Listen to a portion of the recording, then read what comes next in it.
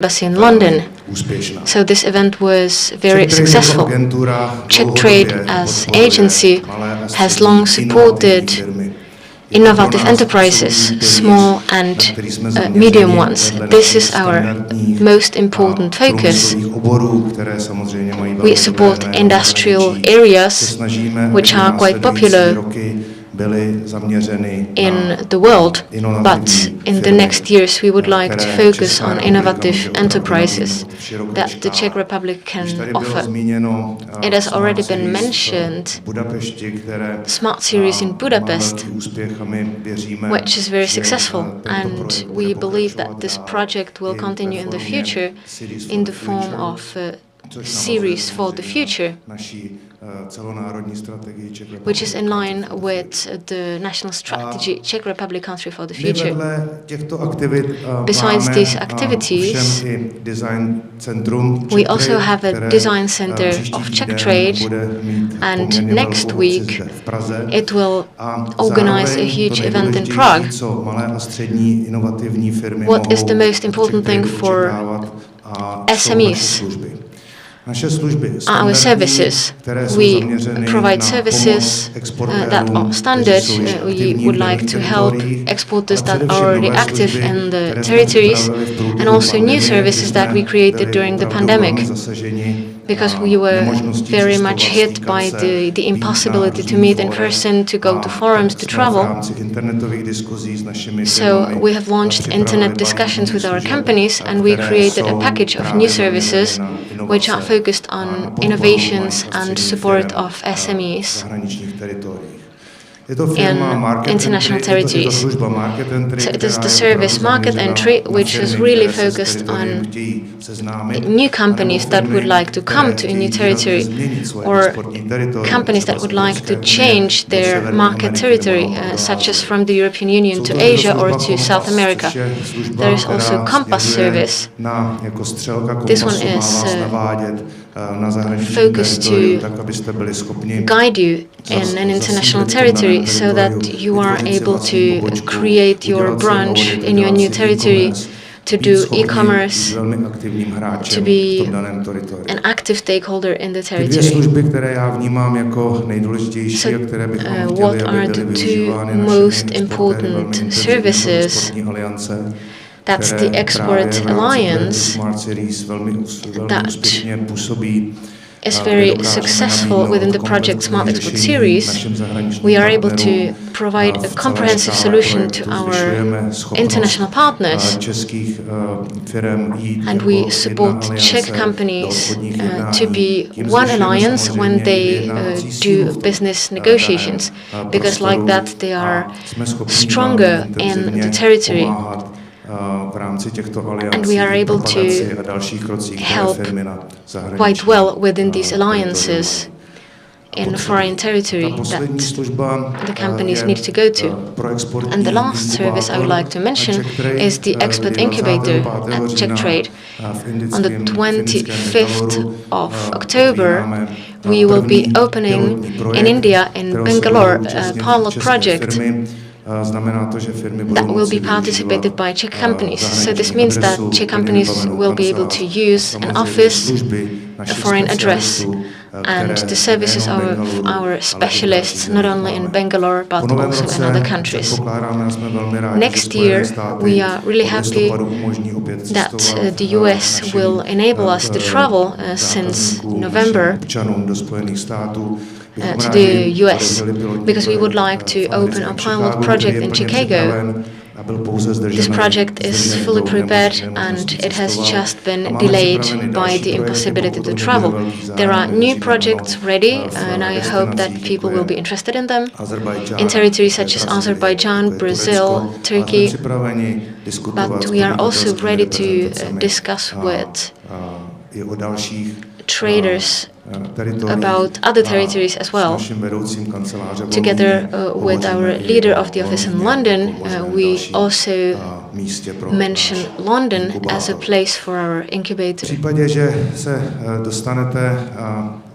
do nějakých obtíží If you get in difficulties, if you need advice, feel free to contact Czech Trade Agency, and through our specialists we will try to help you as much as possible. Thank you for your attention, and I would like to wish you a successful day and a lot of new meetings and friends. Thank you very much. And I would like to get back to our promise of the better future. But now we will get to expert seminars. Now, after that, there will be a little bit of time to speak with our presenters and to ask them questions through the application Slido. The code is #SEF21.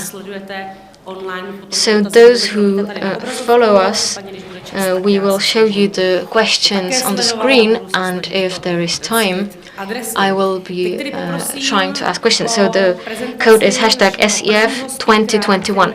Now I will ask Mr. Otashimak, Director of the Strategies and Services of Ministry of Industry and Trade of the Czech Republic.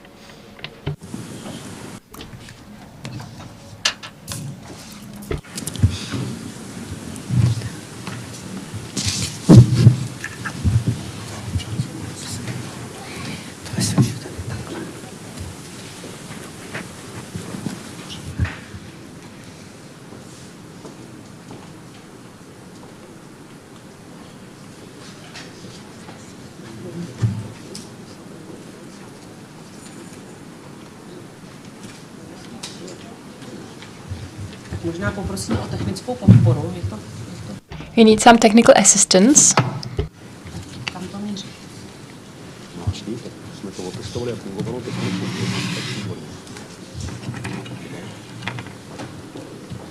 Tak mi prosím říkejte to čísla, dávám to budu spakovat. Dobře. Jo.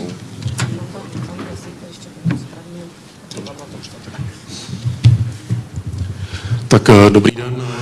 Good morning, ladies and gentlemen. Thank you for having me. I'm really happy to be at this conference focusing on trade relations between Czechia and the UK.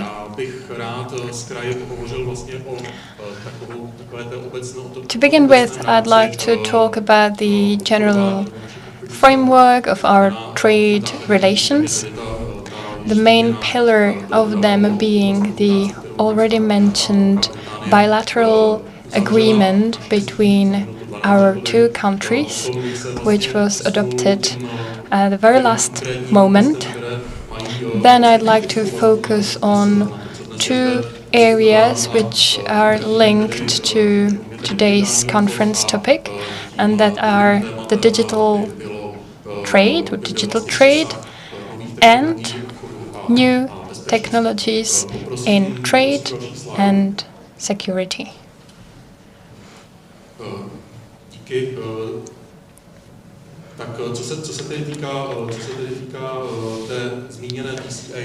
As far as this trade cooperation agreement is concerned, this is a real cornerstone of our cooperation, without which we would probably not be able to cooperate, and both parts, both British and Czech companies, would be facing enormous difficulties. So we are really happy to have this document. As for the role of the UK before and after Brexit, the UK has traditionally been perceived as a like-minded partner in trade, in strategies, in trade policy.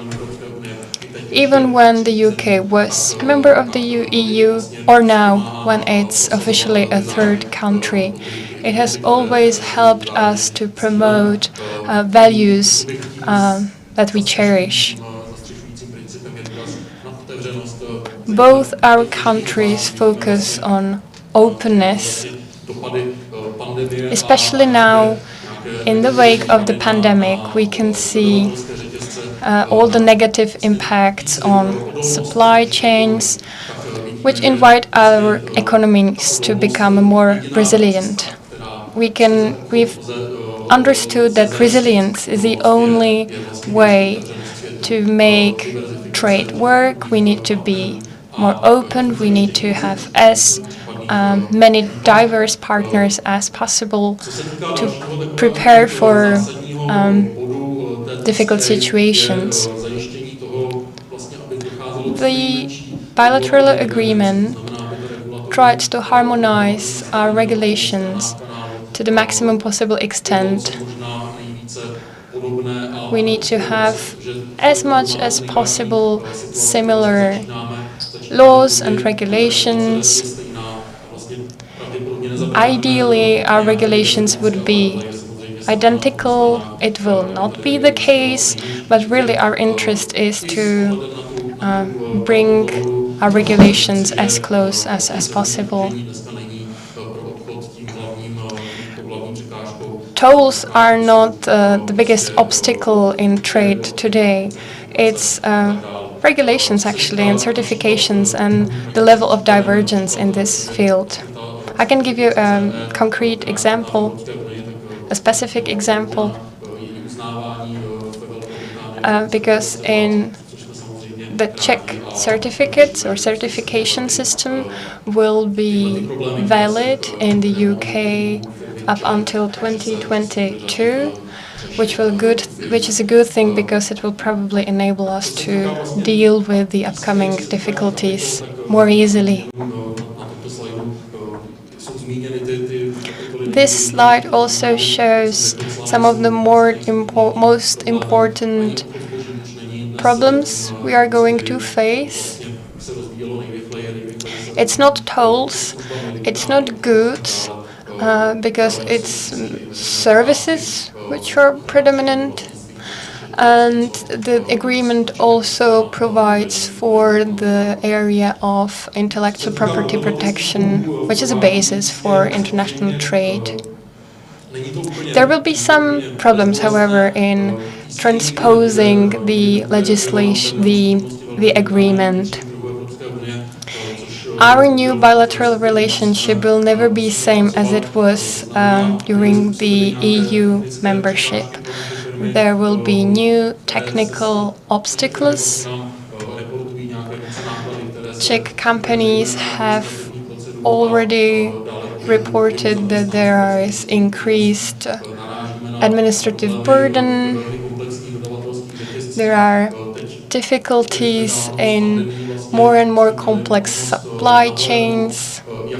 With the pandemic, we've understood how complex supply chains can be in the pharmaceutical sector, for example, and they are equally complex in other advanced industries.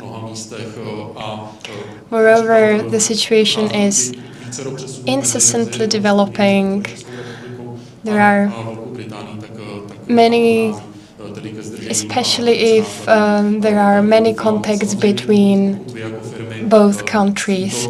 So it will increase costs, it will increase red tape. So if you encounter any difficulties, please report them to us and we will try to help as much as we can.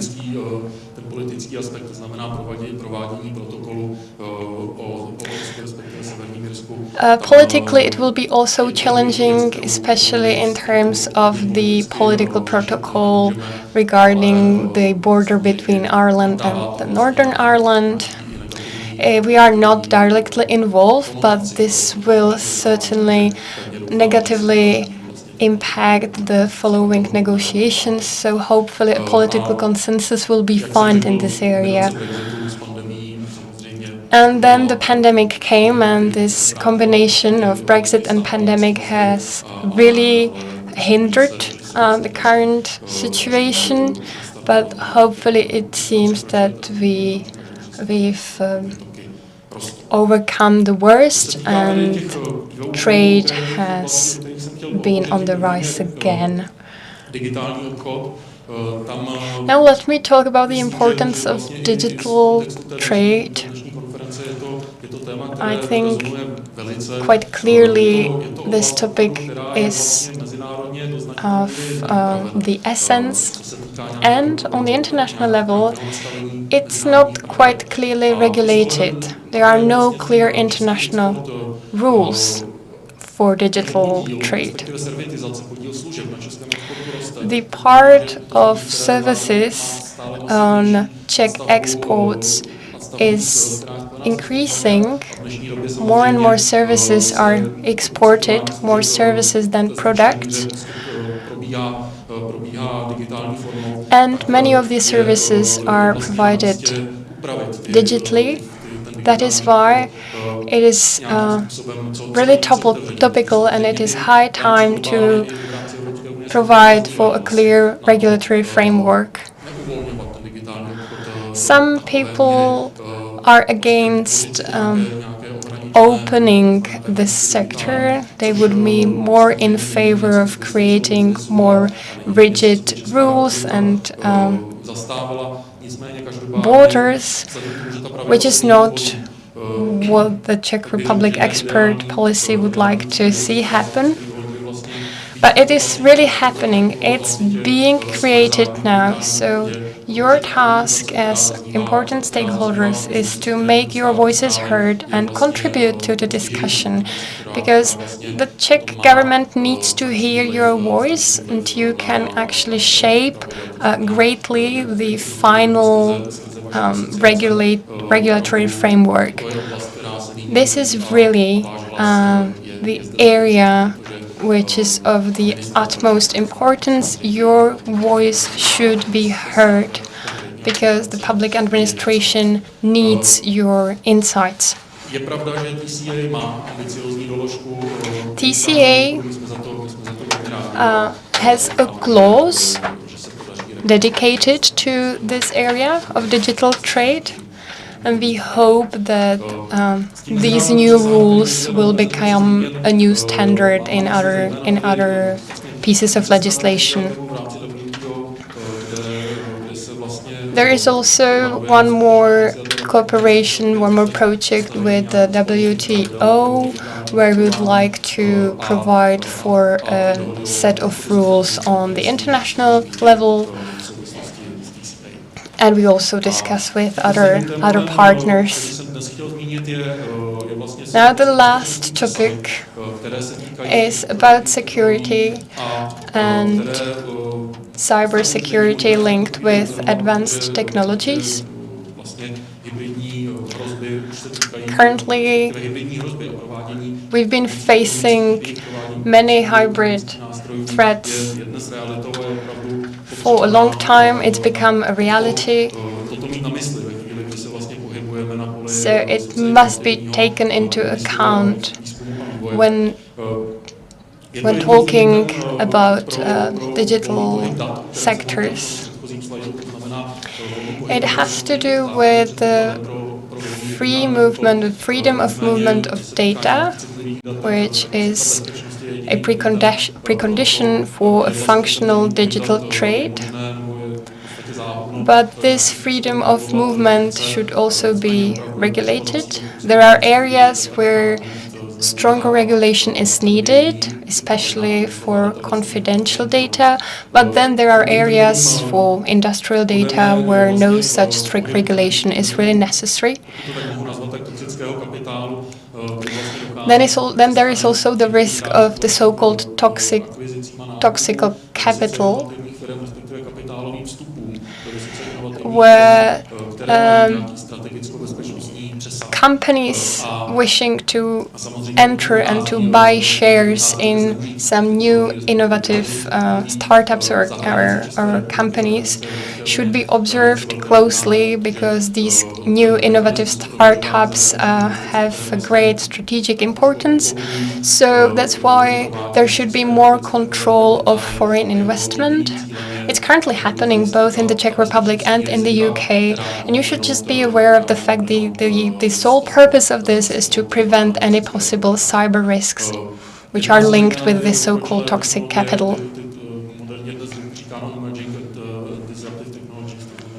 One of the next topics I'd like to mention is the topic of emerging and disruptive technologies, which are also important. And then, of course, university cooperation, which also has some security risks, since there are new partners, stakeholders entering research with possibly abusive intentions or bad intentions. Sometimes they use university cooperation as an excuse actually to steal our know-how and abuse it, which again is quite an interesting field of security risks which should be taken into consideration. I personally believe that in this area, our countries, both countries, share the same mindset. We cooperate successfully. So that's why I just wanted to call on you, invite you to think about these threats. So that would be all for me. Thank you for your attention. Thank you for your speech and presentation. Now I'd like to invite the next speaker, Jan Holub, Relationship Manager of the Czech Export Bank.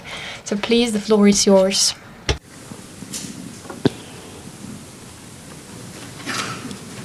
Budete potřebovat prezentér, ne? Jo, už by to mělo fungovat tak. So some technical issues. The presentation is here.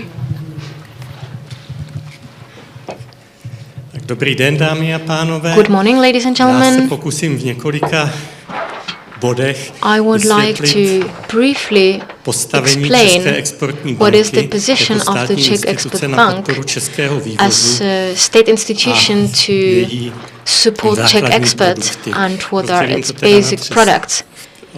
So I will divide it into three sections. The first one is the history of the bank, its activities and its focus. The second one will be products such as credits, and the third one, products of the trade finance. The Czech Export Bank has been established in 1995 in relation to the changes of the Czech economy and launching of institutions similar to those in advanced countries. So insurance companies that exist just in the UK. So similarly, the Czech Export Bank has started. Before that, there was EGAP in the Czech Republic. The focus then Zaměření tehdy odpovídalo the focus stavu české ekonomiky zaměřené was related to vývoz těžkého průmyslu, velkých investičních celků, čili Česká exportní banka se také zaměřila tehdy na produkty typu odběratelský úvěr, které podporovaly tyto aktivity. Vlastně klasicky je to vidět na změně portfolia banky, která dříve měla několik obchodních případů velkých rozměrů, s tím spojených tedy také i rizik. Postupně, jak dochází ke změnám naší ekonomiky, dochází i ke změnám portfolia a aktivit naší banky od těch velikých obchodních případů k většímu počtu menších a tedy také rozmělnění těch potenciálních rizik. Pokud jde o historické zaměření a teritoriální toho portfolia, můžeme se podívat tady na mapu, podobně jak bylo řečeno už předřečníkem z Czech Tradu. Česká exportní banka je aktivní na všech kontinentech, kromě Antarktidy zatím. A samozřejmě, že čestné, byť i nepříliš objemné místo v něm and it is zaujímá also i Velká Británie, active in Spojené the UK, království. although not that much. To teritoriální zaměření skutečně So the původně territorial bylo, focus at the beginning řekněme, pro podporu was velkých mostly firm to do support vzdálenějších, big companies rizikovějších teritorií. in Čili právě Velká further risk territories. ostatní evropské země a The UK vůbec and vyspělé the země other European se v něm countries and objevují advanced relativně countries později have a v come menších objemech recently a díky on aktivitám smaller spíš scale, malých a středních firm, thanks to activities například i of činí small právě v and medium oblasti smart enterprises technologies. in smart technologies as well. Nyní bych přešel asi k tomu At the moment, nejzajímavějšímu I would a like to mention the most interesting potřebnému thing pro and the most useful thing maybe případné uchazeče o naše služby, a to je for přehled našich some participants, and that is produktů. the overview of our products. Začněme těmi úvěrovými So let's start produkty with the credit podle products. určité logické struktury vývoje obchodního případu.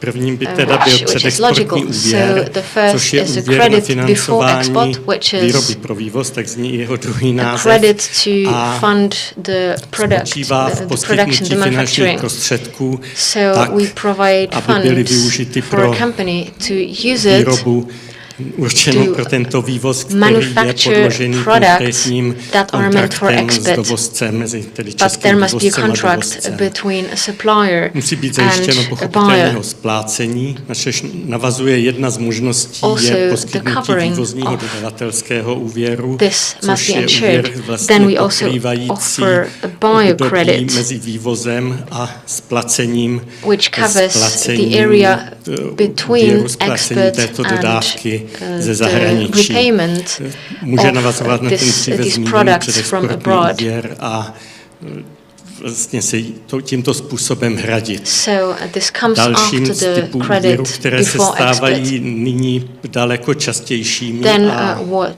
is souvisí most také s frequent rozšiřováním aktivit these days, spíše středních podniků v zahraničí. because A small and to medium enterprises vlastně expand v abroad nejrůznějších zemích more and světa, more. nejenom teda v těch méně Not rozvinutých, just ale i to less developed evropských countries, a but also dalších to the vyspělých, European countries na dalších and vyspělých trzích, což other je advanced financování markets, investic v such zahraničí. as funding of To může investments sloužit abroad. české firmě This can buď help k to a Czech zakoupení company výš to existující buy firmy, an společnosti existing aktivní, company nebo k jejímu or vytvoření jaksi na zeleném to poli. create a new Důležité company. je zde zmínit, že na rozdíl od všech What is ostatních important to mention, produktů, které zde zmiňují, kde se sleduje unlike all the other products, v klesající míře podíl where českého we zboží, can see that české národní práce, the zde Czech toto omezení neexistuje. work is Naopak less je present in zde there. podmínka, Here, aby there is český investor not a restriction like zajistil that, po dobu but the nejméně Czech 3 investor let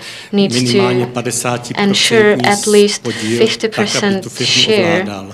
for the next 3 years. So the exporter needs to Čili toto je produkt, be který a jehož leader of this použití company. roste. So this is Byť a product that objemy has nejsou become příliš velké, more and more popular, ale even though the počet scale is not so big. případů roste. But the number of cases is Pod tom growing. klasickým, již mnou zmíněným v úvodu So I have produktem already banky je vývozní mentioned odběratelský úvěr poskytnutý the zahraničním expert odběrateli buyer českého credit, vývozce. which is granted Tam to je třeba an international zdůraznit jednu buyer okolnost, že je to that buys products poměrně from a Czech company. administrativně právně, This is quite nakonec i difficult technicky on náročná the level of operace, takže se paperwork. vyplatí v řádech, řekněme, od 5 až 10 So milionů euro nebo it dolarů. starts Například náklady na právní služby jsou at téměř 5 fixní. to 10 Tím million pádem- euros or dollars, tím because the pádem cost of pro obchodní legal případ services is třeba v almost řádu flat. milionu dolarů, So když if utratíme there are 50 millions of 000 dollars za and you právní spend služby, představuje to 50,000 značný podíl, na for rozdíl od toho, když je legal ten services, ten obchodní it případ is quite a 20 big share, milionový. whereas when your Potom nastupují business case refinanční is of úvěry, 20 million, ať už je to it's vývozní, not odběratelský nebo so dodavatelský úvěr, visible. se liší od těch dříve uvedených tím, Then there že are na expert místo supply and buyer credits. zákazníka české firmy nastupuje zahraniční banka. And this means that there is an international bank instead of a Czech customer, which means that the process can either be more expensive or less expensive. So this has been the part about credit. And now I would like to speak about trade finance products, which are guarantees, purchase of claims, and similar services. So, as I have already said, I would like to stress that the number of the share of these products is growing. We are able to react quite flexibly on the demands of the Czech market, such as in the area of purchase of claims.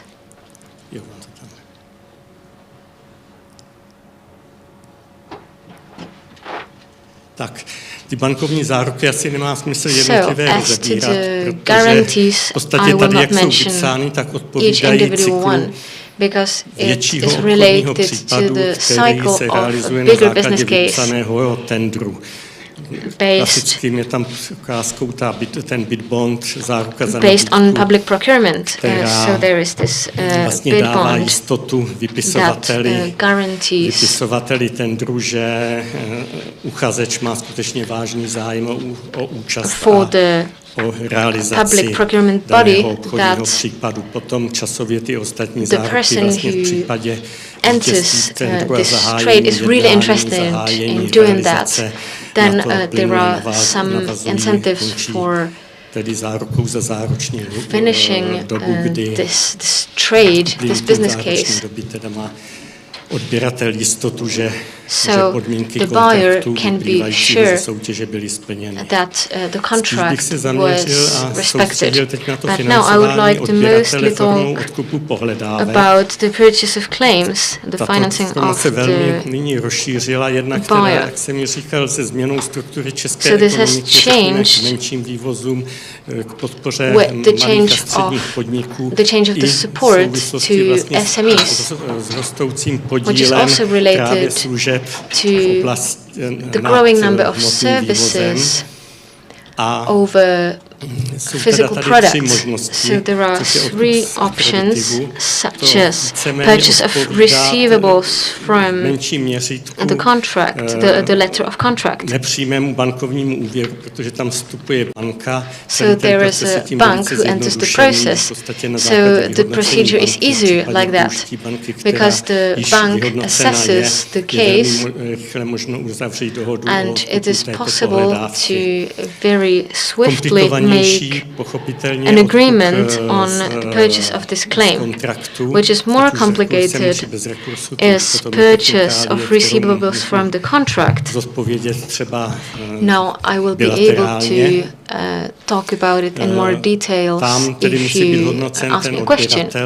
So here we need to assess the buyer just as with the buyer credit. This is on a smaller scale. The procedure is less complicated. There are not so important legal services such as in the credit. Now I would like to speak about a purchase of receivables from a Czech sub-supplier. This means that there are many Czech companies who supply to a Czech exporter who complements these goods. So the demand of these guarantees is growing, so that companies are able to do these activities more. So this kind of purchase of claims is a similar product as funding before export. It is not necessarily focused on an individual exporter in the Czech Republic, but it can be focused on the sub-supplier. But this must be enhanced by a specific contract. And the last part I would like to talk about are the documentary letters of credit and documentary collection, which has become more important during the pandemic. Especially the letter of credit, it guarantees both parties better, even though there is no physical contract, because then it is sure that the exporter will do what they promised and will be sure that they will get paid. This is mostly used in the more complicated territories, such as India and the neighboring countries. So here we can offer very good services because we have a lot of experience with this documentary letter of credit and we know how to prevent troubles. As to the documentary collection, bank is more like a postal service. So, this is it. Thank you for your attention. If you have any questions, feel free to ask me. Also, there are more details about these products on our website, and you can see a contact here. So, have a good day. I would like to thank Mr. Holub for talking about the banking sector. If you have any questions, please use the Slido application.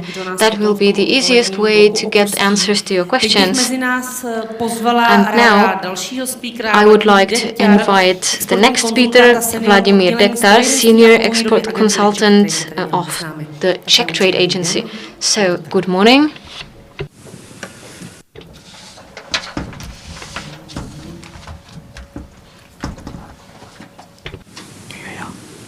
Dobrý den.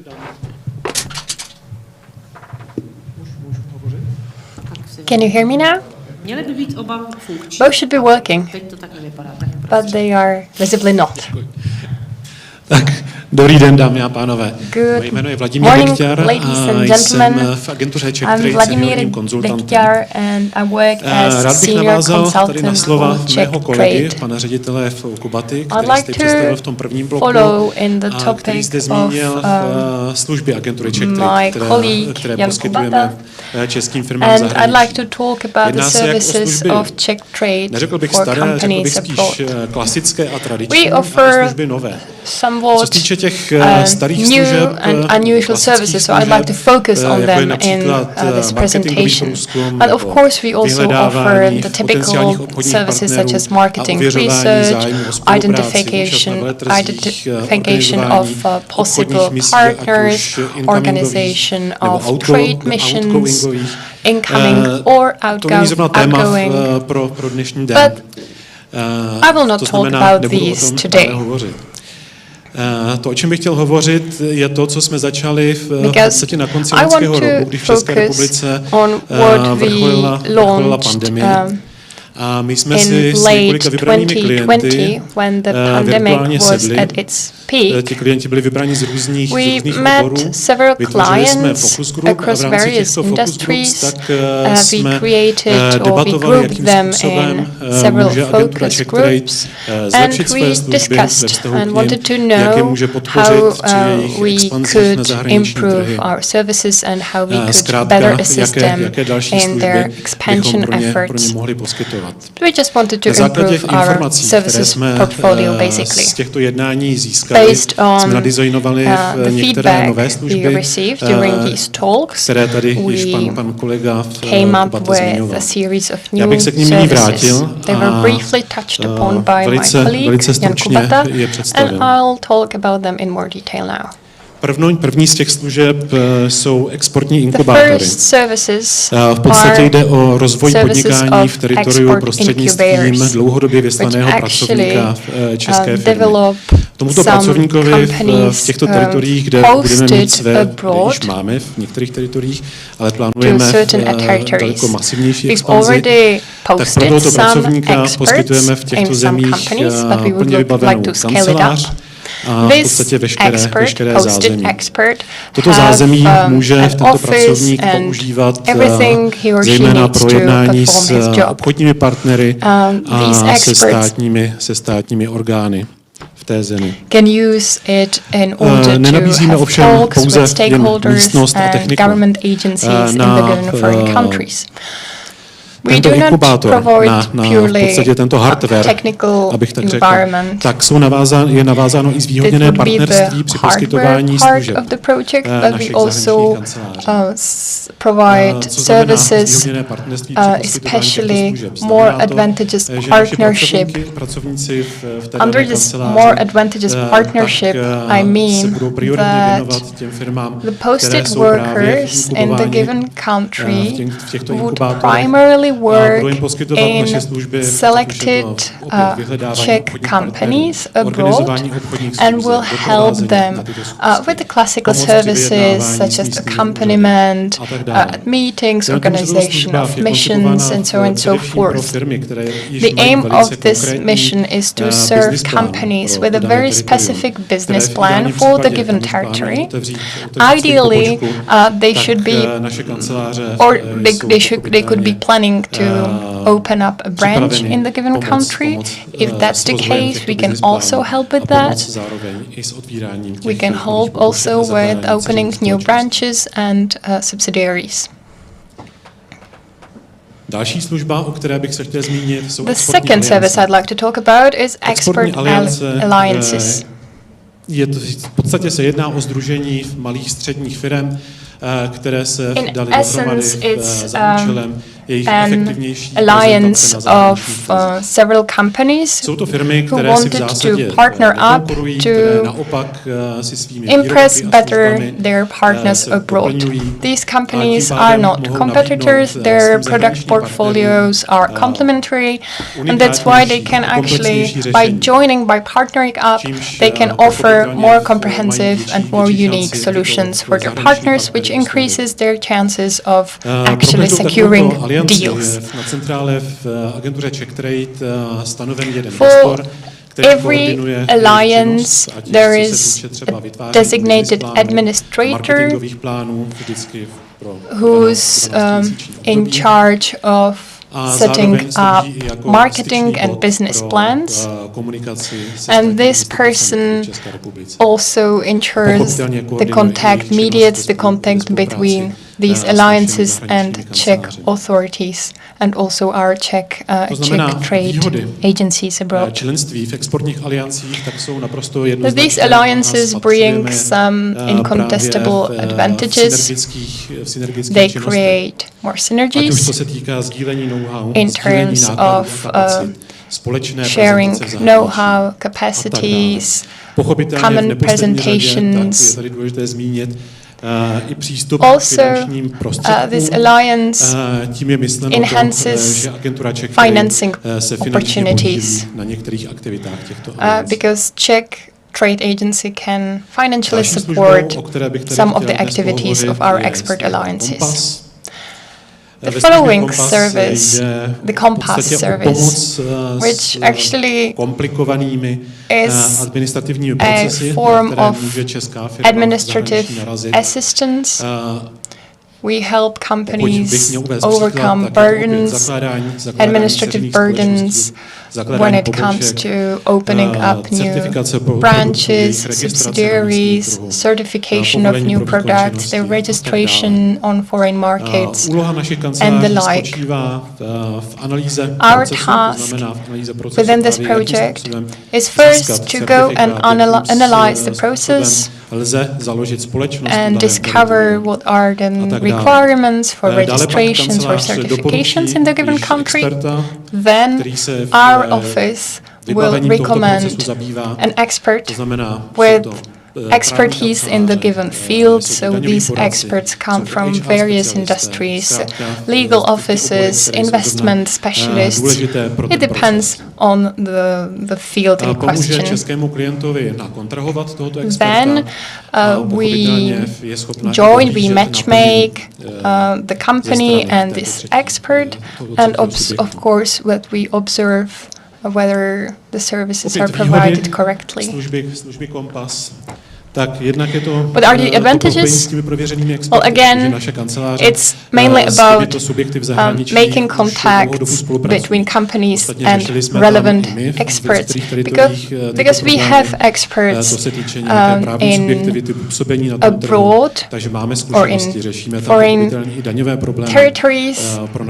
We have been dealing with administrative burdens and tax intricacies, so we have experience, we have a base of experts, and we can provide you with contacts.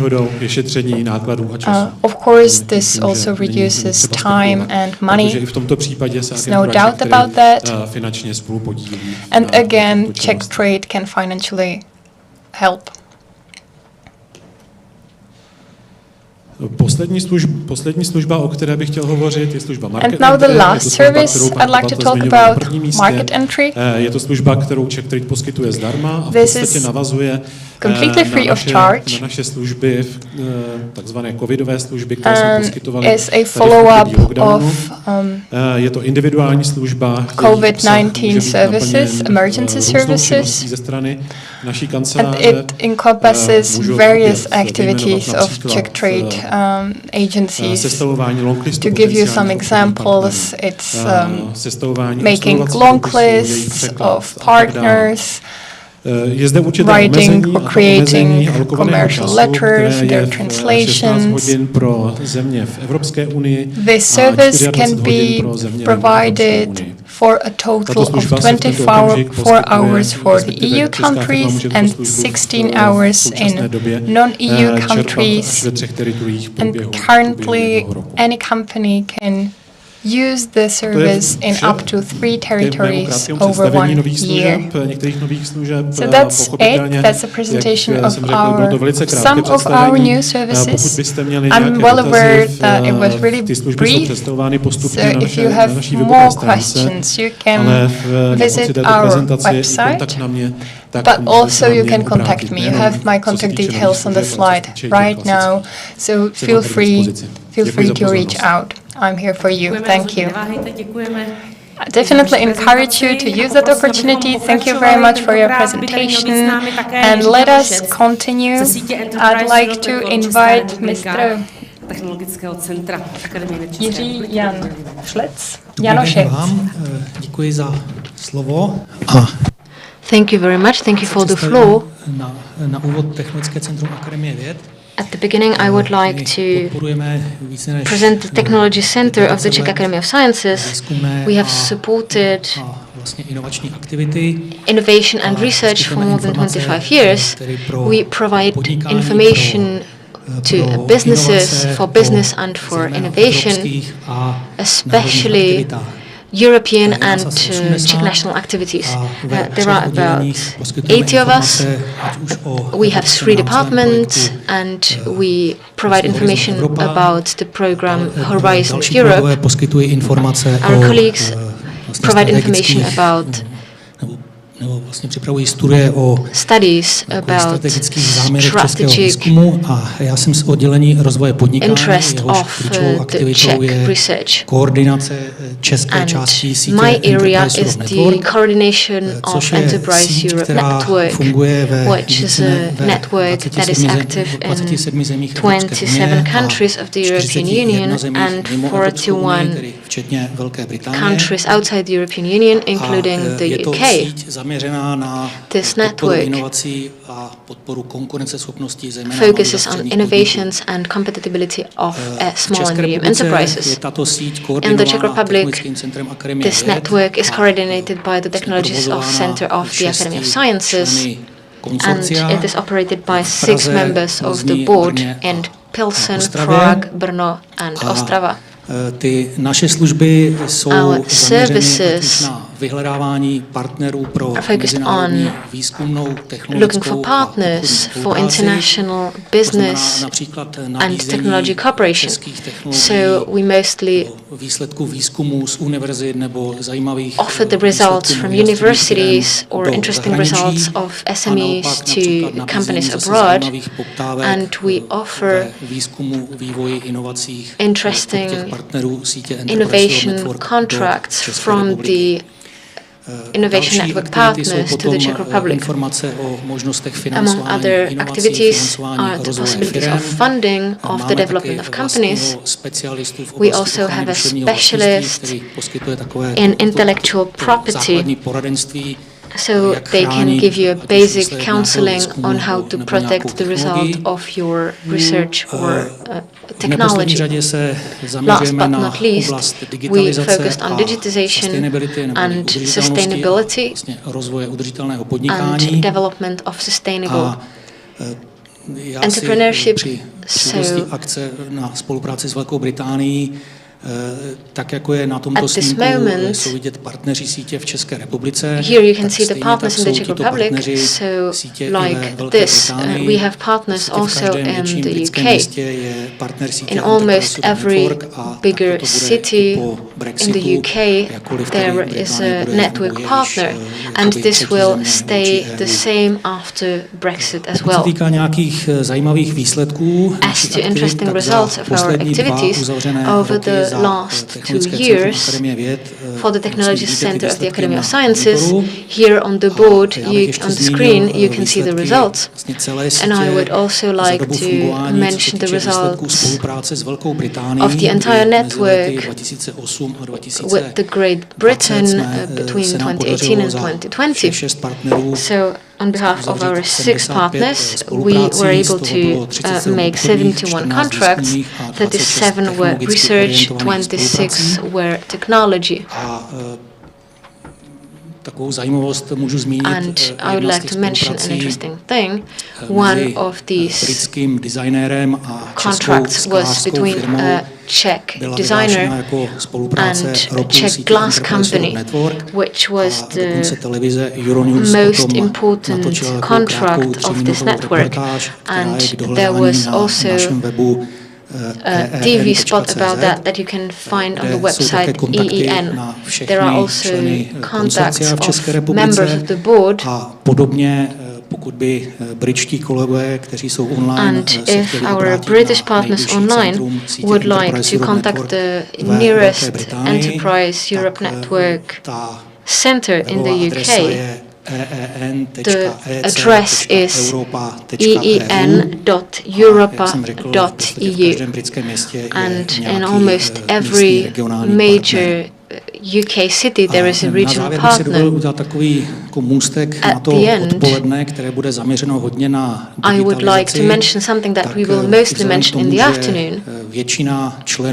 Most of the members of the Czech board of Enterprise Europe Network are also members of the European Digital Hub. Our activities since 2022 will be mostly focused on digitization. Our services will be mostly focused on assessment of the needs of clients in the area of digitization. We will map consultation in digitization area, and we will cooperate closely with the European digital hubs. So, this is it from my part. And for those who are here, there is an exhibition stand present. And for those of you who are online, you can find all the important information on our website, en.cz. So thank you for your attention. Thank you for your invitation and for your words. And now, I would like to invite our last speaker. So he has just come, so I will wait a minute. This has been a really precise timing. So Lukáš Kovanda, the main economist of the Trinity Bank, Thank you. The floor is yours. Dobrý den, dámy a pánové. Vůbec to není dobrý afternoon, ladies and gentlemen. It's not a great timing at all. It's a bad one because I noted down in my notebook it would be for tomorrow. Takže děkuji, dobře to dopadlo. But it's today. Luckily I'm here. Ten zítřek jsem měl tady napsaný a proto jsem uháněl. But since I was wrong in my assumption, I really had to hurry up to be here. So I do not have any presentation. But I started to work on it. I have a working version on my phone.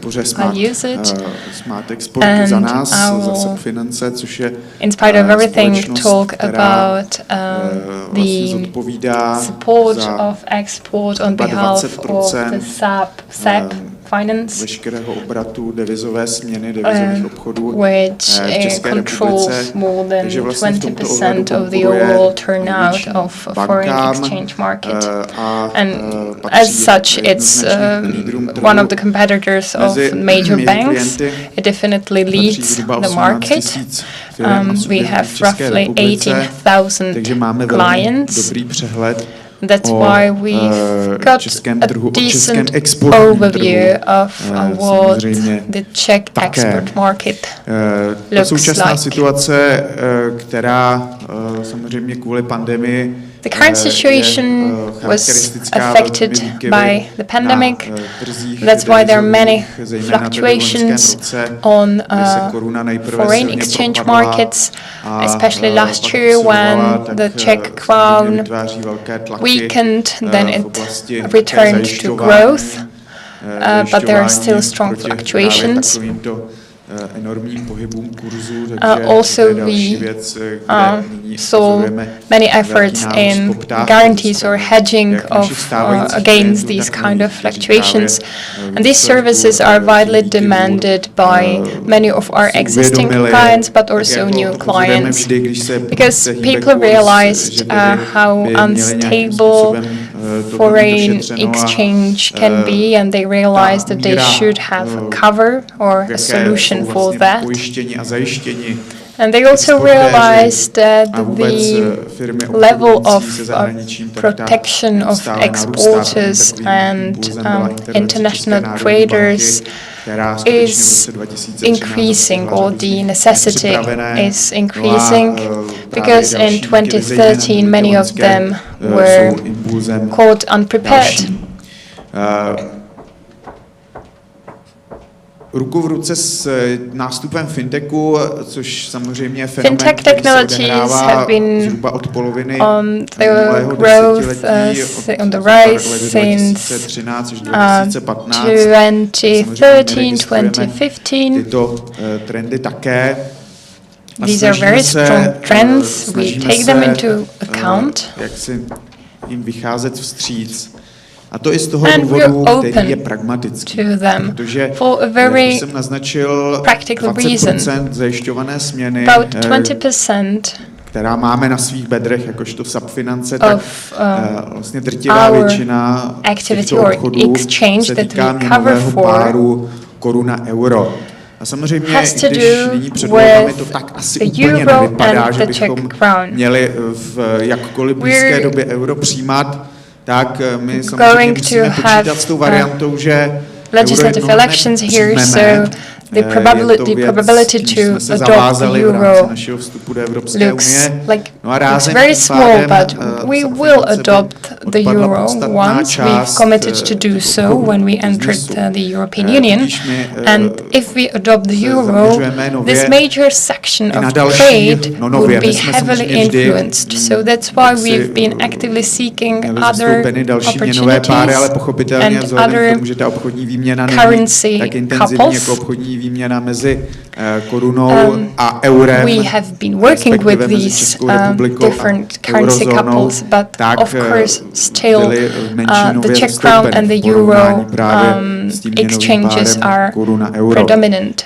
Takže my se snažíme jaksi vyjít vstříc that, tomu, co se bude dít, tomu tedy, že been nebudeme věčně se s open korunou tady, byť samozřejmě to je věc politická, the scenario we've been trying to prepare for the adoption of the euro. Naší nové fintechové platformy Prostream, That's why we created a new platform, který Prostream platform, which should enable us to become really a global player on the market, which wouldn't be dependent solely on one currency couple, but would be able to play a role on the global market and could offer foreign exchanges with other currencies too. Danosti České republiky, respektive tedy eurozóny.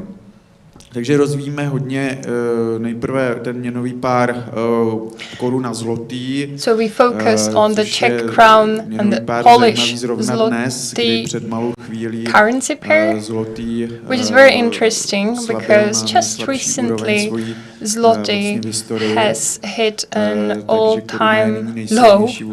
So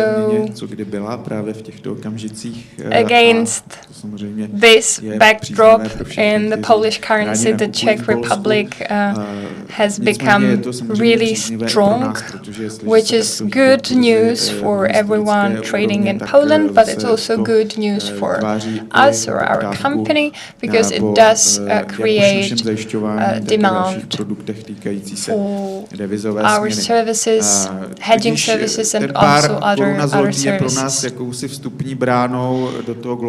this Czech crown and zloty currency pair enables us to enter the global market, and we do that using the already mentioned Prostream platform. We really want to embrace this global aspect of Czech export. Ten český smart export, o němž je tato konference, we really hope that Czech export activities will be smart, as the name of today's conference suggests.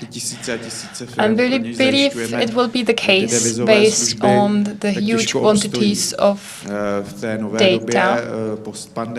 But based on this data, we can see that the current Czech companies are not innovative enough. They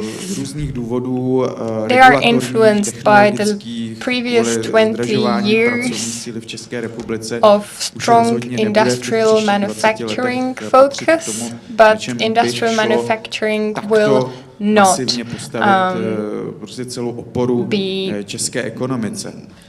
able to support Czech economy and would not be the most important pillar in the future.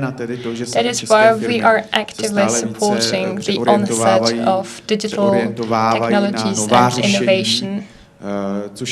Also because it is already happening on part of the companies, it's also happening in the realm of regulation.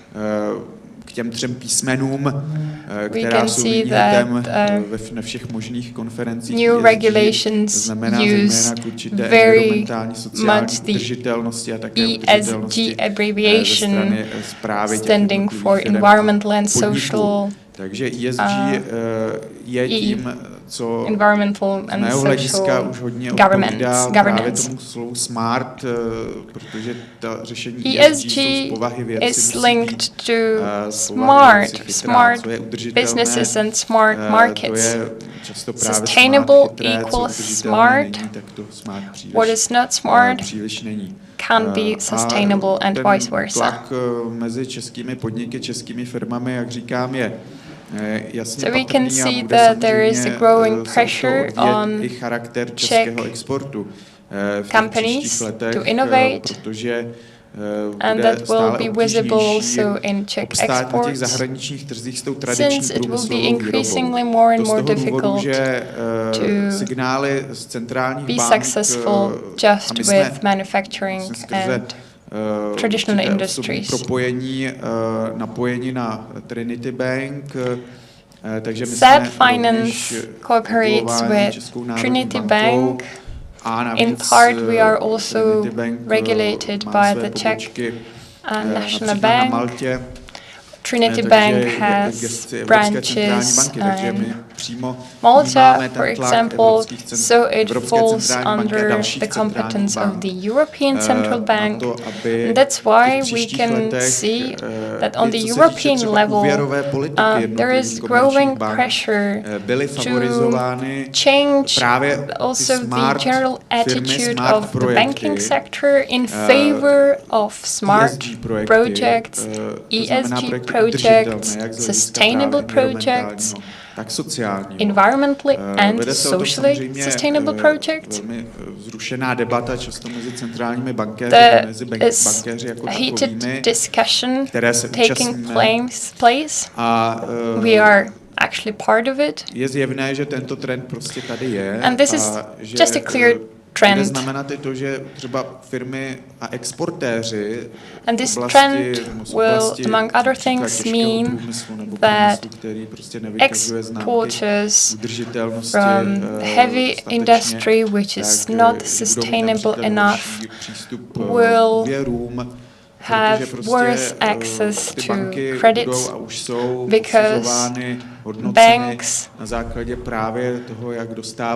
are assessed based on their compliance rate with ESG commitments and smart economy activities.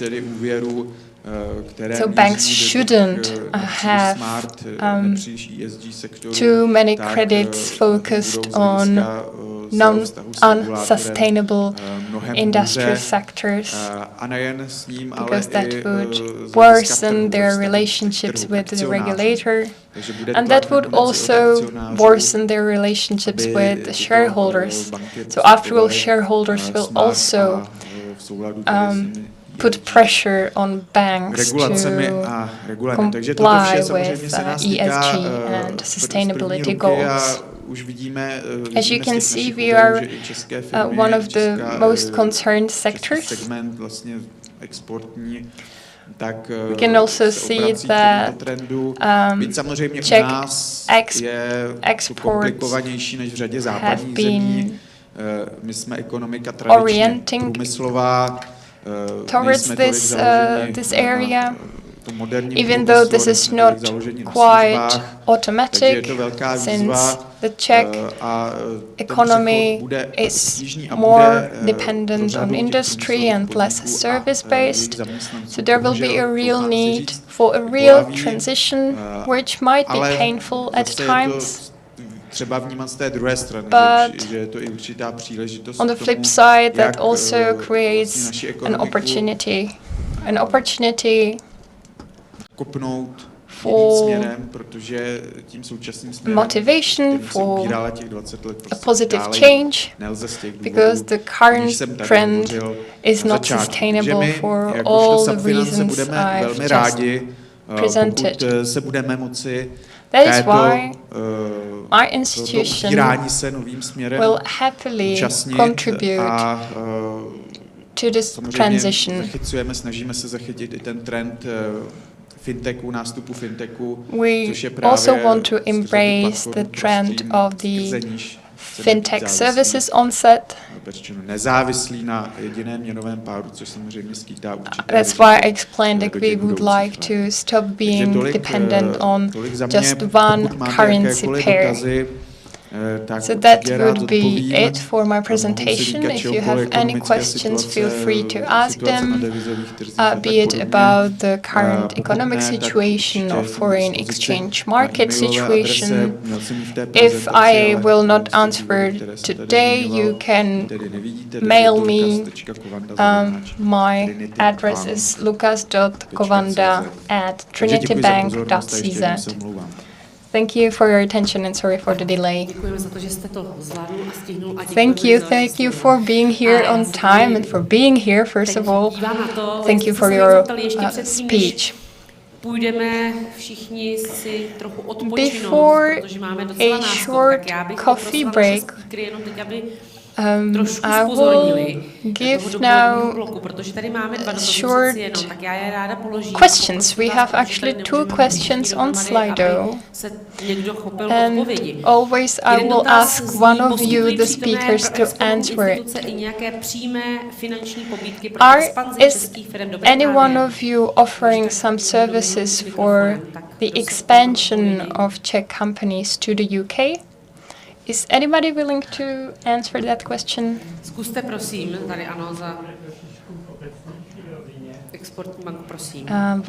The representative of the Czech Export Bank will answer. Já bych za vámi doběhla, ale zase bych se musela vracet. I'll give you the floor here. Thank you for coming here to the stage. Tady máme i když tak mikrofon navíc a já bych jenom poprosil přesně ten... to přečtu. Poskytují přítomné pro exportní instituce i nějaké přímé finanční pobídky pro The question is about some direct financing services for the expansion of Czech companies to the UK. I'll give you an indirect answer, but I talked about the investment credits. So I assume that if a Czech company wanted to invest in the UK, yes, indeed, we can provide such an investment credit based on our assessment. The assessment, however, and the whole process can be more advantageous actually for you than from private banks. Thank you for the answer. The representative of Czech Trade will answer this question. It's about the UK and it's about the overview of Czech companies in the UK and their situation. I want to briefly answer the first question. We have no direct financial support schemes, but we have some indirect schemes. And for SMEs, really, the biggest advantage that you as a company can use abroad is in the form of our experts. So if you really need any kind of support, expert support, reach out to our headquarters, reach out to me directly or our director. Everything can be found clearly on our website. You can see all our contact offices based on regions and different territories. Regarding the question about Czech companies in the UK, well, we have, of course, information about our cooperating companies, but I cannot divulge any information because of GDPR regulations. If you have specific questions about specific territories, ask them via email and we'll happily answer. I just generally want to say that Czech companies are dealing very actively with Brexit, and there has been an increase in the interest in innovative projects, probably due to Brexit and due to the pandemic. So they are doing really fine. Of course, there are more administrative burdens, but we've already overcome that. If you remember, when we entered the Schengen area, we have learned to be flexible. Our companies are flexible. So our Czech companies in the UK are doing fine. And the event I mentioned previously, the beer drinking day, it was a huge success, and it's just an amazing proof of how well they're actually doing. And the last question is about whether there is any specific example of a successful Czech or British company. And again, I am sorry, I have to respect the trade secrecy and I can't answer in more detail. So thank you very much. Thank you for all the answers. Maybe I would like to ask Mr. Kovanda, but he's just doing an interview, so maybe we will have to wait. I am sorry for this. Mají tedy účastníci dnešního fóra trošku přednost. So there is a question for you. So could you please answer our question?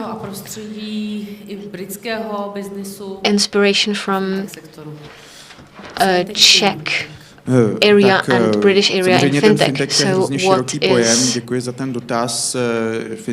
trendy at the moment? Thank you for the question. Fintech has been developing for the last couple of years. And we are mostly interested in the fintech segment, which is focused on foreign exchange. A vůbec to, co bychom označili tím dřívějším slovem, jakési we would call as like really foreign exchange. Já třeba jsem velkým fanouškem, nebudu dělat přílišnou reklamu, fintechového produktu Revolut. A musím říct, že to je pro nás samozřejmě také velká inspirace. It is a big inspiration for us. You probably know Revolut. Probably you travel abroad more often. It is very advantageous if you go there more often. It is a very easy, simple app. Prostě můžete sami převádět prostředky z vašeho internetového bankovnictví a provádět opravdu velmi rychlé směny a následně tedy tou kartou Revolut, kterou máte přímo v mobilu, platit, takže v podstatě jdete do zahraničí, už vůbec nemusíte ani vlastně, když jsem třeba teď navštívil v létě několik zahraničních zemí, tak já už jsem v podstatě nepřišel do kontaktu s hotovostí, všechno jsem v těch zemích platil, dokonce ani nepřesplatit vlastně nepotřebujete, máte všechno na té virtuální platební kartě, kterou máte ve svém mobilním telefonu a kterou pak tím přiložením toho mobilu těm platební terminálům prostě platíte. Takže to je něco, co jednoznačně ulehčuje. A navíc to nesmím zapomenout, máte výhodnější kurz. Když dochází k té směně v rámci toho Revolutu, třeba z korun do eur, tak máte výhodnější kurz, než byste měli kdekoliv, ať už tedy v kamenné směnárně nebo v nějakých směnárnách online. Takže i z tohohle hlediska je to určitě výhodné. Tak možná dělám přílišnou reklamu. Ale chtěl jsem dát nějaký konkrétní příklad, nějaké inspirace, která je inspirací jako pro nás právě, když rozvíjíme ten produkt prostřím. Ale ten prostřím je spíše tedy určený pro firmy a není jaksi pro jednotlivce a domácnosti jako ten Revolut. I suppose it was advertisement that was not paid, so that is probably not a problem. And also Mr. Kubata would like to answer. Já jsem rychle poslal dotaz, tak já bych rád uvedl tu jednu smart firmu, která I would like to tell about one smart company. It's Silent Lab, which focuses on smart solutions for open spaces. It is very active in the UK and also in France. Next week, it will be present at one of the big fairs in Chicago called Neocon. For Czech trade, we like specific examples, so I would like to say that we also have direct funding support. At the beginning, I was talking about indirect support, and these are programs funded by the European Commission and distributed through Czech trade, so at the fair, a company can get important funding for its activity at the fair. So if there are companies who see us who need something like that, so please feel free to ask us, and we will be happy to cooperate. So thank you. Thank you for your answer. And at the moment, I would like to invite you to a short lunch, to a short break. We have a little bit more time than we expected, and in the afternoon, we will speak about specific topics, specific details about AI, cybersecurity, augmented and virtual reality, industrial blockchain. So there will be quite a lot of seminars. At the moment, feel free to enjoy your break and please come at 12:30 because we need to be on time. So have a great afternoon.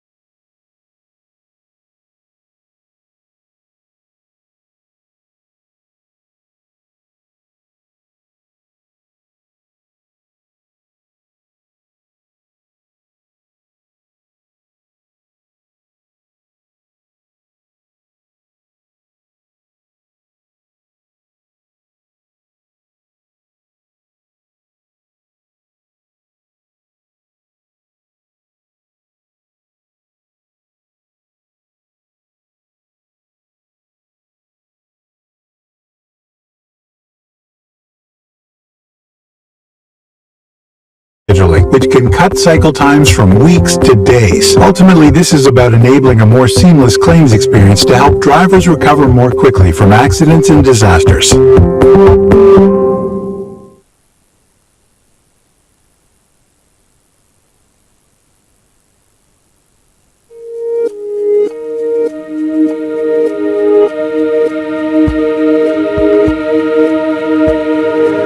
I've seen my share of tech revolutions over the past 3 decades, but this one is different. We're on the cusp of something that has the potential to have a real impact on people's lives. At Benevolent AI, we work to discover new, effective treatments and get them to patients faster, all by using artificial intelligence. Today, hundreds of millions of people suffer from diseases that have no treatment. It takes longer to get a drug to market than ever before. It's actually getting slower, and many new drugs fail in clinical trials. Healthcare costs are increasing exponentially, and their societal impact is huge. Millions of patients are being left behind. This has to change. In a world where technology is already so powerful, how is it possible that there's not more impact on drug discovery? The answer is simple. Biology is really complex. At Benevolent, we work every day to transform the way medicines are designed, developed, and delivered, and to make sure they work for patients. We're applying AI to the world's most complex data systems, the human body. Scientists can't possibly process, contextualize, and make sense of the vast amount of research and biomedical data out there. AI is an essential tool. We have created a knowledge graph that takes billions of data points harvested from the scientific literature. And then we use AI to generate new knowledge and make it available to scientists and researchers. Yeah, it's very important. Technology can empower scientists to develop medicines faster and more cost efficiently. Our AI uncovers relationships between diseases and symptoms, drugs and their effects, and different underlying causes of disease among patient groups, and much more. I'm working on ALS, amyotrophic lateral sclerosis, which is better known as motor neuron disease. ALS is so challenging that you absolutely must apply AI across target identification, lead optimization, and patient stratifications if you want to see better results faster. Benevolent AI is focusing on machine learning on all 3 areas, and the algorithms we're developing here can be applied to others as well. The industry needs better analytical methods and better data-driven ways to get medicine into the clinic fast. Benevolent AI scientists work side by side across biology, chemistry, and machine learning to understand the underlying cause of disease and to make treatments that work. We combine the latest advancements in artificial intelligence and machine learning to discover and design drugs faster and better than ever before. We are the only AI company with an end-to-end clinical pipeline.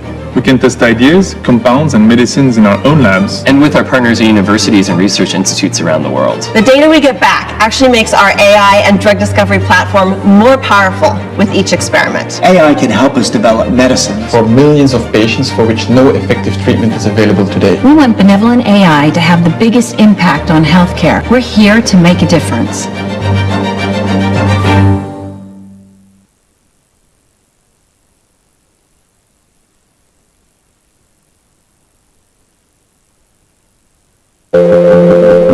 Innovation doesn't just happen, it is made. The UK is a world leader at research and development, but we need to do more to make sure great ideas lead to successful products and services produced in this country. That's why Innovate UK created the Catapults, a nationwide network of technology and innovation centres designed to foster innovation and drive economic growth. They connect the research community, government and industry in areas of strength to create the high-growth sectors and markets of tomorrow. Since inception, the Catapult Network has delivered all sorts of projects to boost the nation's economy, such as driving cost-effective production of advanced aerospace components, supporting green economic recovery by delivering the next generation of clean energy technologies and systems, enabling medicines and advanced therapies, and getting the UK ready for 5G and the new immersive sector. Catapults generate results because they are experts, trusted, independent, and neutral.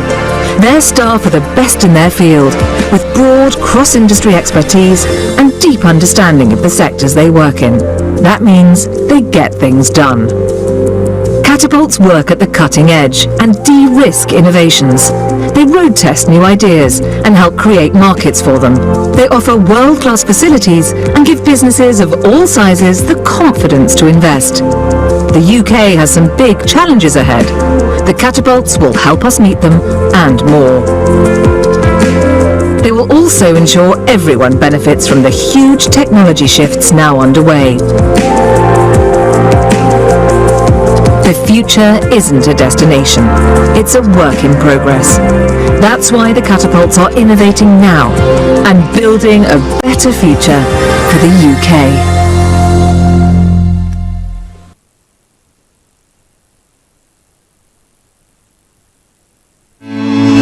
We are the MTC, one of the most exciting initiatives in manufacturing research and development for the last half a century. We're part of the high-value manufacturing catapult with a vision to inspire great British manufacturing on the global stage. We're passionate about developing tomorrow's industrial solutions today.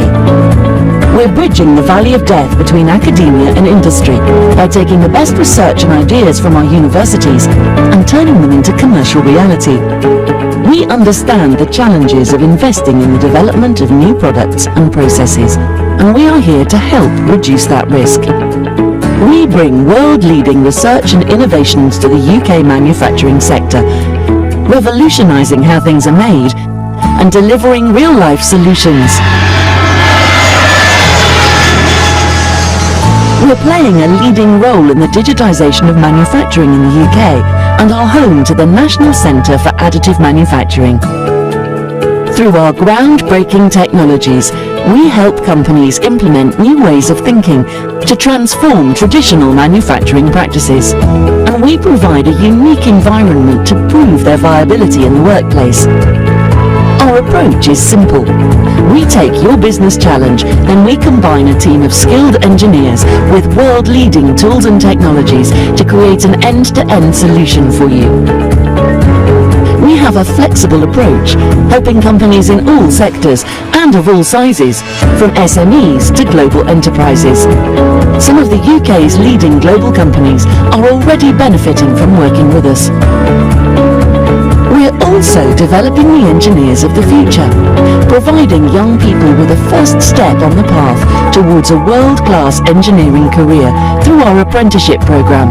Whether you want to improve productivity, develop new market opportunities, or implement new skills and technologies, you should be talking to us. We are the MTC. We're inspiring great British manufacturing.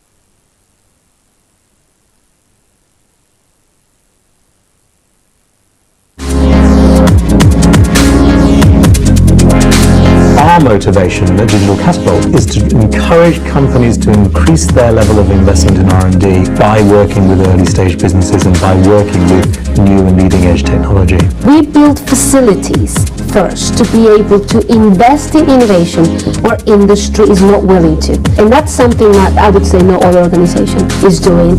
It's the fact that we have the deep knowledge between technology and industry and our ability to draw on our internal expertise to identify the right parties to put in the room to make things happen. What I hope we're able to do is really encourage people, give people a vision of why that investment is worth making, where to start to make those first investments, and how to manage that process of change. At Digital Catapult, we look at different tech areas, future networks, 5G, immersive. We also look at artificial intelligence, machine learning. Machine learning certainly has the potential to reduce costs, increase productivity, and I think that once manufacturers are able to collect the right data, then that will unlock a lot of that potential. Thinking about what happens when we have much higher speed, lower latency kind of networking, and when the experiences we have through more immersive or very interactive kind of things, it's an exciting kind of world to think about. A company that is doing 360 streaming of live concerts. So effectively you literally could move around the venue, you would be able to change your point of view. We offer some unique solutions. We have facilities, we have capabilities which are grounded in the needs of manufacturing businesses and creative industries. And then we're neutral, so we don't push one technology, but actually it's a combination of technologies. It's about what is the market challenge or the market opportunity.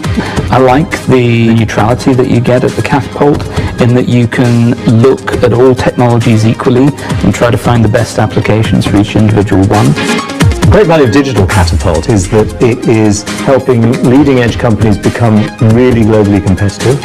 And it means that when companies come and work with us, whether they're startups or scale-ups or whether they're corporates, they know that they are at the leading edge of what's going on.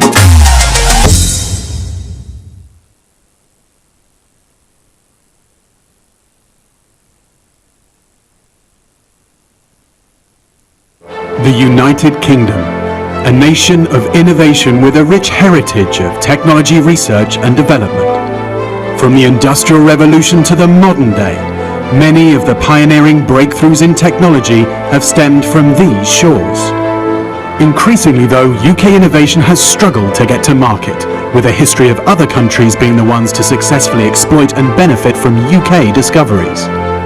The high-value manufacturing Catapult was set up to change that. An open access facility designed to provide greater commercial success and ensure UK companies are the ones that benefit from their innovation, the Catapult has a growing international reputation. We're already seen as a highly credible collaborative partner worldwide, and our track record of helping companies, both large and small, bring new technologies to market is so good that we're being benchmarked by international governments. World-beating technology, world-leading experts. Companies large and small get to access knowledge and equipment that would otherwise be impossible. The breadth and depth of the technology that we have available to us in the Catapult means that we're absolutely ideally placed to exploit the opportunities in new industrial sectors. We have a lot of innovative technologies and enabling technologies within the Catapult centres, and by working together we can come up with a combined solution. From one area of the Catapult Centre, we can be working with virtual reality, so simulation of the processes, and the next minute you can actually working on a machine that you previously simulated. Each centre has unique technology available within the UK, and often it's the only one of its kind in Europe or even in the world. But that equipment is of no use to us without the expertise of the staff that can drive it. So we've got Catapult centres are full of world-class scientists, technologists, engineers who can drive the equipment for the development of our products. One of the beauties of the Catapult is that it's an academic industry hybrid. And that's the important differentiator, because it brings that experience that academics can bring in terms of pure in-depth knowledge in a field, but also industrial application and how to make it work in the real world. A truly collaborative partner must look beyond the individual project. Future needs are also the Catapult's priority. The Catapult is absolutely instrumental in us taking on 8 new apprentices this year, who are now getting training to be world-class machinists. We're working with Catapult. What we gain is we can upskill our own people and give them the depth of knowledge that we want for the future. We can invest in new skills where there's areas where we just don't have people, and there aren't people in the UK to do that work or to employ. The collaborative nature of our project has allowed us to develop a finance mechanism which has been rooted in confidence, and this confidence has been enabled by working with the HVM Catapult team. We now have a network of open access, world-class facilities backed by government, and it's making a difference. The Catapult is all about keeping the value in the UK. Catapult provides you with that platform where you can look for answers to solutions end to end. I know of a number of examples where a factory has been built in the UK that would have gone traditionally overseas. The device that we've developed with the Catapult is predicted to save the NHS in excess of £1 billion per year. I think the catapult's having a massive effect on the UK, and if properly taken up by industry at all levels, I think it can make UK PLC a much more competitive environment worldwide. To innovate, we need open centres where academia and business can get together and drive forward great ideas into manufactured products. And that's what the catapults are delivering for us.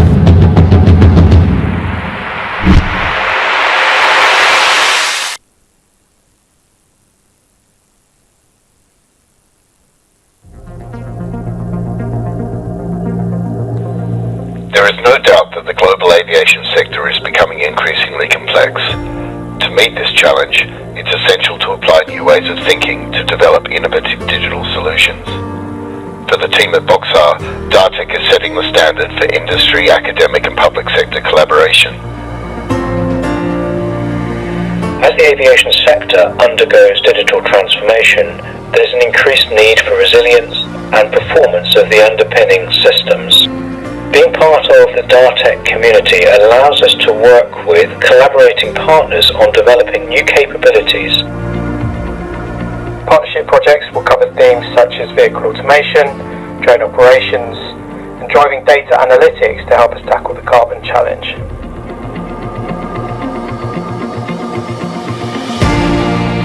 At Spirent Communications, digital aviation means unlocking the potential of powerful technologies and opportunities. DARTEC is a game changer for aviation, providing a hub for innovation and collaboration in the digital space. We at Saab UK regard DARTEC as a great opportunity to bring together the best of British and Swedish engineering in a partnership that develops aerospace innovations for the next generation.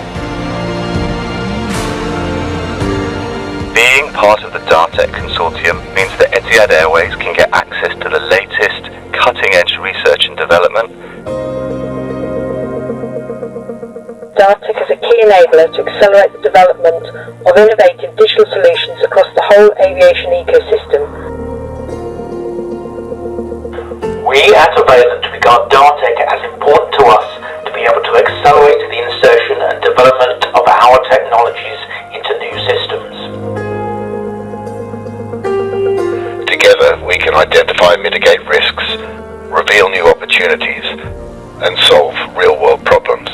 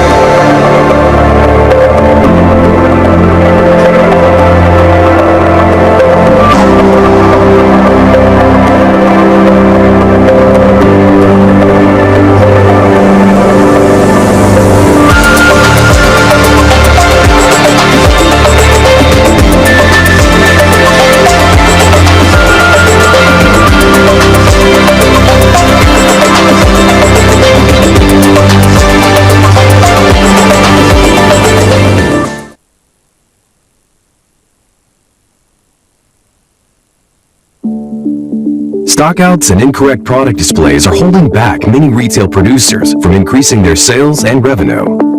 Moreover, traditional product display inspections are inaccurate 15 to 40% of the time, resulting in excessive, sometimes overwhelming costs.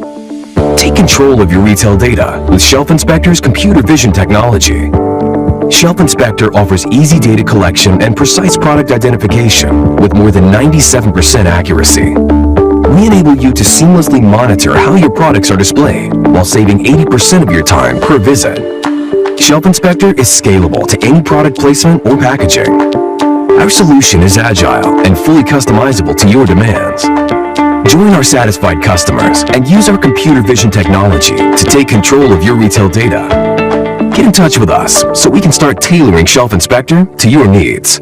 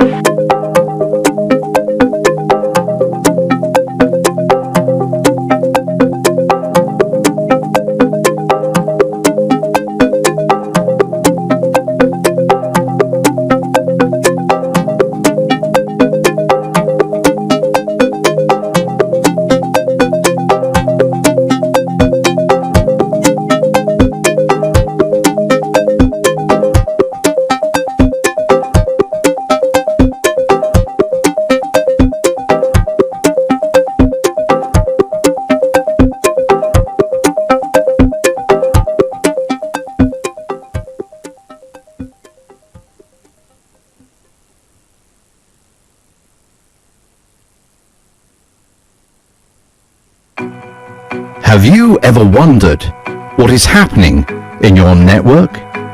Do you know which devices are connected and how they are grouped together? Imagine that there was a tool that could tell you how those devices are communicating, what protocols they are using, and where your data is going. A tool that can answer difficult questions about who is communicating with whom, how and when. That tool is Mendel, and that's not all. Mendel actively searches for malicious programs and attackers' activity using both traditional approaches as well as advanced network behavior algorithms and machine learning to identify threats that no one has ever been able to see before. Pretty impressive. But what happens then? Mendel tells your firewall or network access control system how to deal with these threats. This means your existing system gets smarter and can stop attacks before they do greater damage. Isn't it time you gave your network the power it needs to fight back?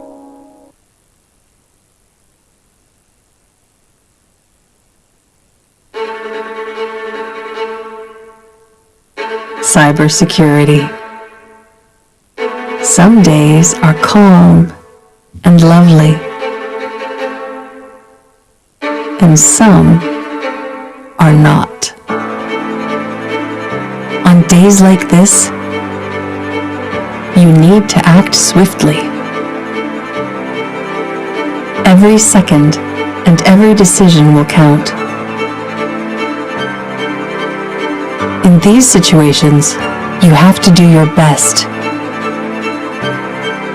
You will definitely appreciate your earlier practice in hands-on cybersecurity training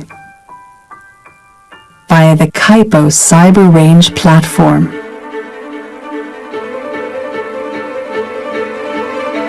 Kindom is a sophisticated virtual environment that makes it possible to create training for your employees or students so they can get practical experience and be ready for the situations that really matter.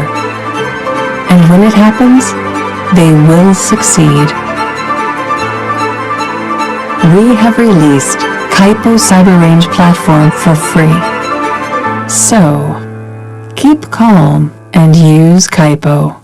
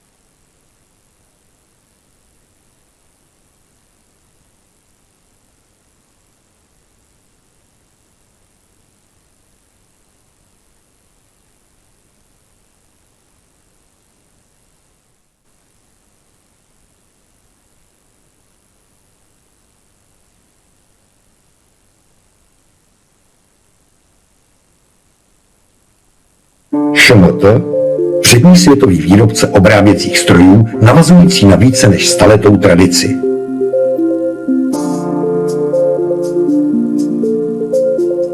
Výrobky ŠMT v sobě snoubí vysokou spolehlivost s mimořádnou kvalitou a jsou exportovány do celého světa. Společnost je držitelem řady ocenění, například známky nejvyšší kvality z nejprestižnější designerské soutěže Red Dot. A také vlastníkem několika patentů. Při výrobě používá nejmodernější technologie a splňuje tak požadavky i těch nejnáročnějších zákazníků. Tím vším si drží náskok v technické úrovni svých výrobků.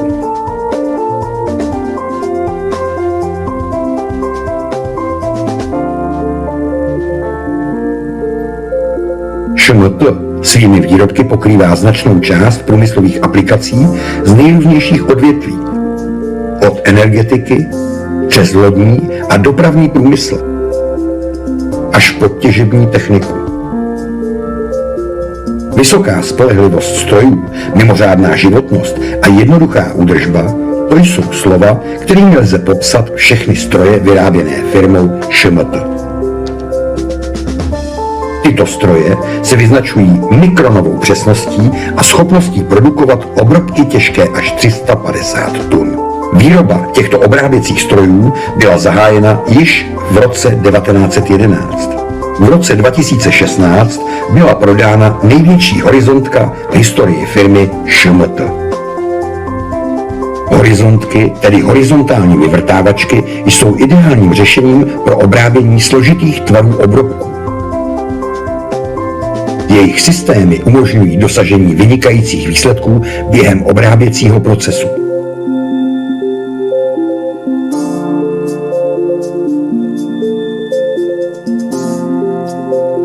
Současná řada univerzálních horizontálních soustruhů s moderní konstrukcí je určena pro velmi efektivní a přesné obrábění.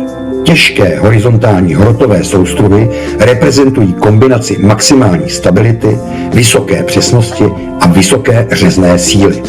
Flexibilním multifunkčním nástrojem je stroj ŠMT SMT, který umožňuje provést celý proces soustružení, frézování, vrtání i míření během jednoho upnutí obrobku. Tím přináší celou řadu výhod pro zákazníky, především ve zvýšení kvality požadovaného konečného produktu.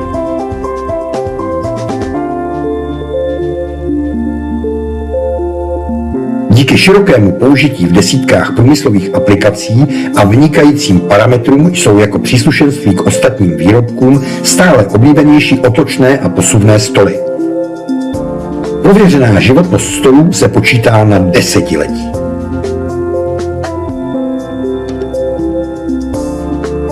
Moderní technologie a používání nejprogresivnějších trendů při výrobě produktů firmy ŠMT umožňuje, aby tyto stroje dokázaly díky svým pokročilým funkcím splnit i ty nejnáročnější požadavky zákazníka a výrazně tak zvýšit jeho produktivitu. ŠMT je místem současné i budoucí podoby nejkvalitnějších obráběcích strojů na světovém trhu. Místem, kde se snoubí tradice, spolehlivost a především kvalita. ŠMT, kvalita s tradicí.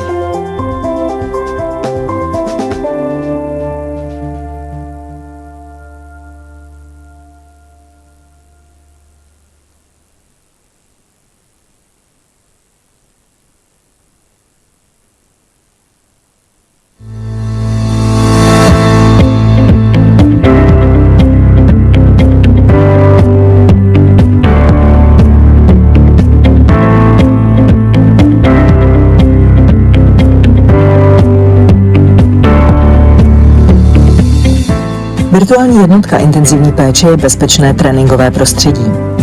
Moderní technologie, virtuální realita, zvyšuje efektivitu tréninku lékařů a zdravotnického personálu. Používá se v simulační medicíně i pro trénink rutinních postupů.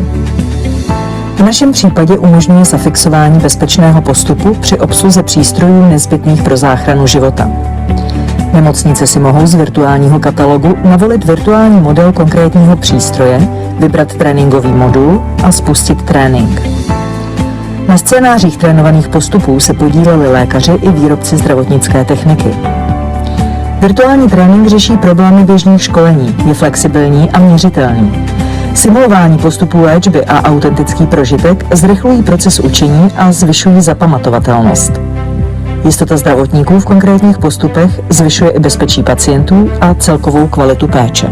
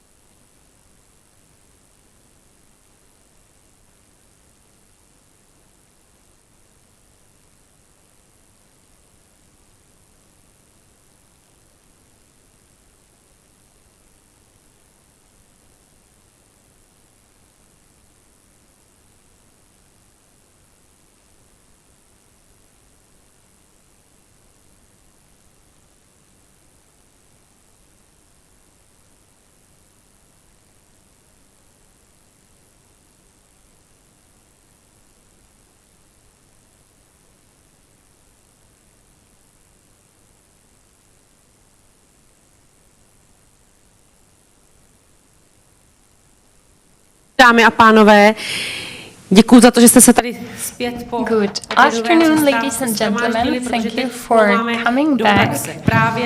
Because now we are ready for the hands-on block of discussions focusing on Czech-British cooperation. I will now give the floor to the Deputy Minister of Industry and Trade, Mr. Petr Očko, for an introductory speech. Good afternoon.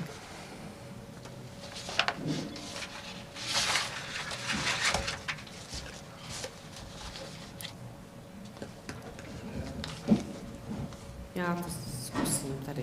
Tak, už se mi to povedlo. This mic should be working. Try this one, please. Tak ještě jednou dobré odpoledne. Good afternoon, ladies and gentlemen. Já děkuji za pozvání na tuto Thank you for tradiční having me. Na které I'm happy to be at this traditional event. I've been here several times before already, and I'm happy that the organizers are still focusing on digitization and innovation, which is an important topic also for the Ministry of Industry and Trade. To launch the afternoon part of speeches, I'll show you my presentation and I'll present our activities. You can see the PPT now. Or not. Pardon, já jsem koukal sem a tady jsem Okay, so you can't see, I can't see it on the screen, but you can see it. Jo, tak fajn, takže okay, fine. So everything's working. Takže já tady odprezentuju mnoho věcí, mnohé z nich samozřejmě jsou ta témata, která jdeme na národní nebo evropské úrovni, ale věřím, že mnohí z nich samozřejmě budeme schopni pokračovat Czech a and European topics. se subjekty ve Velké Británii.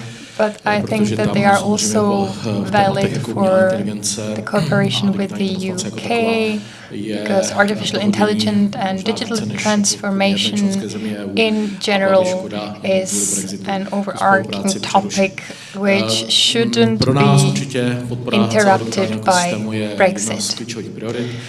We want to support digital technologies and digital ecosystem. That's why we organize a number of discussions about the regulatory framework.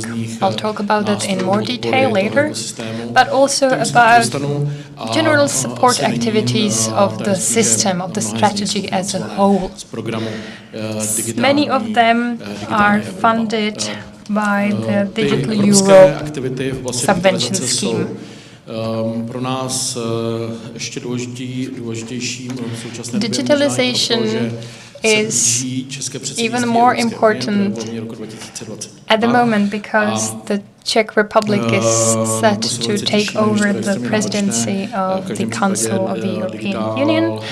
It will be difficult, will be demanding, but we are very much looking forward to it because digitization will be one of our presidency's priority, and the Czech Republic will be able to make itself visible in this field and to show that we have been really engaged and involved, even in spite of our limited capacities.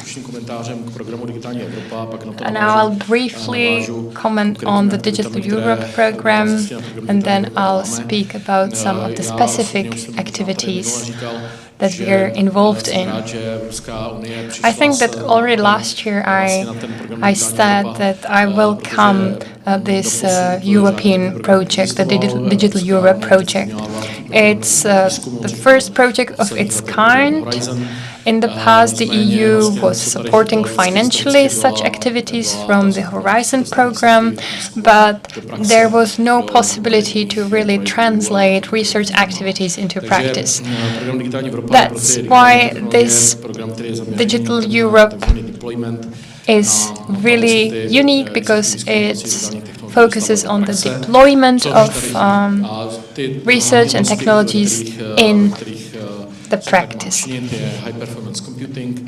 These topics include high-performance computing, artificial intelligence, cyber security, advanced digital skills, and the so-called interoperability and digital capacities. The program was adopted last spring, but now it awaits the adoption by the European Commission of another program which will set the priorities for the following 3 years. This document hasn't been adopted yet, which is a shame because it actually creates a bit of delay, which will impact some of our activities. But the ministry is not idle. We are actively preparing the projects for the future. What are the projects and what are the activities? Lately, we've organized the following activities. As you can see, some roundtables regarding some of the European topics. I think that a seminar focused on experimental facilities, testing and experimentation facilities, was really successful. We had about 70 participants. The discussion was really lively. Everybody was involved in thinking about how the Czech Republic could participate. We will definitely pursue this activity in the future too.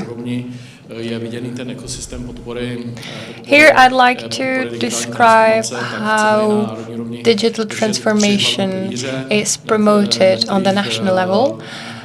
The support scheme has 3 pillars. The first pillar are the centers for AI excellence for various sectors. So this one is the research pillar. It works really well. Many Czech universities are involved. Already in the previous period, the European Union funded some pilot projects in this area, and they have been continuing ever since. The second pillar is about the TEF, so testing and experimentation facilities. And the third pillar are the centers or European centers for digital innovation, focusing on bringing technologies to the sector of SMEs. Now, let's talk in more detail about the European Digital Innovation Hubs. The topic was already discussed in the previous years, in the previous editions of this conference. We discussed, I think, 2 years ago on a different occasion with the representatives of the European Commission about these centers. And I really think that the Czech Republic has a great potential to host such centers, these European Digital Innovation Hubs. Because already many institutions already work or operate as if they were these hubs. You should also know that we made a short list of companies, Czech companies, that could apply for the status of EDIH.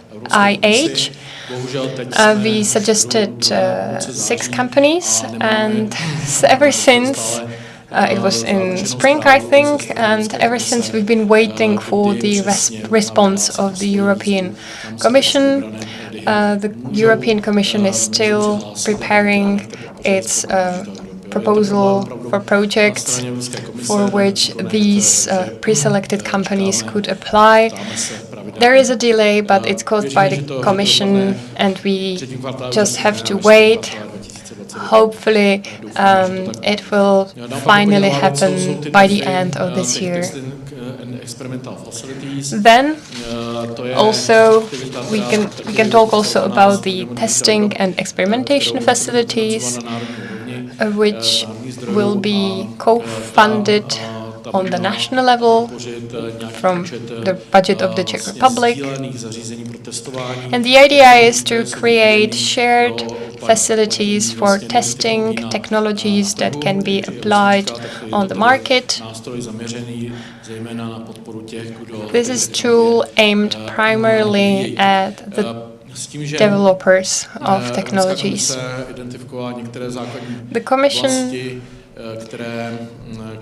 identified several areas which should be enhanced or should be developed in these centers. The Czech Republic really wants to focus on AI, the health sector, but also on smart cities and smart regions.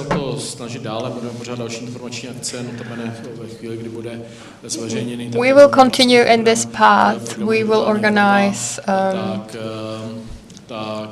events and discussions about this topic. We'll probably organize a whole day dedicated to this particular project. So if you're interested, more information is definitely coming.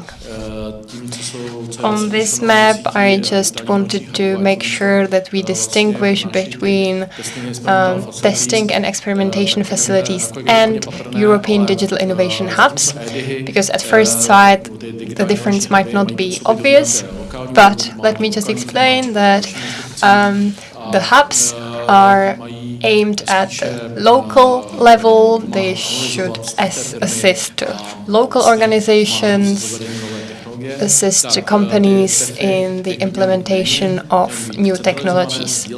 And testing and experimentation facilities, there will be fewer of them. There will be more specialized, actually, much more sophisticated. Their focus would really be, or should be, and will be the testing of new technologies, primarily using artificial intelligence.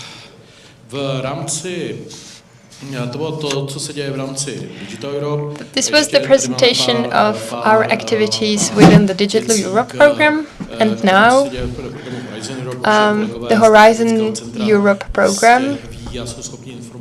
Colleagues present here know this.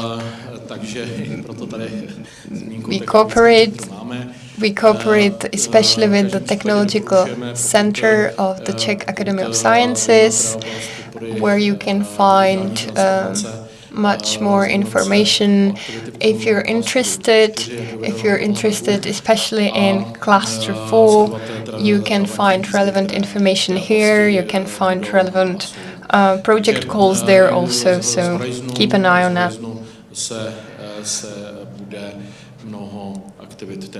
Because there will be a number of activities and possibilities of funding. I should just probably repeat that this program is focused on research. On this slide, I'd like to draw your attention to the declaration on the EU Startup Nations Standard of Excellence. It's a document, an official declaration, which provides for the different obligations of the member states in terms of developing startups and technological startups, because the European Union doesn't have enough startups in so far. So the aim of the document is to mobilize efforts in education, best practice sharing, but also tax rules for starting companies. If anyone is interested in this particular area, Czech INO will become the contact institution. This project, this European project, is currently presided by Portugal, and we will definitely keep you up to date as regards this program. Now, in this slide, I'd like to take stock of the current regulation discussions, because the regulatory framework is crucial. If there were just overly stringent regulation, no innovation would be possible. So that is why we need to follow that closely, because this topic is especially linked to the regulation of artificial intelligence. Many discussions have been taking place. The white paper was published by the Commission outlining some of the possible regulations. In June, the draft act was already published. We feel that its current form is really heavy, trans-sectorial, and will be overly heavy for the current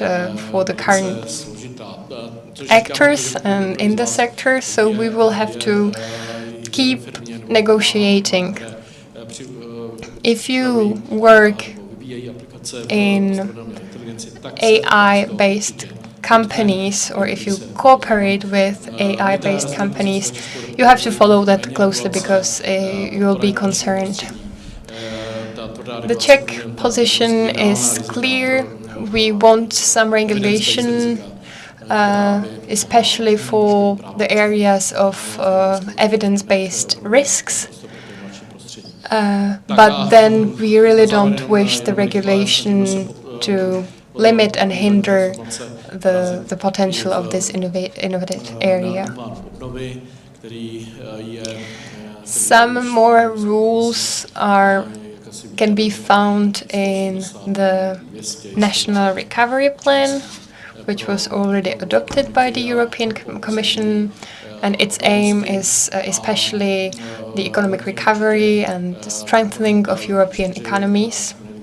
In this regard, component 1.4 is crucial, because it's about digital economies.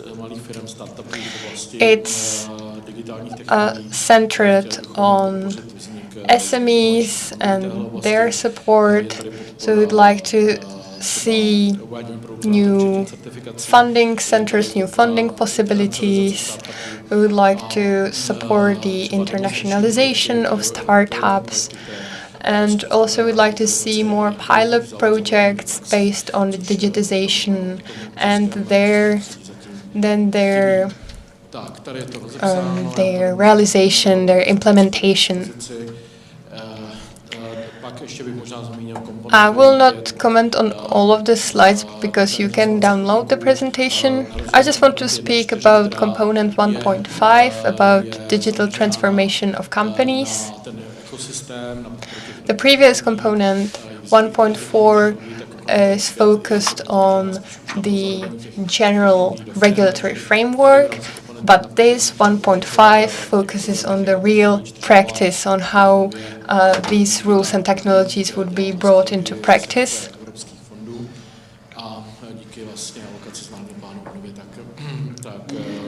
Currently, we can draw from the budget of 5 billion Czech crowns, and we'll especially focus on testing and experimentation facilities.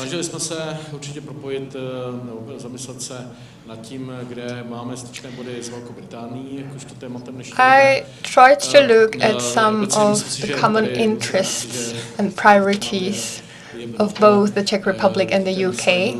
I think there are many. There is just an overview of them on the slide. But it will range from support of digital and data economy, especially with regards to Brexit and its implications on the regulatory framework, because we can expect new legislation. It is fairly complex. It's not just about AI, but also about digital services, digital markets. So it's something to be followed closely. 5G, a huge topic for us in terms of infrastructure and applications too. As you know, the UK opted for a slightly different scenario, so it would be interesting again to follow. Digital transformation in financial sector. The UK is again a leader in this sector, so we will follow it. We'll be in contact with many British startups and companies because they're quite ahead. Artificial intelligence. Well, in that, I think that there are many problems that will be triggered by Brexit. And one of the biggest is that the UK will leave the research community, and it will be actually a huge loss. Here, just an overview of some of the planned activities. We will talk about most of the topics I mentioned. In October, we'll participate in the Council for Telecommunications within the Commission. It's concerned with these digital topics. So the topic of this council is artificial intelligence and the Digital Europe program. Just let me mention that in cooperation with other partners, the Ministry of Industry and Trade will organize a webinar about AI regulation in October. And in December, we will again go to Brussels for a council for telecommunication, another one. So that's it. Let's stay in touch. Please, if you have any questions, reach out, because dialogue is crucial. So thank you for the opportunity to talk with you, and thank you for your attention, and have a nice afternoon. So thank you very much for your commentary, Mr. Očko. In the afternoon part, in the first section, we will talk about small and medium enterprises, and we will present them that cooperate with the other companies, and our main topic will be trust and security in digital space. So I would like to invite Mr. Martin Urban and Mr. Luboš Král from Idea Recognition, focus on the analysis of image and machine learning and artificial intelligence. Good afternoon. Are you alone? So you're alone. Colleague will come this evening. So we will speak mostly Czech, so the speech will be interpreted into English.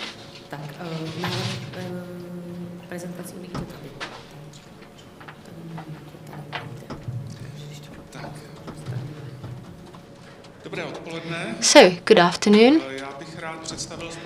I would like to introduce the company Idea. It started in 2006, and it has been creating products in artificial intelligence, image recognition, such as marks and makes of vehicles, drivers, also the facial expression of drivers, seat belts. Idea also works on biometric applications such as facial recognition and traits recognitions that you can see on a face. such as whereas you are laughing, you have a mask, you have glasses, what's your age, and some other qualities. There is also an application for anonymization of images in video. There's also anonymization of license plates on cars, of people and their faces, and we also do image recognition for other applications. And we support big companies that want to do big applications, so we help them automatize their processes. The software is usually supplied to big companies, big integrators, in the form of software packages that the integrators integrate into their own applications. And then they supply products to final clients. So the company is mostly focused on development of software. It doesn't care about hardware. It doesn't care about any other things. We just focus on being the best in AI recognition and in the area of our products. For example, in traffic, we do applications for recognitions of cars. It is these are very good applications that are state of the art. And we are able to do things that our competitors cannot really do. So the applications can show the speed of cars, also makes of cars. There are about 1,000 types. We can see them from different angles in the Czech Republic, in Europe, and also in North America and Asia.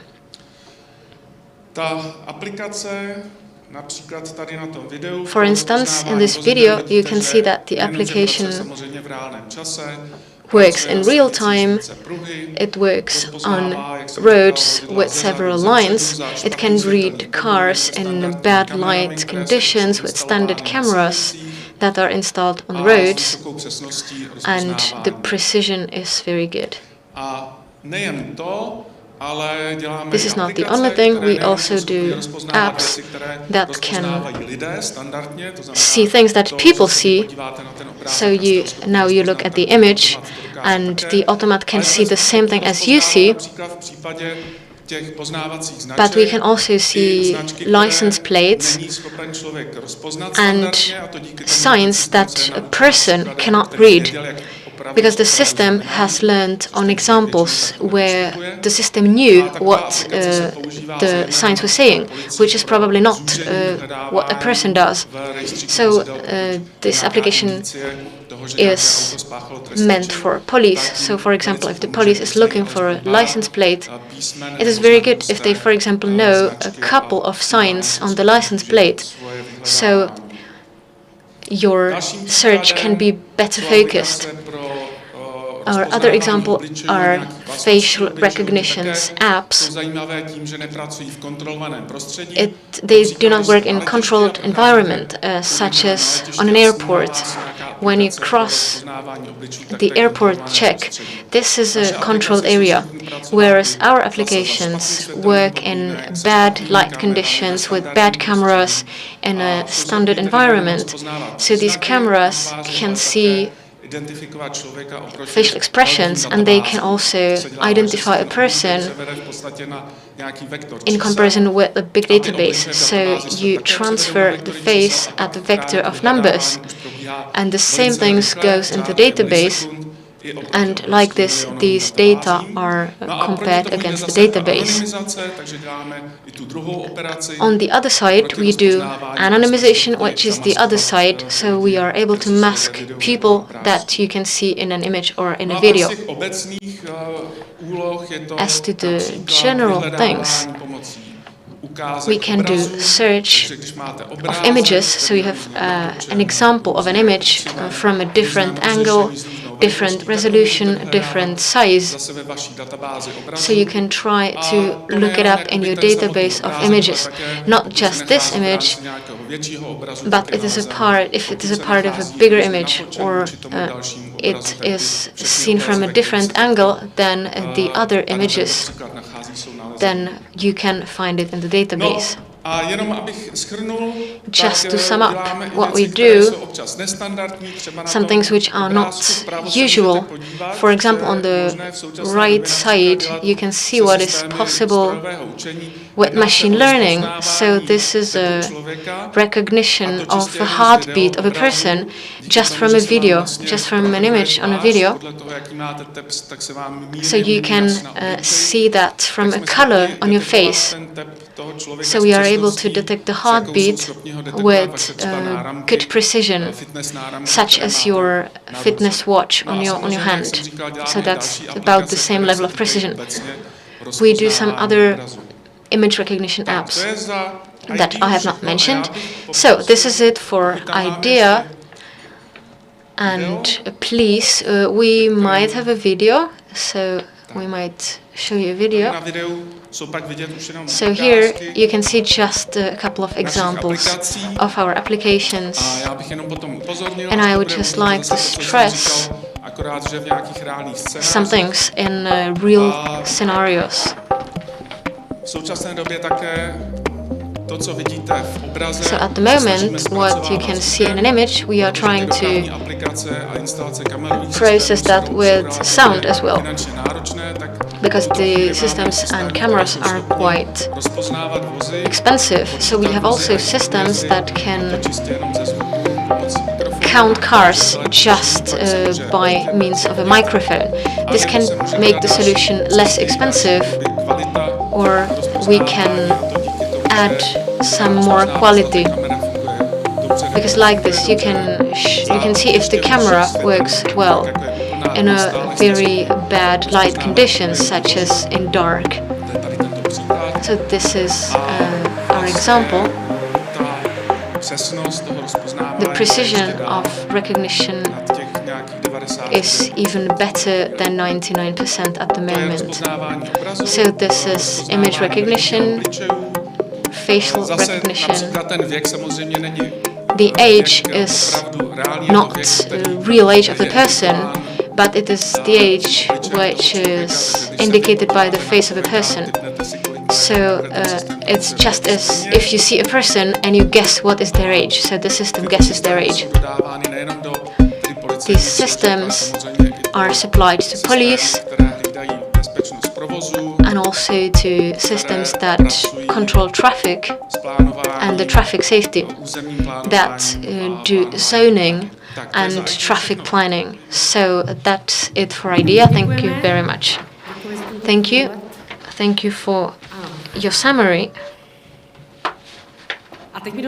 And now let me introduce our next speaker, Chief Business Development Officer of Data Syntax, Mr. Bob Hroch. This is a company which is a product studio specialized in machine learning and cloud services. So, is Mr. Bob Hroch here? The speaker is here. And, so welcome. Yeah. You are part of the conference already. Yeah, everything is fine. Yeah, but we don't have a picture. Sorry. Just please hold a second. Sure.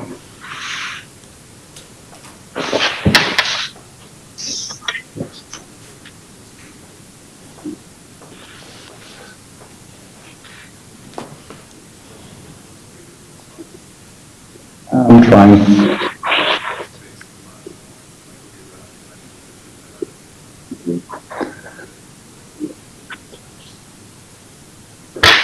How about now? Not really. Yeah.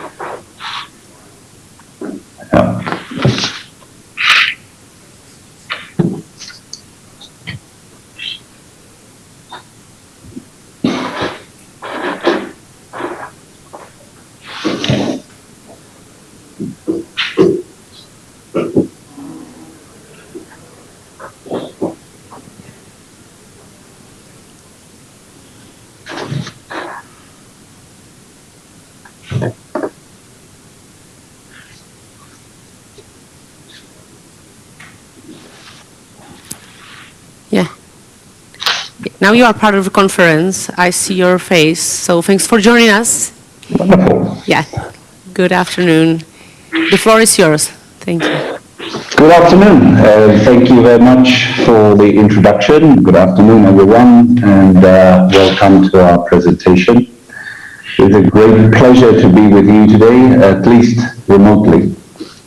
I'll go through a brief introduction, and then I will talk about the top 4 AI use cases that we currently observe on the market. And at the end of the webinar, I'll let you know additional dates for detailed workshops that are extension of this one. So first, let's start with a quick introduction of our company.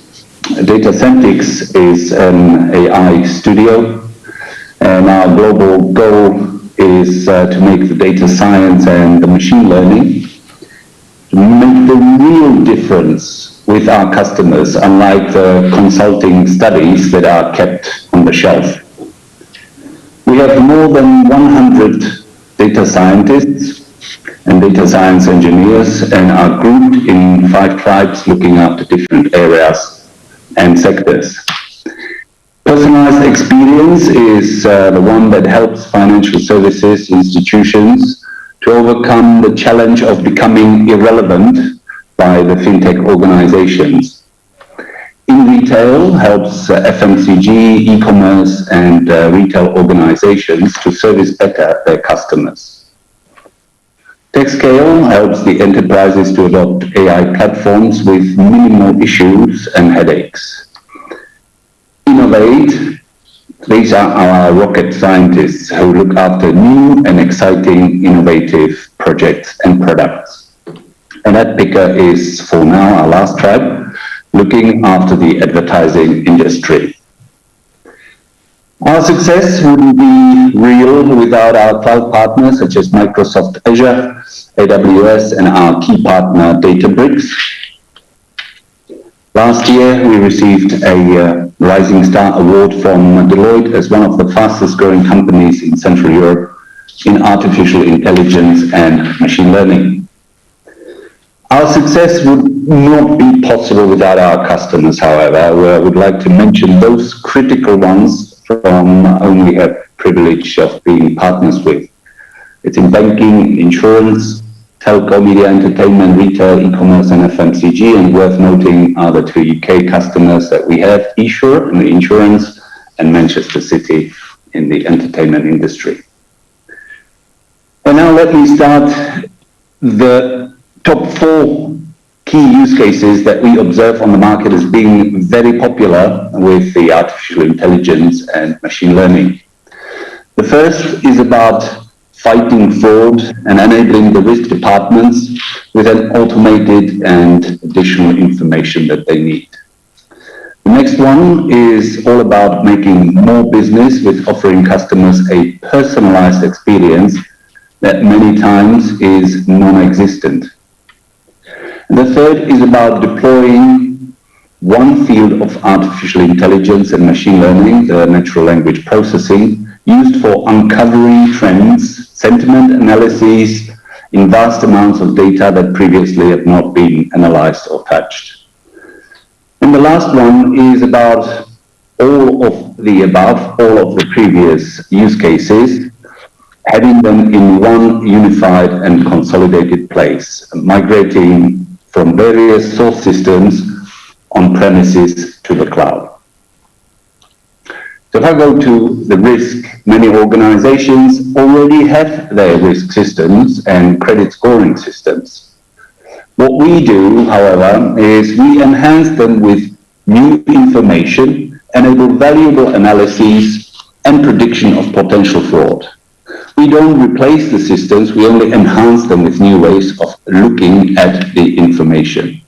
We combine the traditional rule-based systems and rule-based methods with new ones such as the graph-based scoring and with graph technology and anomaly detection via clustering, and all of this in real time. We establish the probability of default of the customers based on the digital behavior. With one of our customers, we help them in this way to identify around 25% more fraud cases than they would normally. Our personalized experience in banking or insurance or even in retail and FMCG are very close to my heart. I'm sure you have a similar experience as I do. Over the last 30 years, I have not received one personalized message from my bank, knowing when do I need either a school loan, when do I need to refinance my mortgage, when the interest rates go down, or any advice on financial matters whatsoever. So the websites and the chatbots, they're not really helping. They're disturbing when you come on the website. They also have confusing products, T's and C's, the terms and conditions.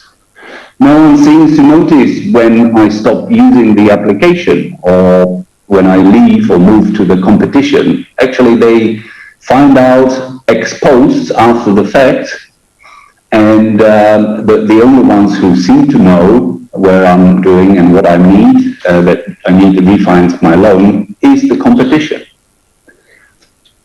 And the sad story is that the advisors don't really know my life needs or what I need. They just sell mortgages without any reason why. So seems to be the common problems that they don't understand the customer journeys, the needs or situations, and instead they're stuck in custom development projects or buying all sorts of magical tools.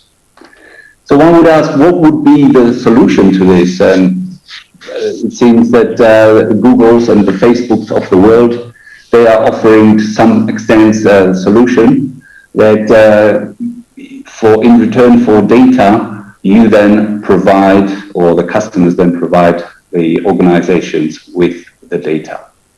And the banks instead, they provide personalized information and service. From the previous slides that I've shown earlier, you probably understand that our approach is to add the powerful analysis and combine the information from the structured and the data from all the CRMs and data warehouses and traditional transactional systems, plus include them with the online information and online transaction behavior data, combine them with personalized personalized offerings, segmentation, and then this information is then used to be pushed forward in the marketing tools and all the CRM tools in a personalized way, and first and foremost in an automated manner. So then you can establish personalized communication with the customers, have single point of truth, single point of organized way of democratized data, and have easy access for the business people. Now the third area is the natural language processing for call centers, but it not only helps you in call centers to analyze calls, you can also detect trends and complaints and suggestions in your emails or any other communication ways that you have with your customers.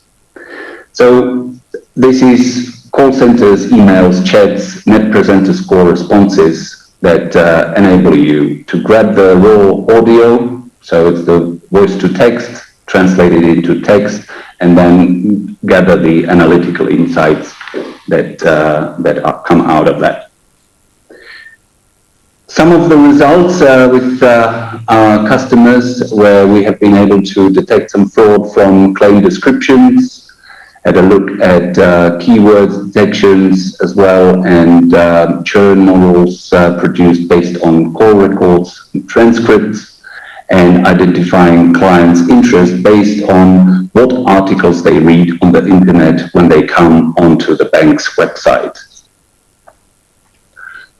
The last but not least area is that migration to the cloud, which is practically all of the above use cases would not be possible to do without an environment that you actually have. So for sure, everybody would have heard about the data warehouses where all the structured data is kept. You probably would have heard also about the data lake, where all the structured and unstructured data resides.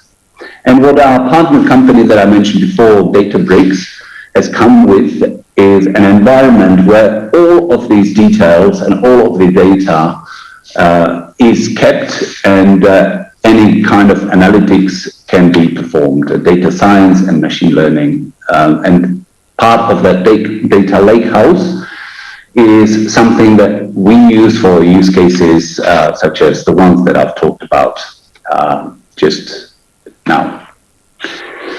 So I hope I've made my presentation interesting for you and entertaining a little bit at least. If you want to join us for more details about each of those use cases, you can pick dates, and if you want to join, perhaps follow up by email that you see in the bottom right-hand corner.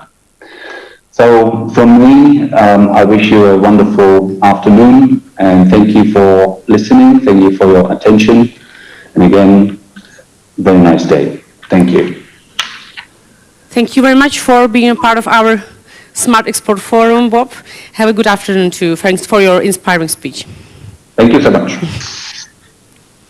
A budeme pokračovat. Teď už by tady s námi And we will continue, and we should be having Jakub Čegan from the Center for Innovative Technologies from Masaryk University, which operates, among other things, Cyber Polygon. Welcome. Tak a pokud budete potřebovat prezentaci, tak je to tady někde vzadu. Prosím, je to vaše. Děkuji, dobré odpoledne. Hello, good afternoon. As it has been already said, I'm from the Masaryk University. That's one difference. The other difference, I have seen several presentations about AI. We do AI, but this will be mostly about cybersecurity. I also speak Czech, even though the presentation as such is in English. I will speak about two things today. The first is Kindom platform. Maybe I will also speak about Cyber Security Innovation Hub at our university that helps us with KIPO and other activities. As to KIPO, what is the most important thing is that this is cybersecurity education. There is a lack of experts in this area. Maybe there are 3.5 million vacancies for this area.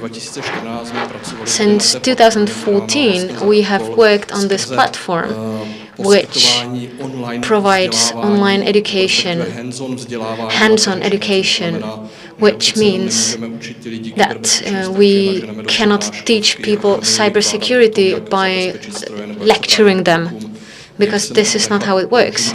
We need them to try that. So this is why we have created this platform. This platform is entirely built on a virtual environment. So it is scalable. You can create different networks for the training.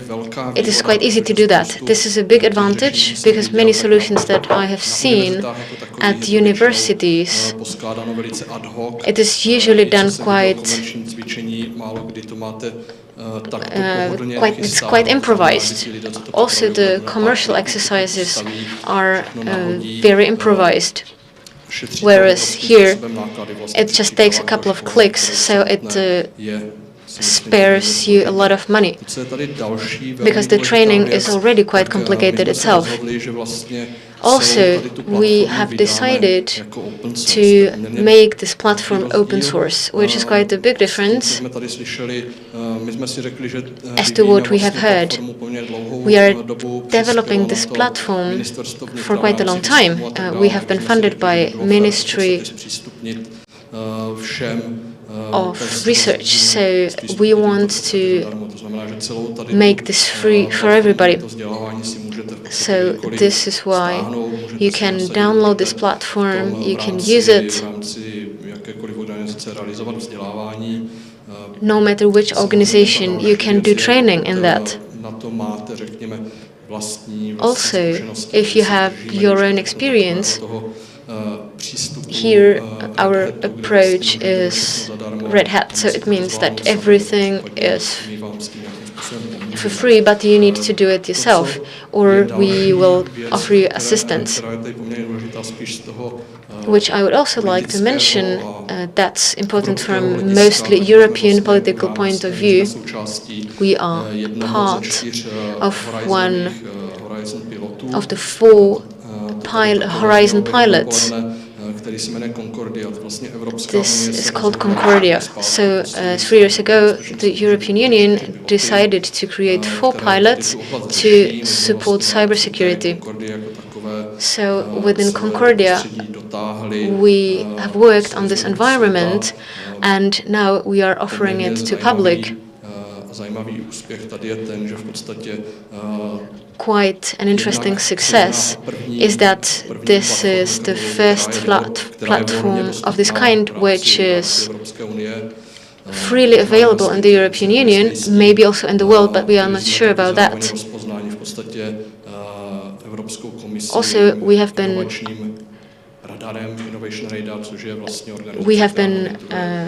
identified as information, we have been found by the European Information Radar, which shows some new interesting projects. That's a big success for us. But let's get back to the platform. It is mostly about education and training. We are creating a kind of capture the flag games environment. You can imagine that there is an environment where you can take participants, you can tell them to, for example, you can give them a task such as crack a server, and in different rounds, we guide them and we show them how to find the server, how to find the vulnerability of the server, how to abuse this vulnerability. So this is all done in different steps. As I've already said, the platform and the environment is freely available. In my experience, there is a lot of environments like that. But all of them are created by companies which are mostly active in arms in Europe. So these environments are quite close. So if you want to change something in that environment, it's usually not possible. If you want to do some other training, or if 2 organizations want to cooperate on training or exchange the training, it is quite complicated. So this is why we have decided to create an open format. You can imagine that compared to the commercial solutions where you get a file that you cannot actually see, we will give you a format which is completely readable and open. So the machines in the organization can read it, or you can read it yourself, because it's in a format which is easily to read. You can almost open it in a text file.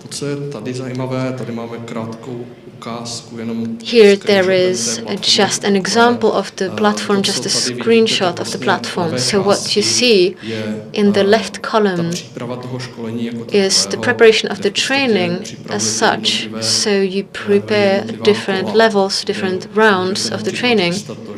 So you can prepare, for example, a task for the user to find the server.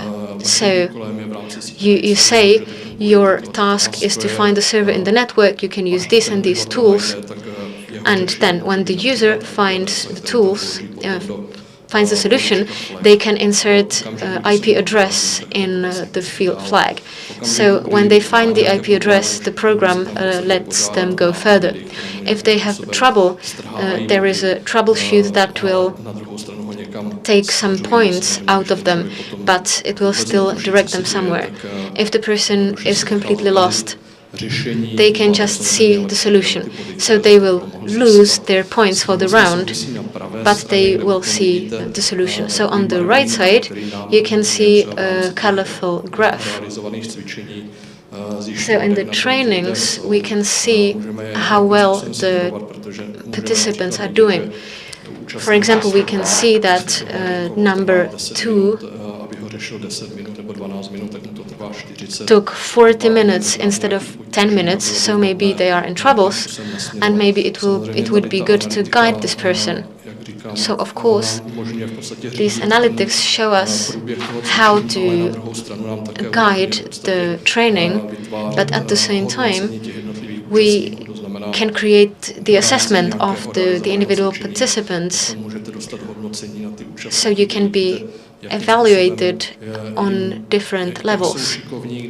You can see how good they are at different tasks and how long did they take that, if they had to use some troubleshooting and so on, which is probably quite an important feature. Then on the right, you can see a topology. It's an example of the virtual environment. Here it looks quite easy, quite simple, but in the environment, if you click at one of these elements, you can see a cloud where the individual machines are working, so you can work with these machines. It is an analogy of working with your physical computer. This is just shut in a certain sandbox, so that there is no malware, or so that the participant doesn't do any harm. It's easier than to connect a lot of machines. In the next part, besides the platform, what are the other things that the Masaryk University do? We do cyber trainings and exercises. What is the difference? Our main difference is that training is just a typical education. So you show, for example, penetration testing to the participants, how to test the machine, how to get there. Within these exercises, there are mostly participants who are aware of what is happening, but they need to train in a real environment. So an exercise, there is one of these exercises which is called Cyber Check. We have cooperated with the Cyber Security Office. There was a range of these exercises. We have trained people from public institutions, and we showed them how to react if there is a complicated attack that was attacking on infrastructure. So we usually made their infrastructure collapse, but they didn't really have a chance because it was prepared. So as I've already said, these trainings are really useful because it makes much more sense to train it in this hands-on way than to lecture people about that. This is why we have created a whole series of classes, of courses, together with the National Agency for Cybersecurity. So we, for example, created a course for hospitals and for cybersecurity in hospitals, also forensic analysis and network analysis. For example, the hospital training was quite interesting. in the context of the recent pandemic and attacks to hospitals. There was also a class for administrators, usual administrators from usual organizations were like this able to get some basics in cybersecurity, so that there is a basic minimum that they need for their work, even though they are not specialists, because this area is very broad.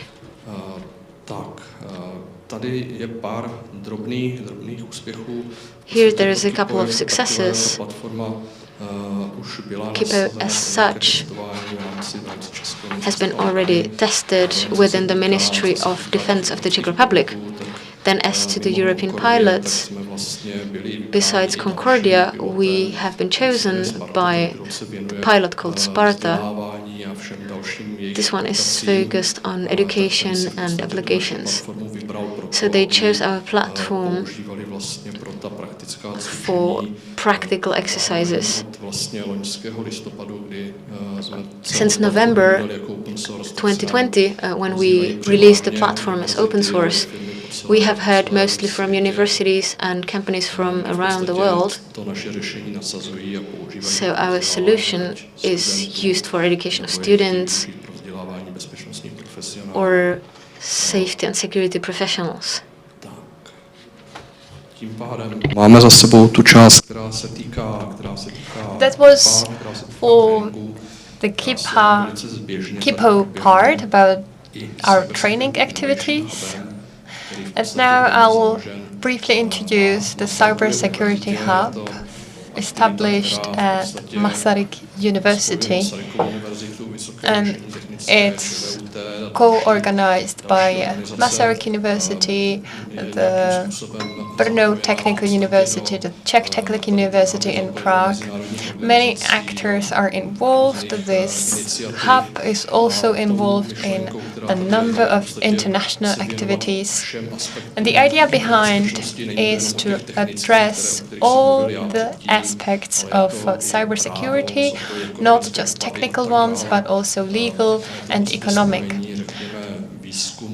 It's a way of merging research, industry experts, and other stakeholders.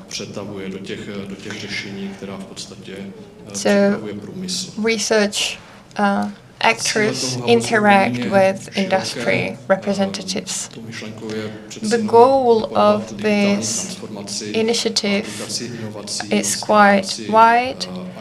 It is mainly to support digital transformation, especially with small organizations, SMEs.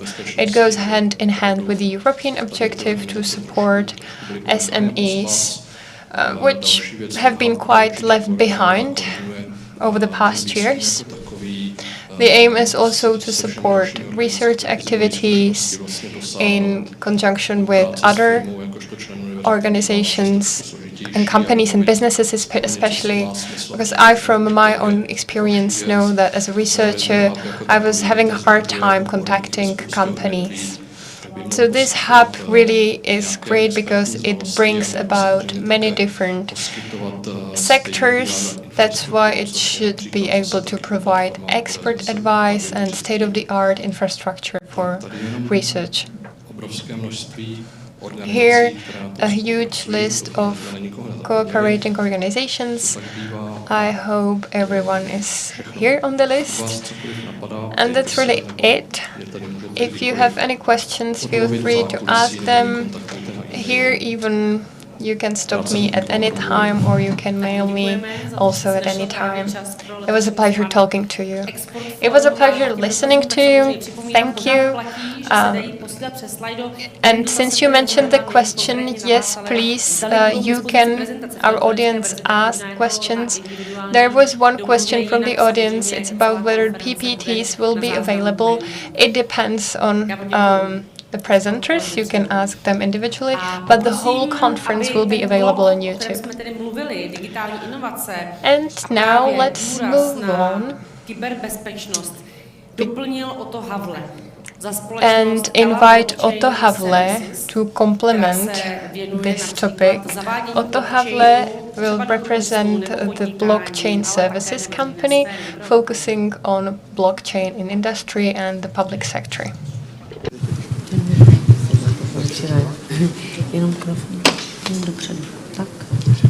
Je to tam, ale vidíte to tady. Po pravé straně, tady z pódia. Dobrý den, dámy a pánové. Good afternoon, ladies and gentlemen. I will start with a message that I've read on internet today. The American administration will put sanctions on a cryptocurrency exchange in the Czech Republic. It's not really shocking for me, but this is an idea how we speak about blockchain in media.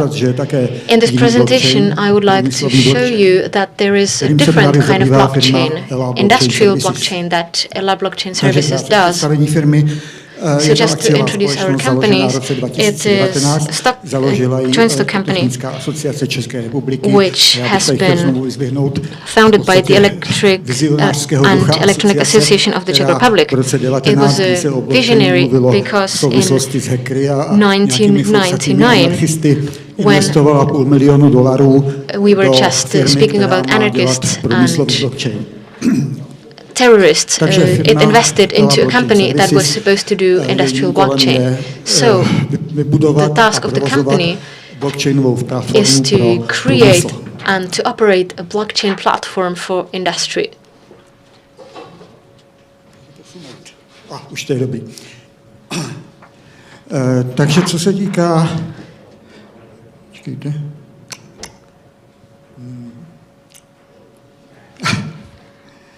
Co se týká blockchainu v průmyslu. So as to blockchain in industry. Uvažován jako jeden z tří pilířů. Blockchain is one of the three pillars of 4.0 industry, such as robotics and AI. So there is also blockchain. It is a little bit less visible as the two first pillars, but it is very important for this industry because where there are platforms, there are shared data, and many of this data will be generated by devices, by machines.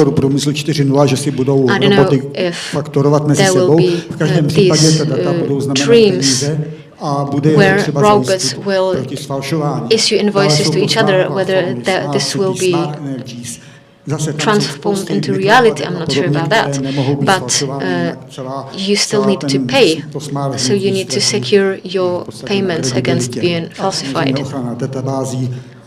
There is also the need for database protection.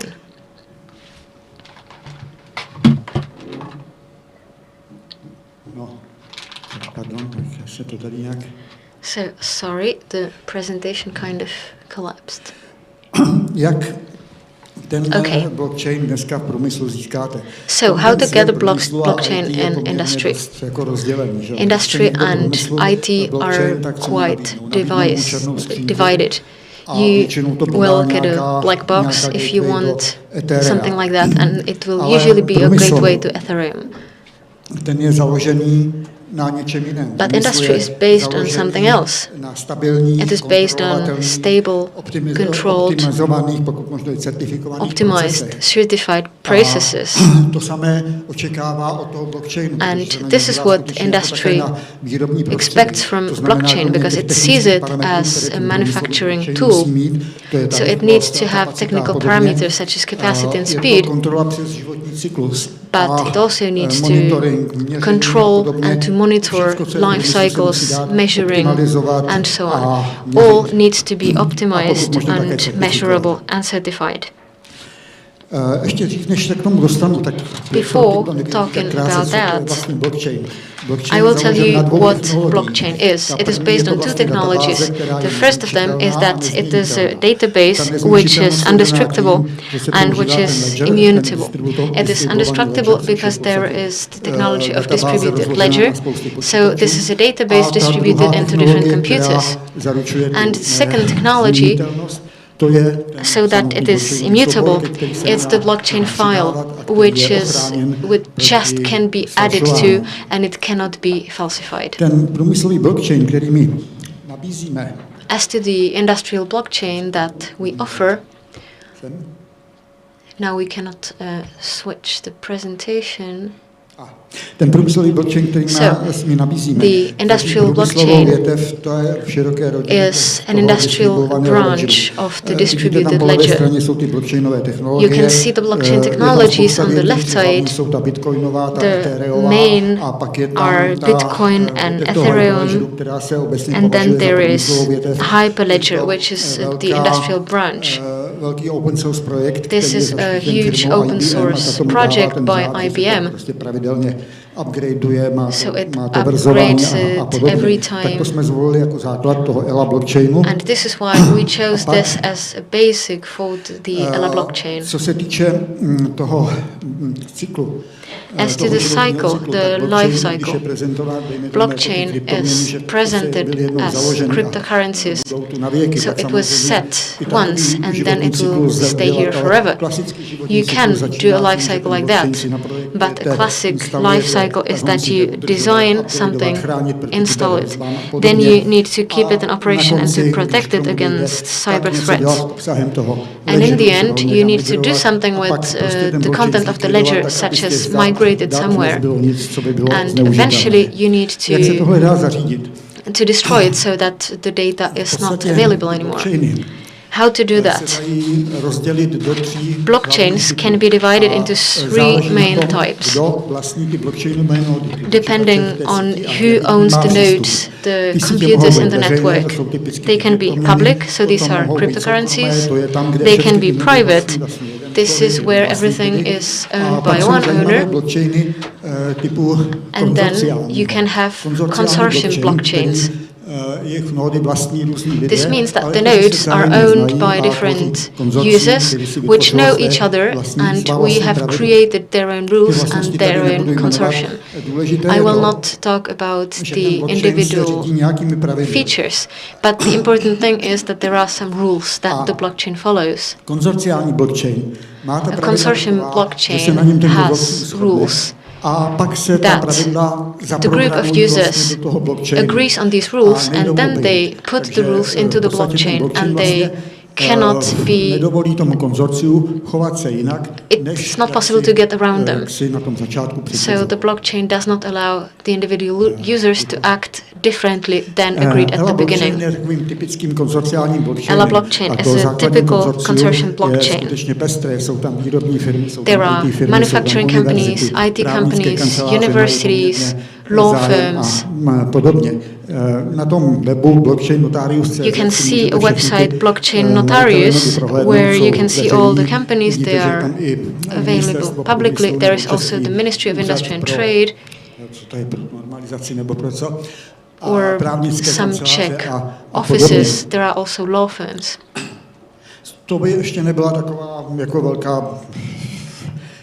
This is not a big deal in a blockchain, because anybody can do blockchain today. But we have created a blockchain platform, not one blockchain. So anybody who's interested can create their own blockchain on the platform. So you can make a private blockchain or a hybrid blockchain on this platform. What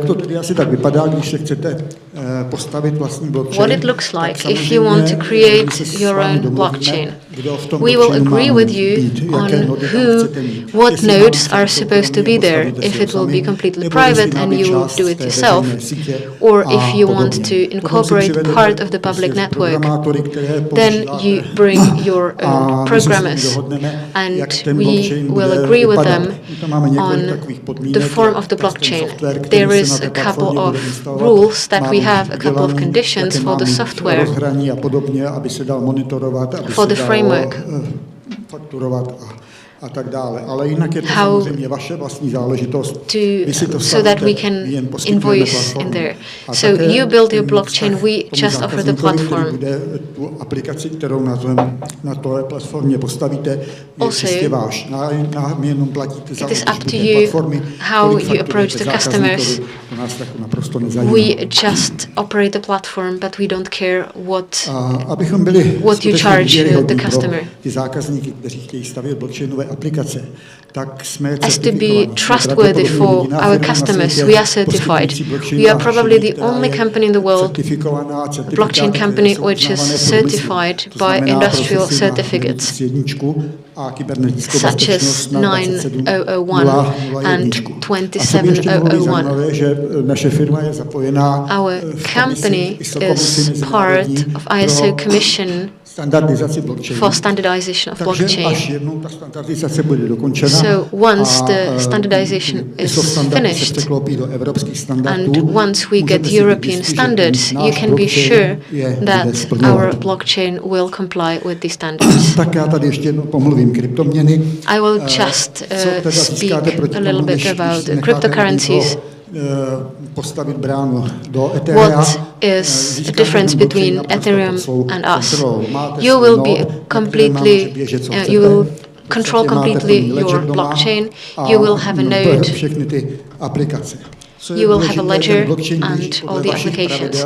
So it is you who make the rules for blockchain. You can set the rules, you can program them for the blockchain.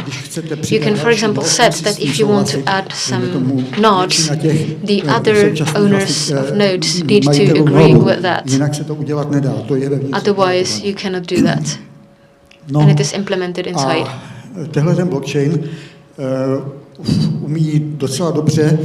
This blockchain can create authorities. You know that the main function of a blockchain is distributed authority. In cryptocurrencies, it replaces the authority of the banks that guarantee transactions, whereas here it is blockchain who guarantees the transactions. But, for instance, you can create a blockchain just for hospitals or medical companies and medical organizations. So you can create a blockchain with, for example, 100 nodes, and everybody in healthcare will be able to register in there and to certify their medicine, because it's an authority which is created for the healthcare sector, and it is composed by companies and users who are trustworthy in this area, which is a big difference compared to Ethereum or cryptocurrencies.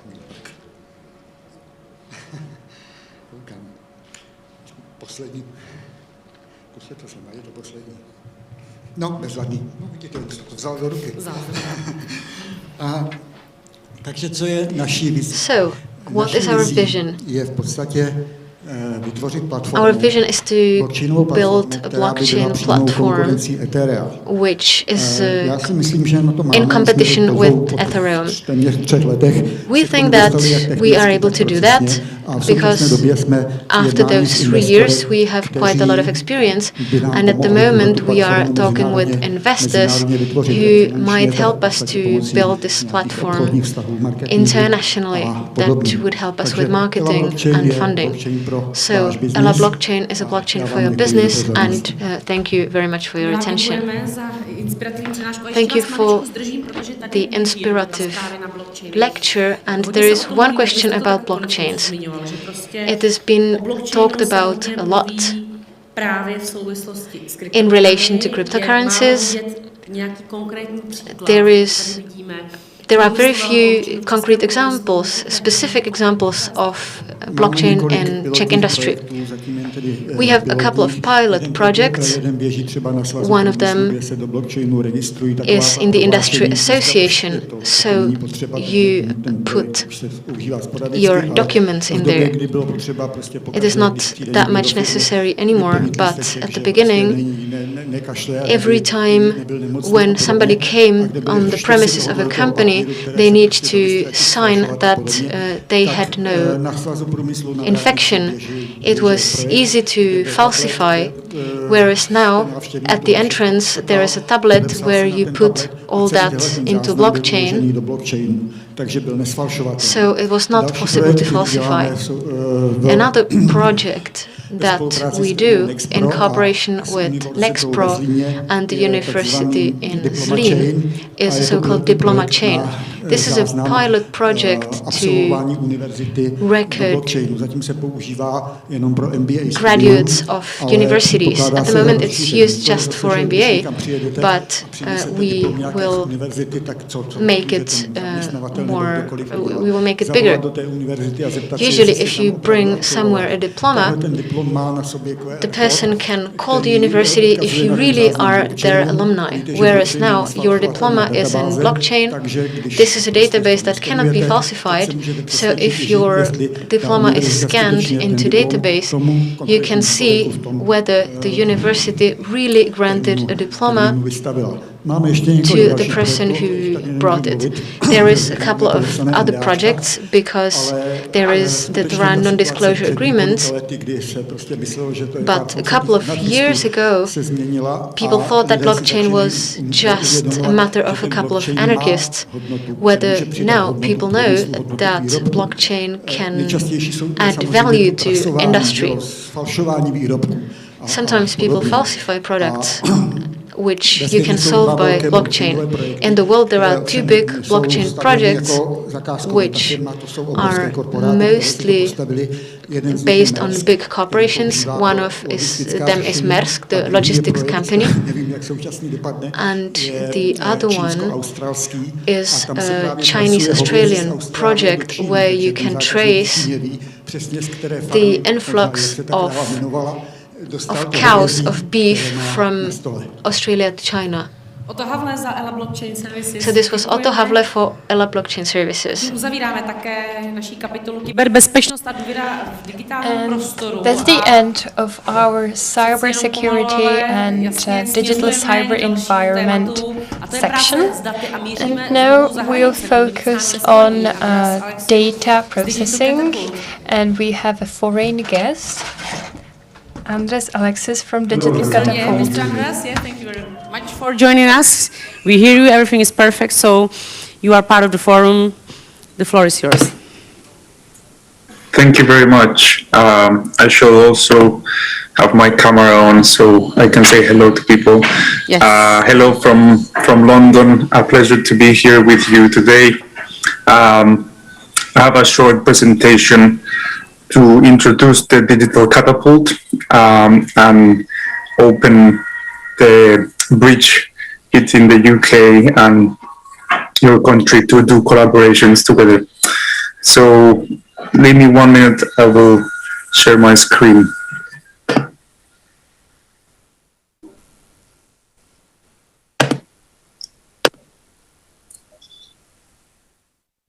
Okay, so very briefly, the Digital Catapult is a non-for-profit technology organization. We are based obviously in the UK. Our main center is in London, close to King's Cross.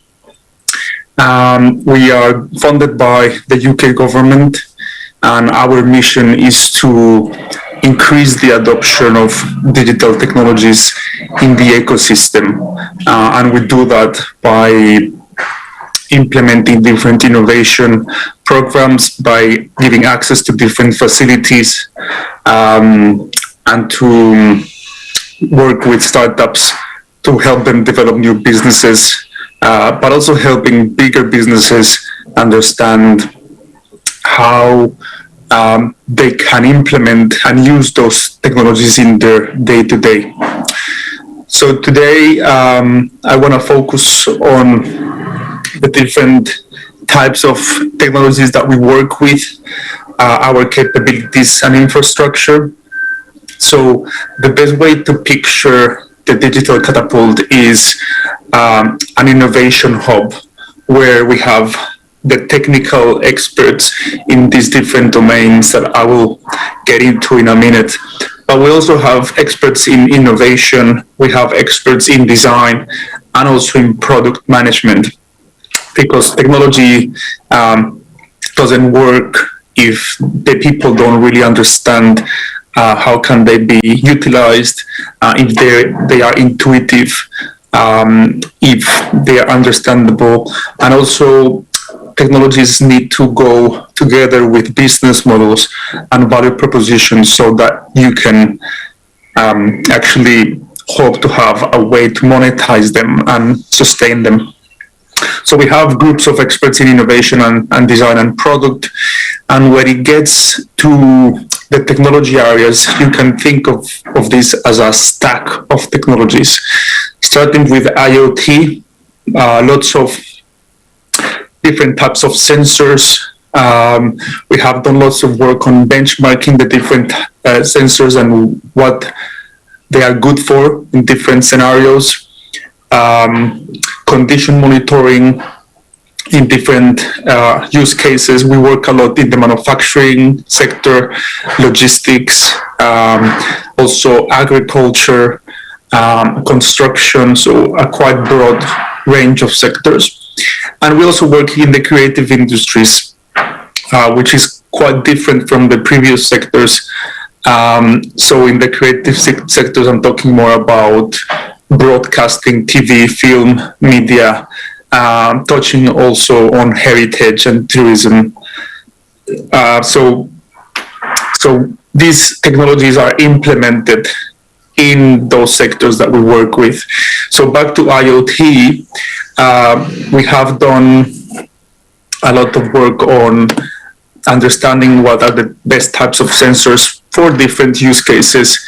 Also, we have our own IoT platform that enables experimentation, so we can capture data from different sensors and run trials to do useful things with the data, to interpret and to build applications on top of that data. Then we move into 5G, which is enabling technology and infrastructure to obviously unblock lots of the what we call Industry 4.0 or 4.0, or a lot of the new things in media like virtual productions. And it's not only about a bigger bandwidth, it's also about being able to slice specific types of the network for specific applications. So the common example is that when you're in a stadium, your internet doesn't work. But what if the stadium operation could decide to have contract with a telecom so that they have a slice of that 5G network that is not going to be competing with other slices of the network, and that could be utilized for critical services, for example. So things that really need the network independently of how many people are in the stadium or not. So in that area of 5G, we have done lots of work on orchestration of that network, 5G slicing, and a lot of work on Open RAN, the idea that the network infrastructure can also be utilized and worked by smaller players, not necessarily the big telecoms. Then we move into AI and distributed systems, which are more the applications of data. So we have experts on computer vision, federated learning. We have done a lot of work on responsible AI and applied AI ethics. We have worked on AI ethics guidelines and we have an AI ethics committee, so quite an important topic. And this makes sense because we are neutral in the sector. We're not commercially driven, and we don't advocate for specific types of vendors or specific types of solutions. So our neutral position enables us to work on specific things when it comes down to governance models. For example, I am slightly moving now to the distributed system side of things. So the centralized governance of data. I was listening to the previous speaker. I don't understand Czech, but I did understand the word blockchain. So here we also work with blockchain. And the idea that this technology can be utilized out of the financial sector with many applications in supply chains and other sectors. And then finally, immersive technologies. So this is where in that stack, it comes down to visualization of solutions and data, specifically on VR and AR. We are very interested in using our different facilities. So we have a virtual production studio here in London, where we have lots of different equipment to trial and experiment with new cutting-edge technologies in media and the new idea of real-time visual effects and things working remotely and collaborating at the same time, things like that. So this is only a snippet of and a flavor of the types of things that we were interested in. I work in the international partnerships team, so I am more than happy to be contacted to look at Horizon Europe opportunities. The UK, fortunately, has been agreed that is going to be eligible in those calls, specifically when it comes to Horizon Europe. There are some other details that are under negotiations under other types of calls, but yeah, very happy to discuss opportunities and get in touch with us, please. We have lots of different acceleration programs as well. So each one of these technology areas has an innovation program to help startups use these facilities and test beds. So we have a very good understanding of the startup ecosystem in the UK. I will leave you my contact details here. And yeah, this was all for today, and hope to hear from you. Thank you very much.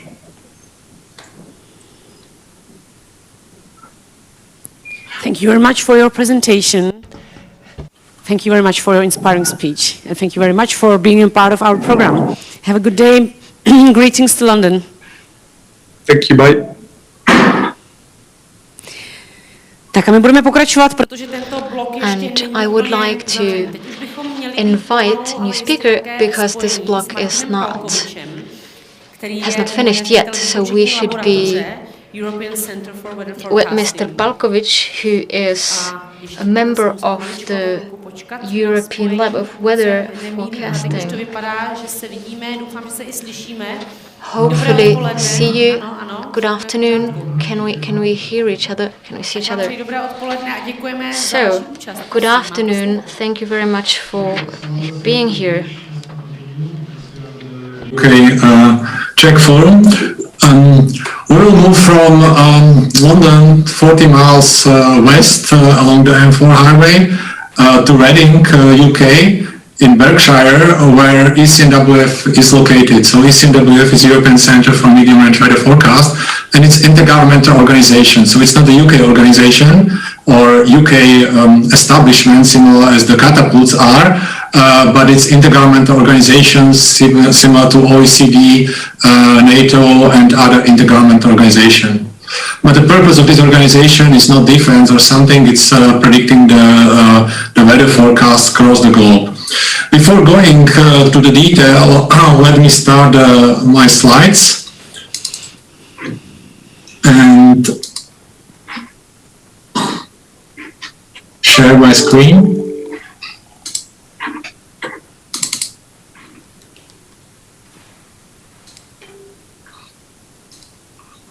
So you should be able to see my screen now. Yes, we do. Okay, thank you. So I have chosen, or the title of this part is Working with Data.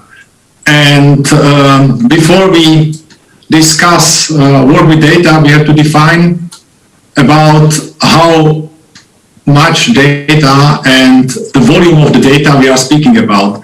And I think that's important to notice because people are speaking about working with data, but they have to define also if they are speaking about petabytes, about gigabytes, or what's the size. So when we are speaking about ECNWF data that was collected through the 45-year history of ECNWF, we are speaking about half an exabyte.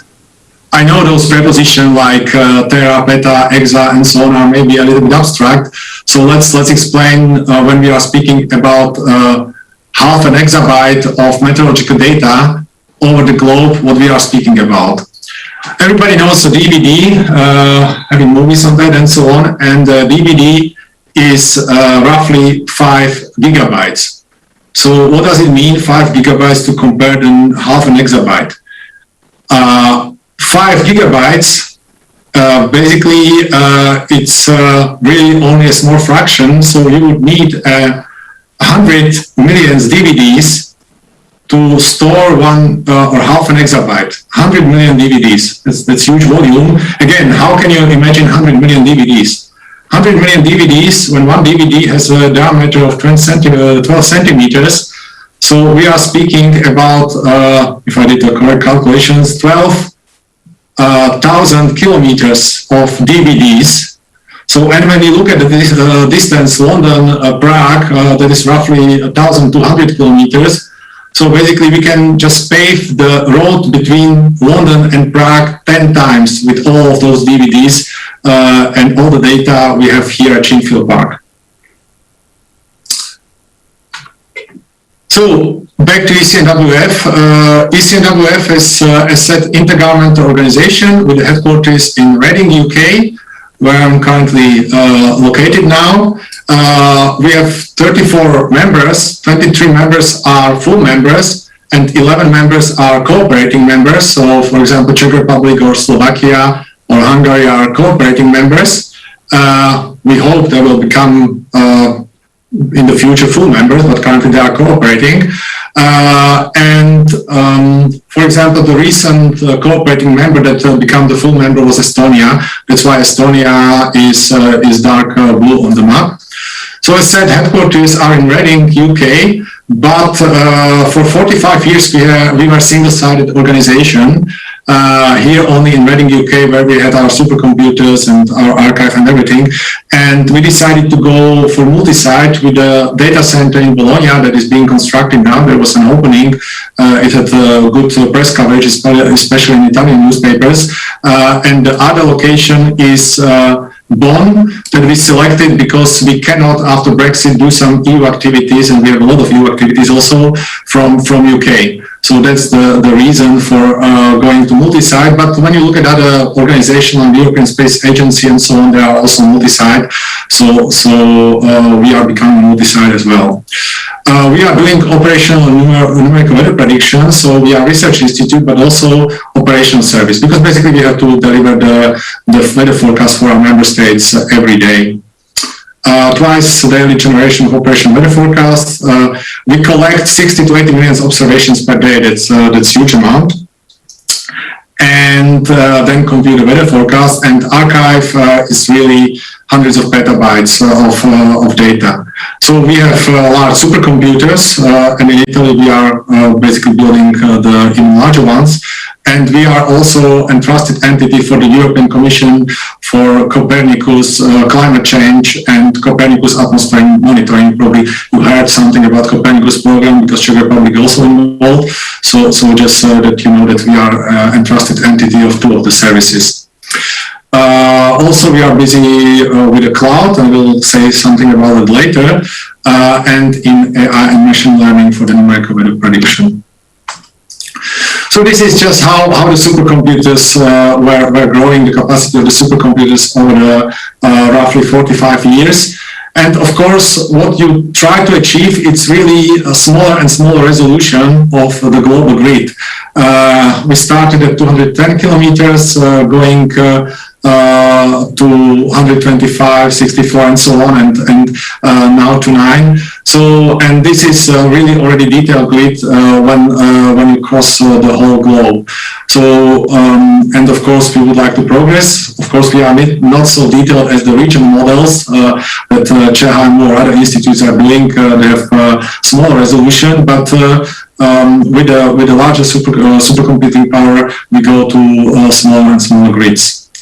As said, this causes that we have a huge volume of data, and here you can see how the primary data archive has grown. So we try to reduce, we're doing some pruning, but basically it's exponential growth when growing with a supercomputing power and with a more detailed weather prediction. So what about how we are operating? We have this data acquisition where we collect the data across the whole globe. We compute the weather forecast and then we disseminate to our member states and interested parties. What we see with the huge amount of data that it's beneficial to put a cloud infrastructure next to our HPC and next to our archive, where the people can come and compute and not take the data and compute on their premises. So, and we are very active in this domain, and next year we will go to operational cloud setup. Now it's still the pilot, so we call it the European Weather Cloud.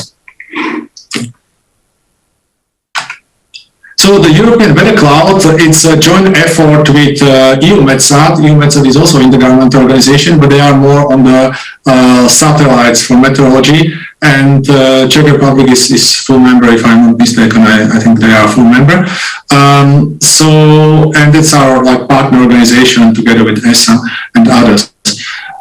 So together we are doing a European Weather Cloud that aims to become the cloud-based collaboration platform for meteorological application development and operations in Europe and contributes to the digital transformation of the European meteorological infrastructure. It's a community cloud. So this is really, really important, and we are very, very active and very busy in this area. Also, AI and machine learning, that also has a lot to do with data. This is something where we are very active at, and there really the machine learning is across the whole flow, from observations to data assimilation, numeric weather forecast, and post-processing and dissemination. I will not go into the detail of where the machine learning and AI can be used in the numeric weather prediction in the whole flow. It will not replace the whole flow. So there are experiments also, just that you know, we have 45 basically years of meteorological data across the globe. So let's train the neural network and let's the artificial intelligence predict the forecast. There are those experiments as well, but it's not working. So so there is still not enough data, and also I think it will need some more exploration. Well, what we are currently focusing on is to improve some parts of the flow with the help of AI and machine learning. I said something about Copernicus. I would like to maybe point and highlight another initiative where we are together with EUMETSAT and European Space Agency, and that's the Destination Earth. So this is initiative that is triggered by European Commission. Currently we are in the negotiation phase, but it should start basically end of the year, and it's connecting the European Green Deal, the European Strategy for Data, and shaping European digital future. And the aim is really to bring together European scientific and industrial excellence, use increased HPC capabilities and AI tools to develop a very high precision digital model of Earth, but also to monitor and simulate natural and human activity supporting sustainable development. So really we are trying to develop the digital twins and having the underlying infrastructure running them. The first digital twins will be the extreme twins and climate twin. So this is a new initiative, and it's something very interesting to look at.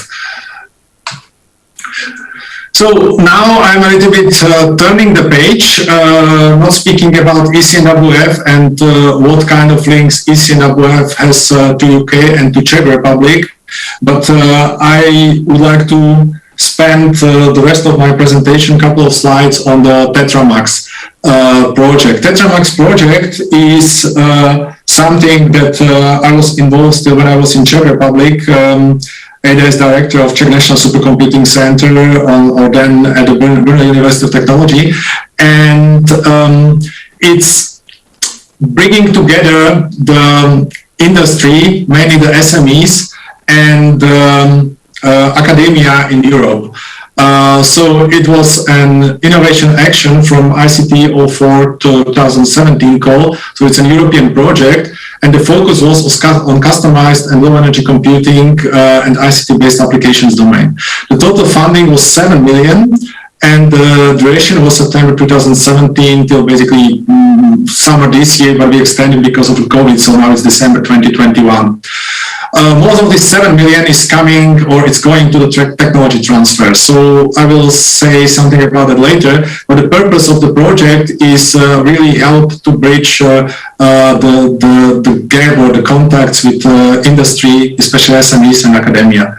So there are 23 partners, and they are covering almost all EU countries and have complementary expertise in technologies, networking, and business generation. So you can see the map of Europe, and the yellow points are where the partners are located. So in Czech Republic is Brno, so Brno University of Technology, and Ostrava, so the Technical University of Ostrava, and in UK it's Edinburgh, University of Edinburgh.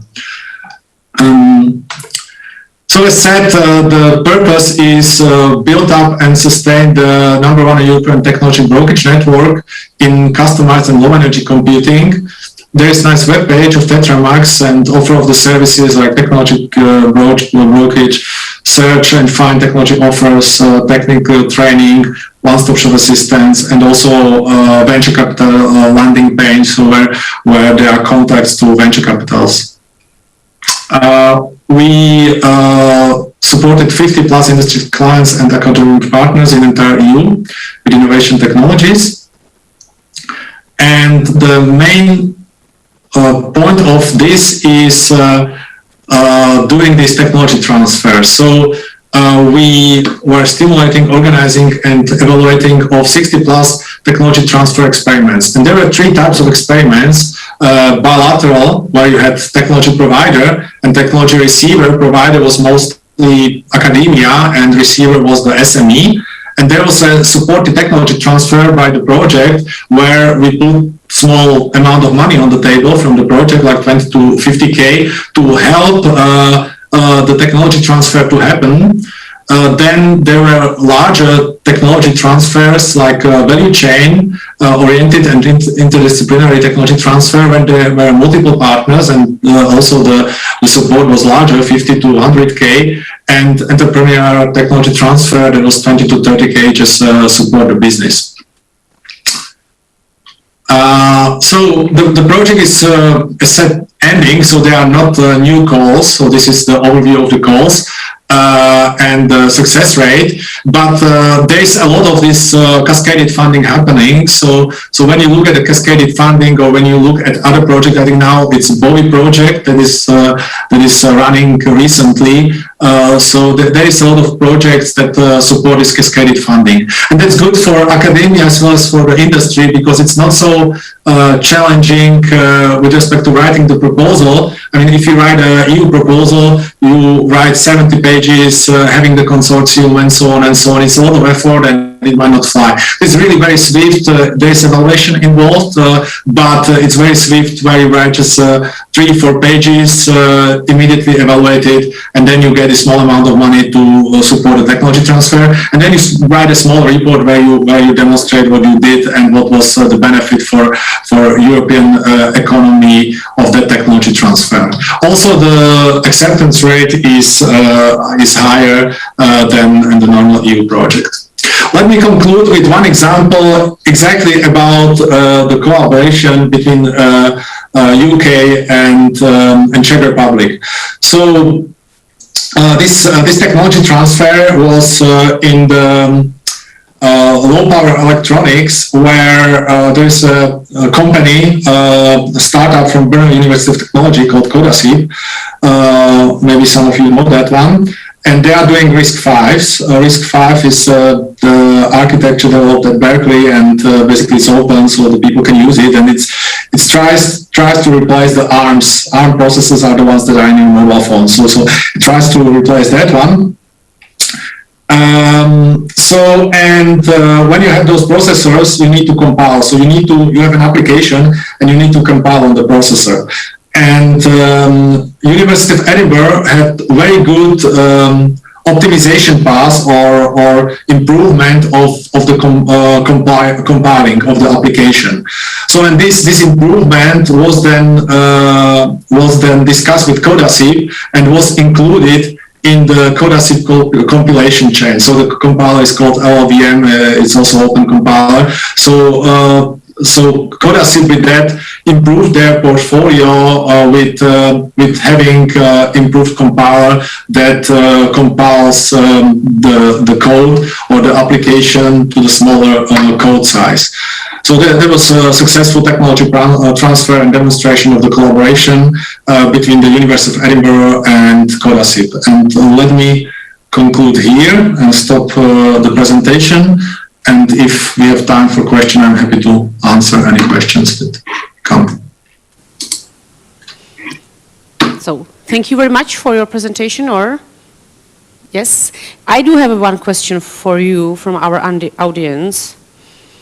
Let me see, because I've seen it here. So, are there any possibilities for Czech SMEs to cooperate with you? There is one question for you, straight. With us as now the question is not about the Tetramax but about ECNWF, right? Yeah, it's about like small, medium size enterprises. Yeah.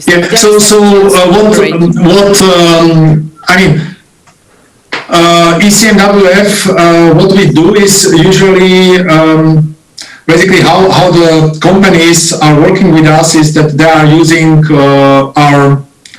our data. So we have some open data, but also we have licenses that big companies basically are using, because everybody is using our data, even though the people don't know. Like in Czech Republic, it's very famous, the YRNO. So the Norway weather forecast, but of course the Norwegian Met Office is not doing the weather forecast for Czech Republic.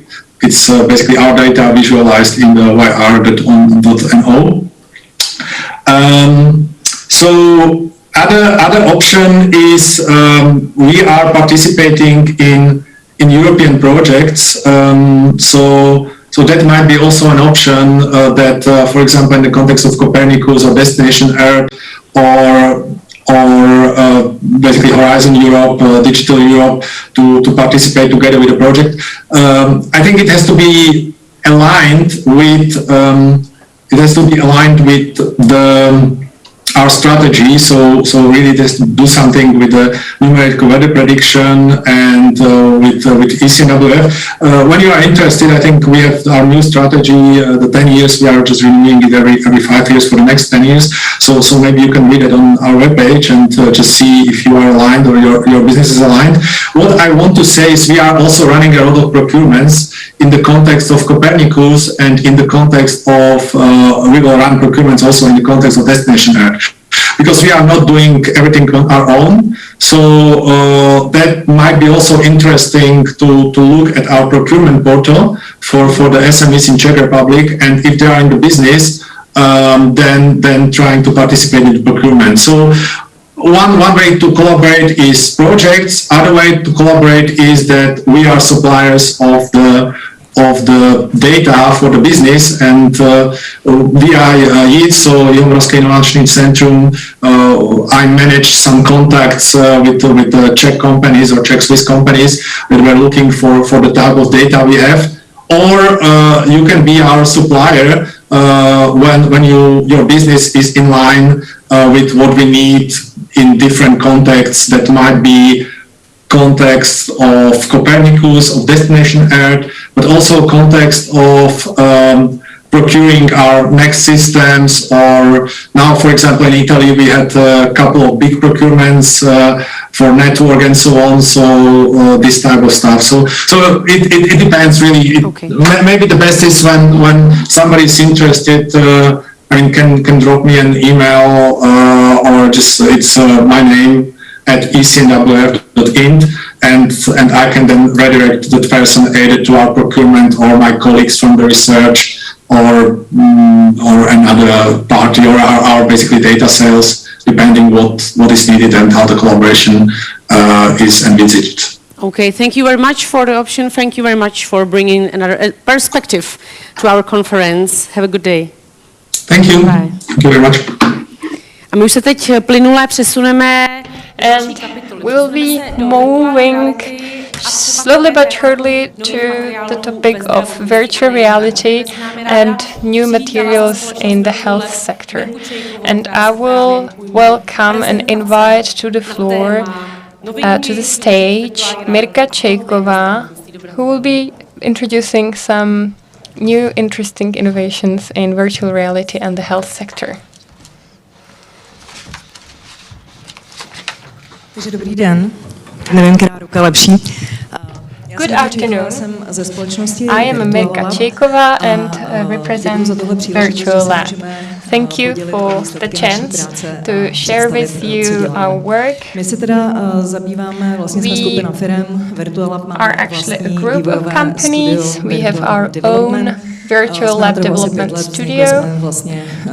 We were established some 5 years ago, and we are follow-up of a company with 15-year-long tradition focusing on business processes. And our focus is virtual reality solutions for end customers. When I meet potential clients, I get to meet some skeptical people, skeptical towards new technologies, because maybe in the past they were offered solutions which didn't really work. We've been in the sector for more than 15 years, so normally when we start to cooperate with a new client, we always try to map out what the needs of our clients are, because our solutions offer the following: either we simplify your work, or we reduce time, money and workforce, or we generate more profit. Let me define what virtual reality is, because many of us have spent much time online and we are quite confused. People think that virtual reality encompasses Zoom or, just virtual meetings via video conferencing, but that is not the case. When I'll be talking about virtual reality, I'm referring to a fully virtual, immersive digital environment for which you need a special VR headset or other hardware. And then we work with augmented reality, which is actually just an extension of the actual environment with some visual details. And again, you use special equipment, AR glasses or headsets. Here, an overview of our portfolio. We work in industry, education, social services, health sector, energy. We cooperate with the Czech army.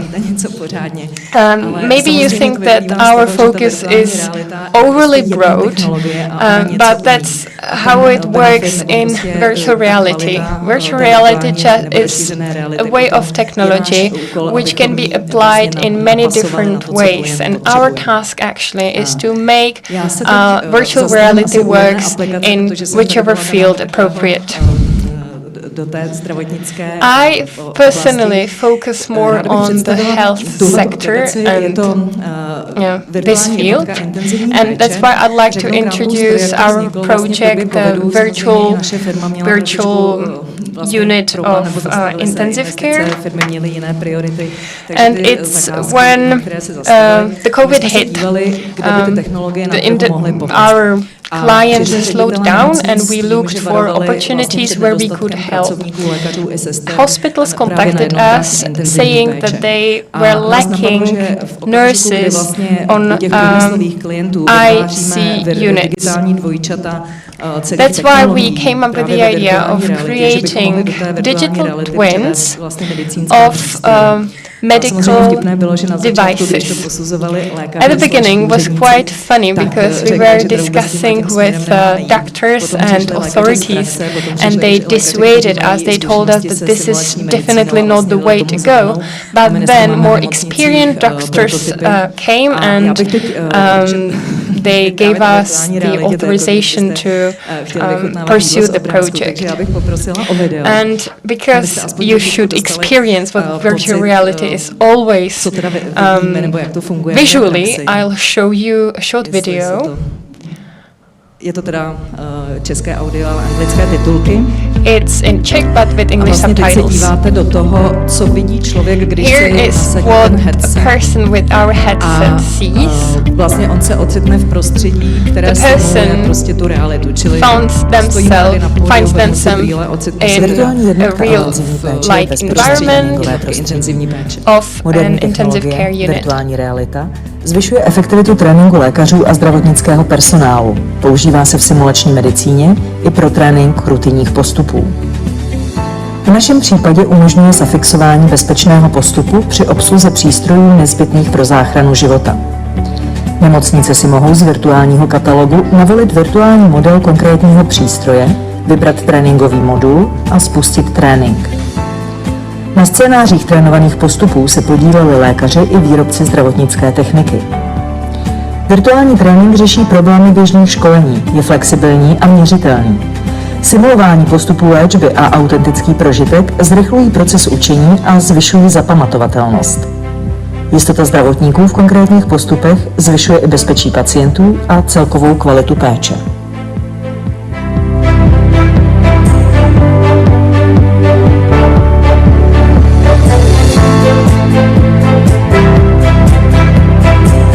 Takže takhle vypadá ta virtuální jednotka, že si tam můžete navolit ten přístroj, scénáře jsme vyvíjíme ve spolupráci s lékaři. A teď k čemu to slouží? Vlastně slouží to třeba fixaci správných postupů nebo správné rutiny.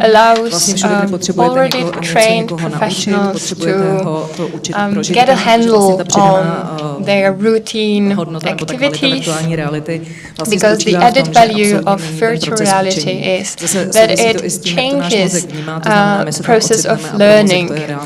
Our brain thinks and works as if it were a real environment, and this actually allows for experiential learning, and the whole experience with learning is vastly different. Many studies have shown, including one by PwC, that people are able to learn 4 times faster with virtual reality. They retain the facts for much longer and much better because they learn via experience.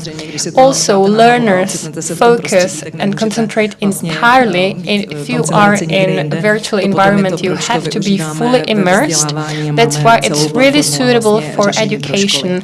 And we have a whole platform of schooling and education tools. But now you've seen how this works, that it's a real virtual environment, and try to imagine that in factories, in manufacturing. We do that. We work already in manufacturing or energy sectors, that we create digital twins of objects. To be more specific, in factories it's used for onboarding processes, retraining, occupational health and safety, which is legally mandated training. It's not super popular with employees, especially when they have to go through boring manuals, but virtual reality not only serves the purpose of really teaching the staff the things they need to know, but it's also quite amusing using. And it also allows to collect data and see what was the success rate of employees when undergoing the training modules and so on. The uses are really versatile. You can also use it for soft skill trainings, but hard skills are probably more interesting.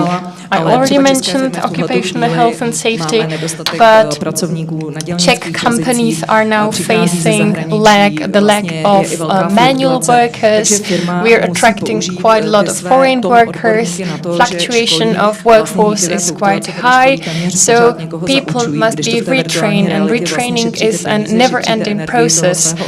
Using VR and our VR solutions, you can save time and money. You can also use it in many languages.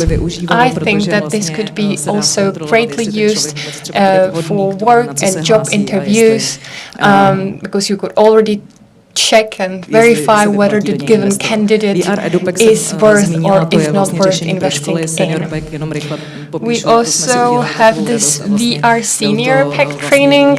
It's our favorite project. It was actually a non-profit project during the COVID pandemic. We focus on this now. We work on therapies for people with dementia, for autists, and mentally disabled. Now, LMVR, it's a shared virtual environment. Normally, we meet via Zoom or WebEx, but this is better because it's a 3D environment, and you can really work with all sorts of 3D objects. I'm quite quick because I want to focus on my favorite product, which is AR service, for example. When we start cooperating with industrial factories, quite often we realize that augmented reality is a better option, especially for servicing, which is this product. Servicing with AR glasses is excellent because it uses the see what I see principle. A person wearing a pair of glasses is on the real place, on the premises of the very factory, but the same could happen in a different city or even on a different continent. So the advantage is that you can supply technology abroad, and you do not have to go and send an expert, put him or her on the plane, send them there. You can do that already remotely and deal with it better. Sometimes you do not even have to send experts, and you can just use AR tools to correct mistakes on the spot. It is really efficient, cost efficient, and time efficient. We've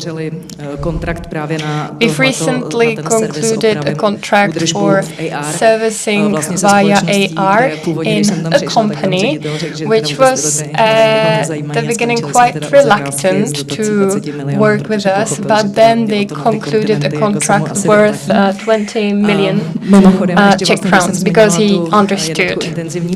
I spoke about IC units. First, we focused on doctors, but this can be very nicely used for medical students and also for medical device manufacturers. These companies use it for training. We've started to cooperate with Linet, a great manufacturer of medical devices. So this project really has proven to work extremely well. And this is the last field I'll mention. I forced my colleagues to look out for less traditional areas. Myself, I've been interested in marketing, strategic communication, so I wanted to bring this field to our portfolio. Imagine that you can use it in many situations, in cosmetics or for představit potenciálním klientům, co to we use it differently. I would like to show our clients how AR can be used in marketing. Bych byla ráda představená na vedení Teska. I'd like to approach the management of Tesco for Central Europe and offer them our instrument, our tool, because this marketing tool will enable them to guide their customers through bigger shops. It works with the principle of infotainment. It aims generation which is very much at ease with technologies. It could really allow Tesco to respond swiftly. They could do all sorts of questionnaires in real time. And it would also be used for data collection of useful information.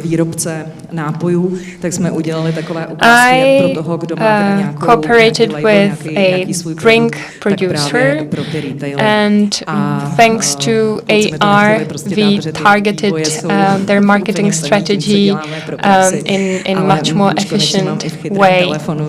I had to really convince my colleagues to focus on this marketing area too, because we're snowed under with work, but they agreed, and we have developed a small application.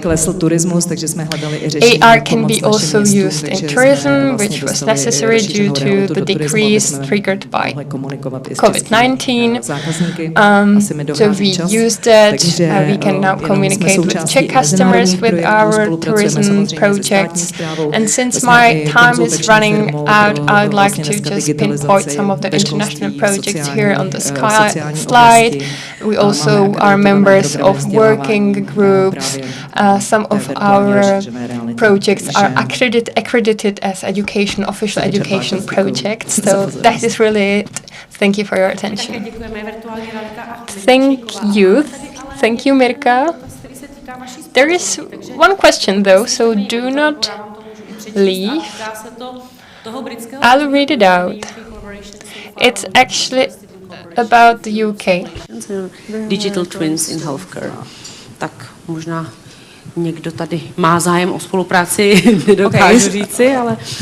Still we have no cooperation in UK, so we are interested in cooperation. In healthcare, and regarding the digital twins, we have cooperation, as I mentioned, with Fresenius, Brown and Lynette, and we are trying to talk with other medical devices producers. So there is always another option. Thank you. Děkujeme. Tak, nashledanou a díky. Thank you, Mirka. Thank you very much. No a budeme pokračovat. Teď budeme and we'll continue with the digital manufacturing. Just let me check with the organizers whether the guest has arrived. It seems that not yet, but it doesn't matter. We will continue with another guest, Mr. Kudláček. Jo, tak teď se omlouvám. Okay, so no, sorry, I jumped. No, Mr. Kudláček, but Stefan Stanic, representing the National Center for Tissues and Cells, Biomed Healing, and digital manufacturing will follow afterwards. Okay. Jo, a když to potřebujete. No, se to nevadí.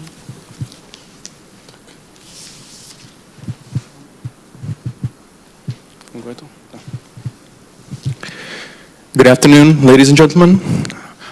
Considering the theme today and the cooperation between Czech Republic and United Kingdom, I prepared my presentation in English. My name is Stefan Savic. I'm the Global Business Development Officer at BioHealing. However, today I'll be presenting on behalf of our sister company, National Cell and Tissue Center. Today's presentation will be focused on biomedicine. It's a bit of a diversion from what has been presented here in last few presentations. But I would like to speak about the process of applied scientific research and subsequent technology transfer. Brief information about us and our profile. So, National Cell and Tissue Center was established in 2009. It is among the largest biomedical accelerators, providing a very strong and robust platform and infrastructure focusing on the area of cell, gene, and tissue engineering. Of course, based on the fact that we are working in a quite heavily regulated environment, we have to satisfy all of the regulatory conditions, so we are fully certified by the national regulator, which in our case, in Czech Republic, is the State Institute for Drug Control.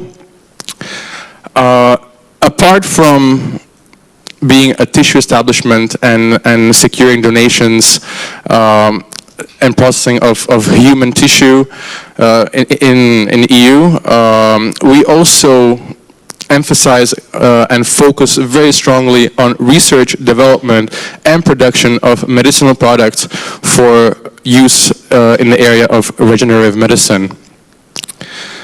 The center is split into, I would say, 3 key divisions, being tissue transplants and engineering, second one being gene therapies labs, and third, cell therapies labs. Most of our work is focused on domestic market. However, we also do most of our export activities are focused and aim at European markets, with the exception of Israel and South Korea, for example. Having said, or as our name indicates, we do with priority focus on tissues. As a matter of fact, we were also co-founders of the tissue transplantology program in the Czech Republic. We work with expert teams that work on collecting and processing the human tissues and store them accordingly to the necessary standards, according to the European standards. And an important fact is that since our establishment, we have provided patients with over 40,000 tissues and bone grafts, in most cases life-saving transplantations that needed to be delivered. When we look at our portfolio, the main areas that we focus on when it comes to tissue transplants, it's cornea, skin transplants, musculoskeletal tissues, sternums, and amniotic membrane. Today, I would like to, in particular, focus on the amniotic membrane, and I will explain why. Amniotic membrane was a part actually that we focused a lot on in National Cell and Tissue Center. We found out quite early on that it can have very, very helpful uses in the area of ophthalmology. What it actually is, it's a thin membrane that can be found on the placenta in the outermost layer that is adjacent to the fetus. And it's used mainly to treat superficial injuries of the conjunctiva and cornea. And as I'll describe later on, we found out that it can be also very useful in treatment of chronic wounds. So, as I said at the beginning, I wanted to describe and speak about the scientific applied research and with the subsequent technology transfer. Taking amniotic membrane as an example in this, what actually happened? Well, the research activities and development activities with work on amniotic membrane took place in the National Cell and Tissue Center, where the researchers and the scientists work together in trying to solve an issue and apply the use of a membrane on certain health indications. So once we found out that amniotic membrane may be useful in treatment in ophthalmology, we focused on that. We discovered that it's very useful. We had great results, and we wanted to expand this area where we then worked more with the product and developed it further as we found out that it can be used for chronic wounds. And when we reached the point that we noticed that it has a very wide scope of use in the field of chronic wounds, especially caused by diabetic or from diabetic origin, we decided that it should be transferred into a spin-off company that can fully utilize the potential of the product and offer it to the patients in the best possible form and continue in the research and development activities. Of course, this company that was formed is BioHealing. Under what roof now? All the activities concerning development and research of products derived from amniotic membrane and placenta are taking place. BioHealing is an independent company. It is a sister company of National Cell and Tissue Center. It also belongs into Prime Cell Group. It, as I said, mainly focuses on research and development of ways that amniotic membrane can be used for various indications. Some of the examples of the products that we have is, for example, Amnioderm, which is a product for chronic wounds, Amniogel, which we're developing for burns, acute wounds, and aesthetic surgery, Amnioderm epidermolysis bullosa, which is also in the pipeline of our products that we're developing now, Amnioeuro, which is for decompression craniotomy, Ombifix, which is a product for Achilles tendon ruptures, and Amnio, as I said, where we started for ophthalmology. Amnioderm is actually, I would say, right now a highlight that we work with. It's a product that's on the market, available for treatment of chronic wounds today in the Czech Republic. It's fully reimbursed, but I'll get to that later. What we found quite unique is that chronic wounds were for a long time the standards of care often weren't effective enough in treatment of the wound. So when we started working with amniotic membrane and processed amniotic membrane in a particular way that we created technology for, we discovered that the healing rate, the rate of epithelialization efficacy, and the reduction of pain is so significant in helping patients return to standard quality of life that we really wanted to work further on and make this product available for all patients suffering of these indications on the market within Czech Republic and even internationally.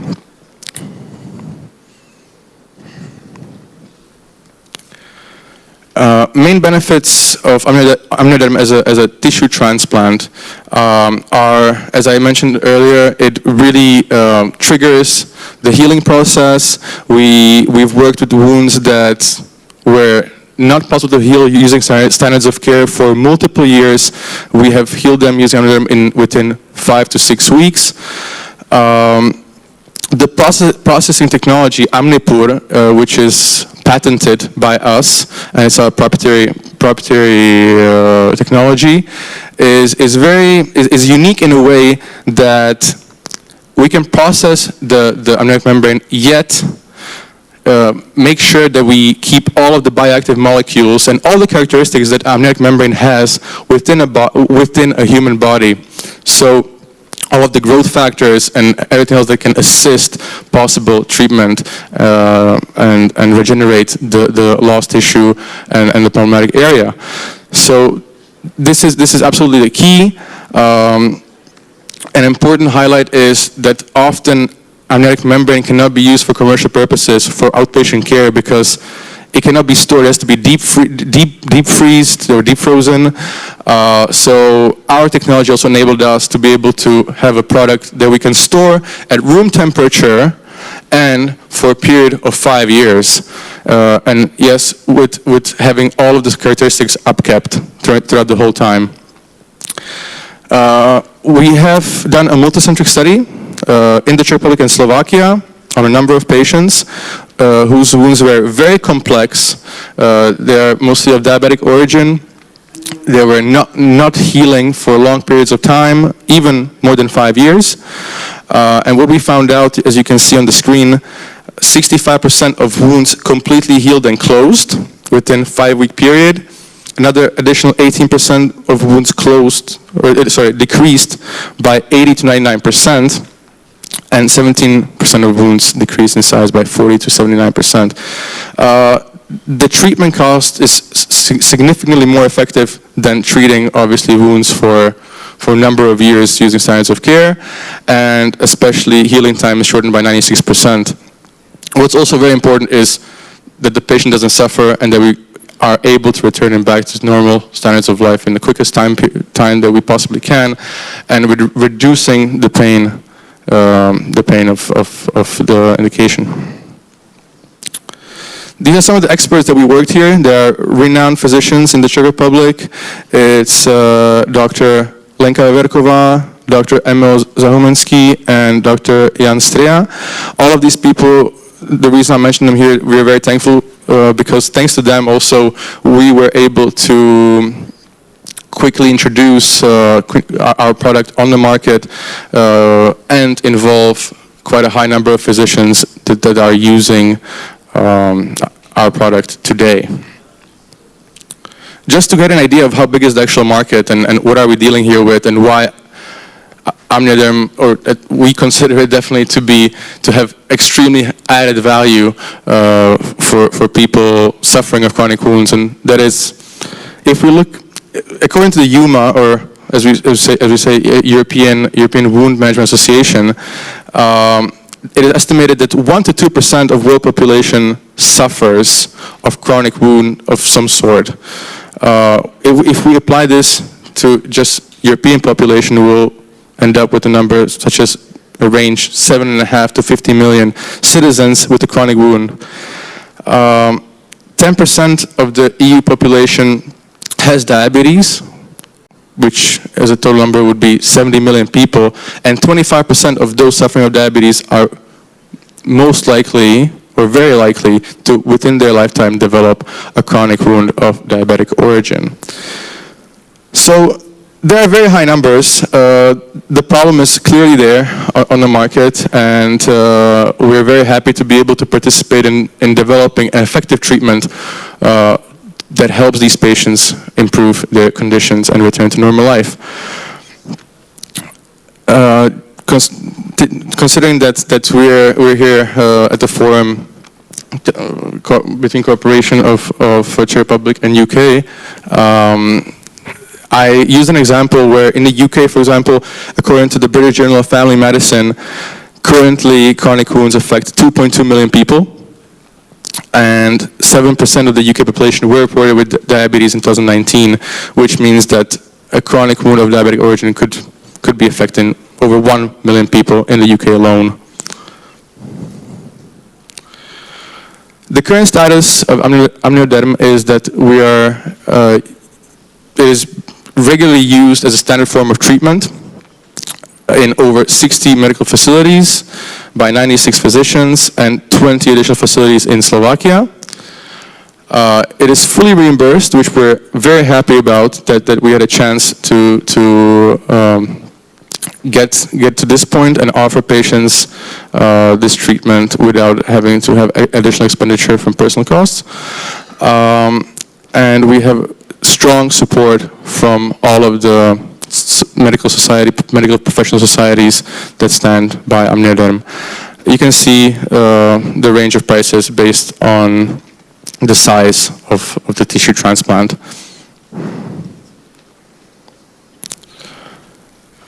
As of this year, we initiated global expansion into 45 countries, among which UK is included as well. Where we want to definitely take this treatment method internationally and provide it to all people suffering of this indication and provide them with an effective treatment. Additional possibilities of cooperation that we can provide is, other than the products that we have mentioned in the presentation and that are either in the pipeline or are on the market developed, such as amnioderm, it is possible to cooperate with us on a number of projects in early or mid stages of applied scientific research, which we work in our facility for medical innovations in Ostra. It's a medical innovation hub. So there are possibilities for any interested parties to close a partnership. We're always open to welcome new partners in the projects. As a matter of fact, for medical innovations has absolutely amazing infrastructure for any sort of development. It is the largest investment in the field of regenerative medicine in the world. So I think it's definitely very unique. If there's any interested parties that would like to discuss with us potential projects that we can cooperate on, we're more than happy to discuss this further.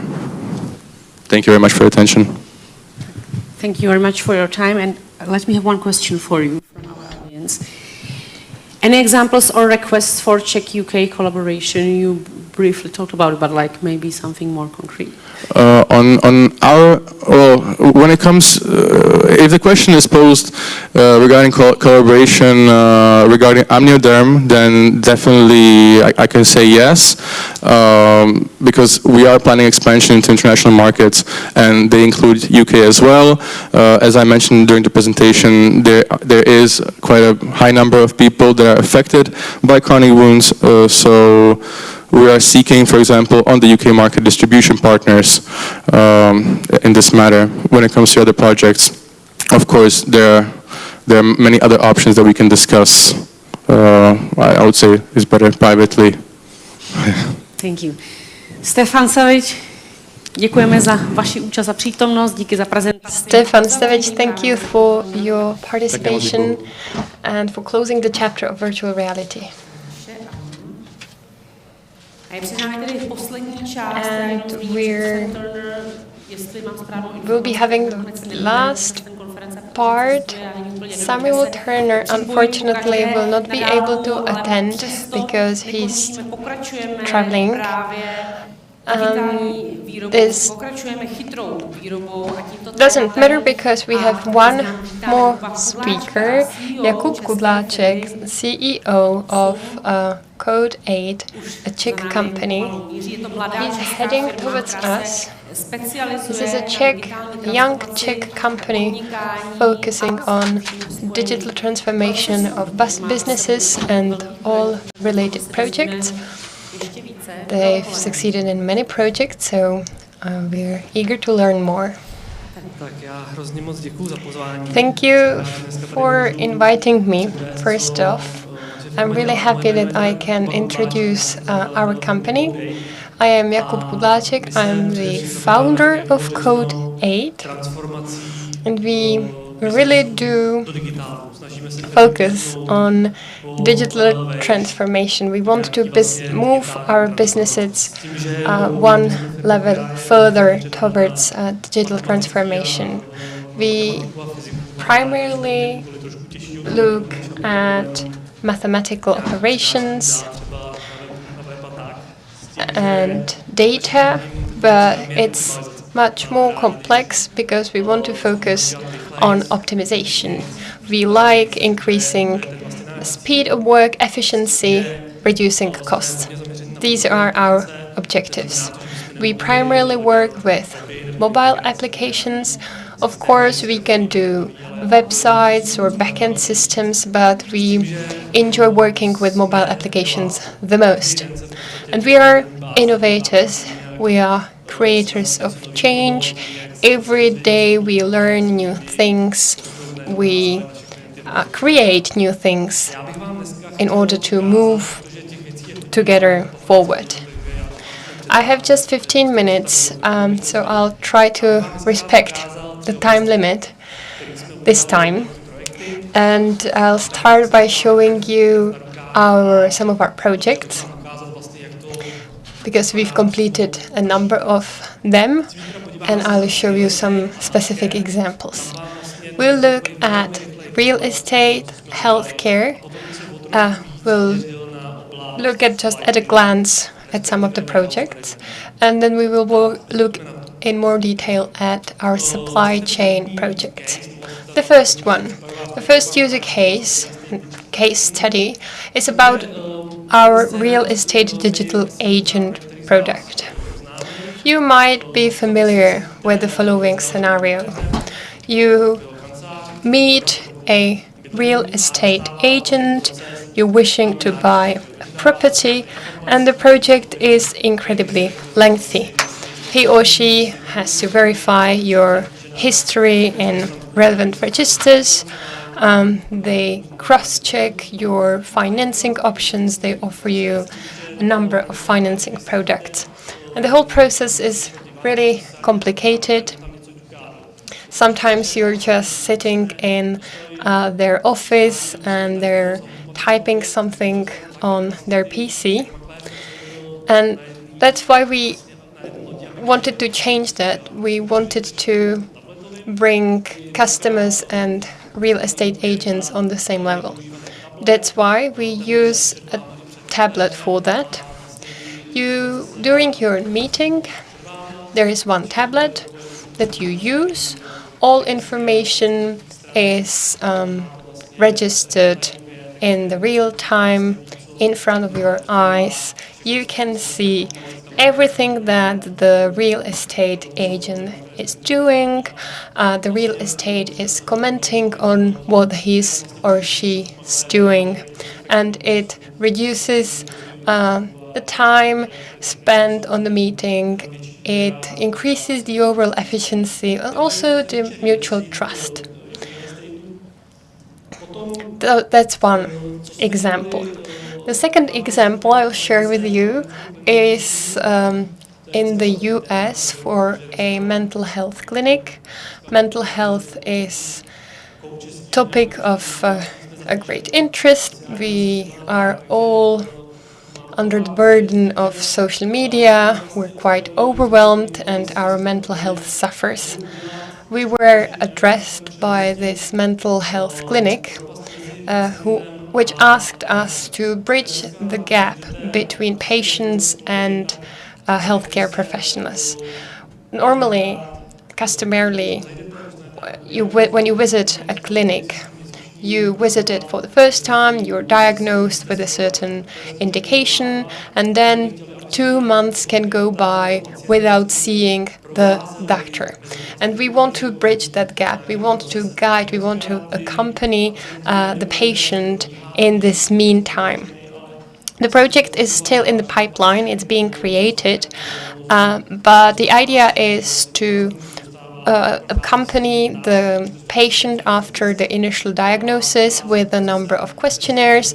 It would be actually like a fitness app that actually shows you regular notifications, gives you tasks, reminds you of your meeting with the doctor, and when you get to the meeting you are ready because the doctor knows what your problem is, and you can immediately start talking about the topic because the doctor will be familiar with your history. So that's the second example. And now the third example, which we are most concerned with actually, we call it the digital warehouse. And it's actually about managing the logistics of warehouses. Again, this solution was built for an American client for a huge 5,000 meter square large warehouse with huge boxes. And the problem of this American client was that they were not able to manage it properly. Half of the things was done traditionally on paper, half of them was dealt with digitally. They used to use scanner of barcodes and they wanted to scale up that, but the error rate was overwhelming, and over time the complications grew bigger and bigger, and they were actually failing terribly at their attempt to optimize their processes. And I'll show you how we resolved this. This is the solution we offered. This is its actual appearance. It looks like a gun, but it is a barcode reader connected to a mobile device with our app on it. And the employee has also a portable printer, which is integrated with the device and can print barcodes. So that's the solution physically, and now let me show you the individual use cases. We were asked to create a customizable solution. It could have been an augmented reality or anything else, and it was possible because we use a mobile application.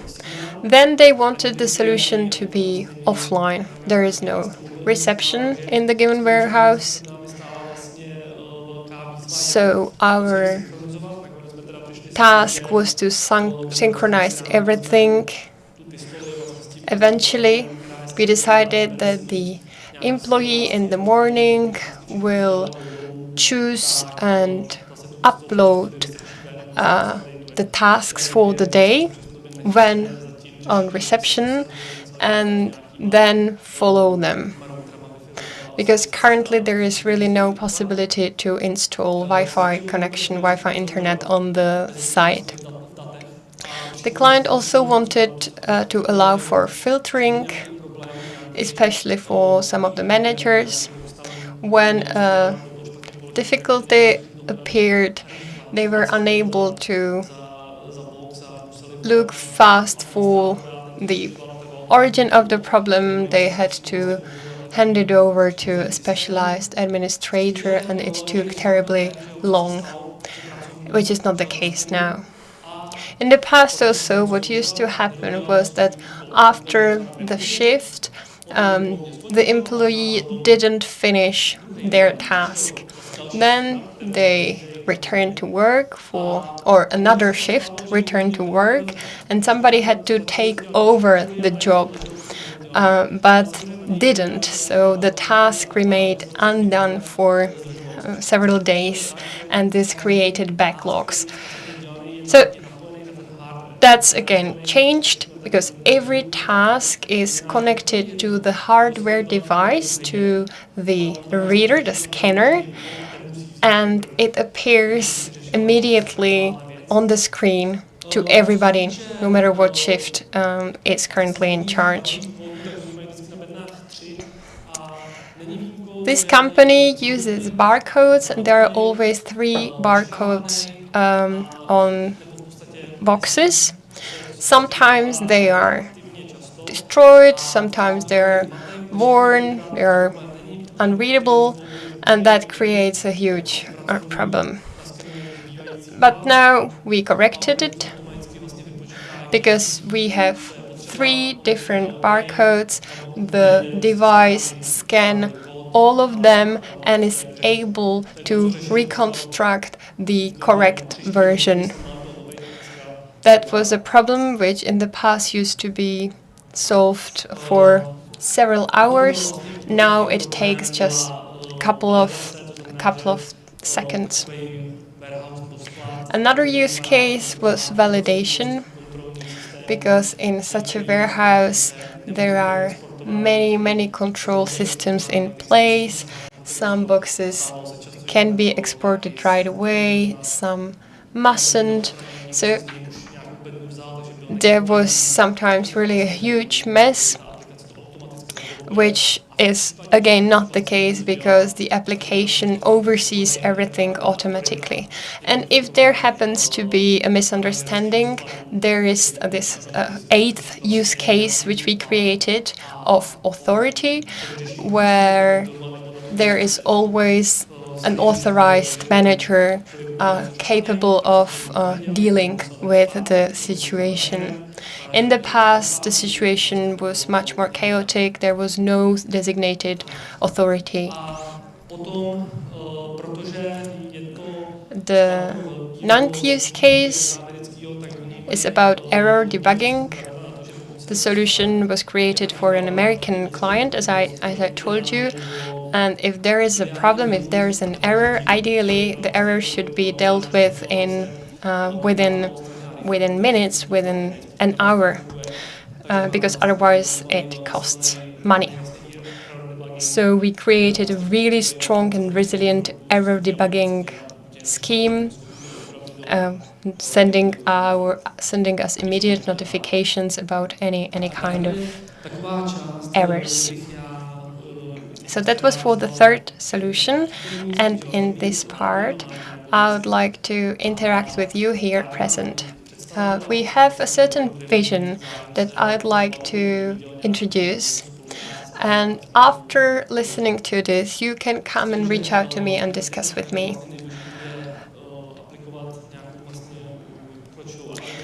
In a foreseeable future, we want to create an advanced version of this application, because it's been collecting a lot of data. Then we also want to start tracking worker performance, the performance of individual warehouse operators. We are following their performance via time tags. We know how long they take to finish individual tasks. We also can monitor the quality of suppliers. We can monitor it when goods are supplied. And then we can also focus on time optimization, because we can monitor times and different time limits of how the different activities work on the workplace, and we can suggest our customer to restructure, rebuild the warehouse so that everything is done in as logical manner as possible. And this is the very last slide. It's about our vision.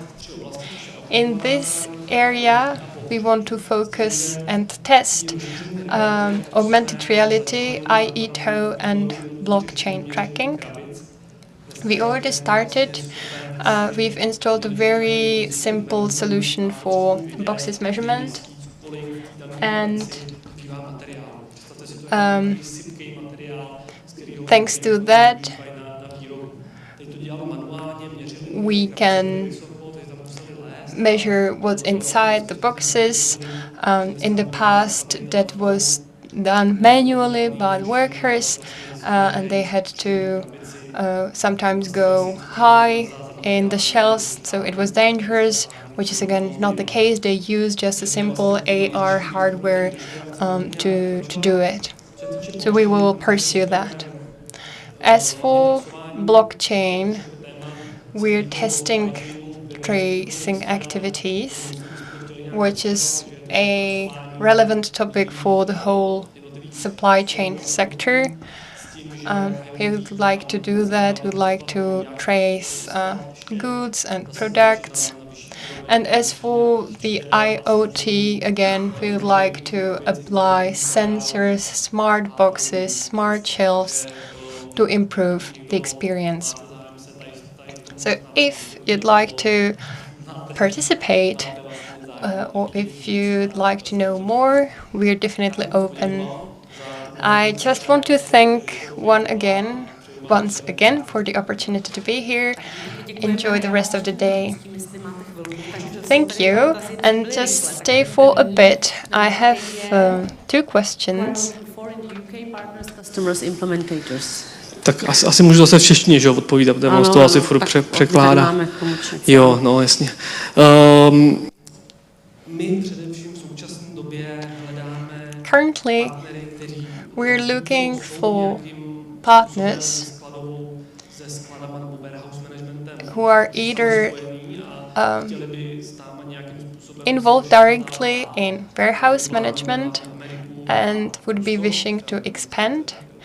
We're especially aiming at the US and Russia, which might be quite a specific territory, but we have our contacts there.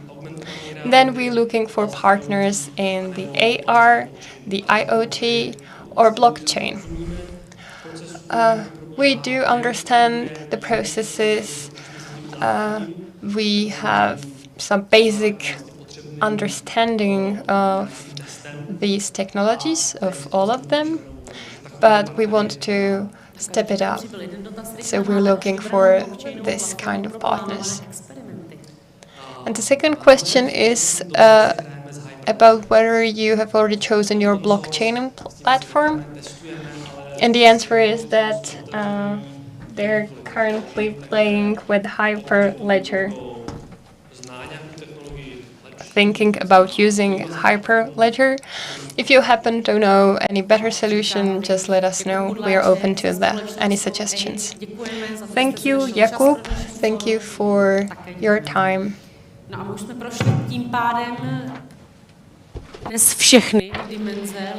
So we have already mentioned all the sections of the Smart Export Forum 2021, which should give you opportunities to get new contacts and enhance cooperation between the Czech Republic and the UK. So the exhibition section is still here until 4 p.m. So you can still speak with the representatives of Enterprise Europe.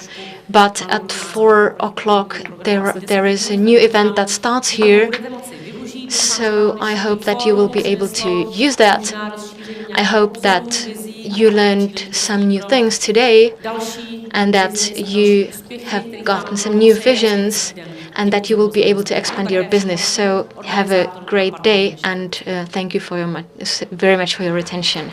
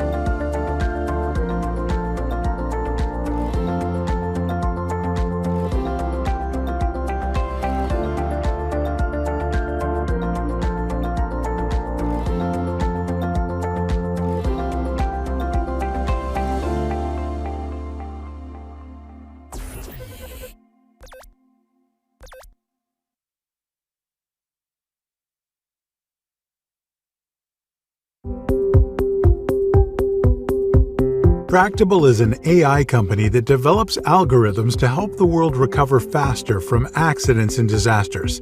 Today, we work with insurers and collision repairers in over 10 countries across North America, Asia, and Europe. Car accidents are overwhelming and impact millions of lives every year around the world. Our belief is that when accidents hit, the response could be 10 times faster thanks to AI. Assessing damage to the vehicle is a crucial step in unlocking funds and processing a claim. With Tractable, it starts with a photo evaluation. For many insurers, this means that when an accident occurs, the policyholder will call to start a claim, at which point the claims representative will send a link to open our application. Via our app, Tractable's AI guides the user on what pictures to take and carries out live quality control to ensure the data collected is good enough to produce an estimate.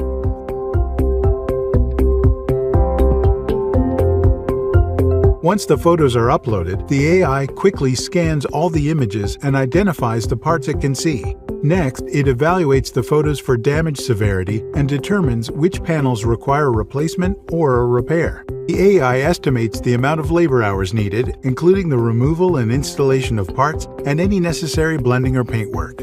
For replacements, the AI generates a part price, which is sourced from our industry partners in real time. In the end, the AI will generate an initial cost estimate that can be used by the carrier and the repair shop.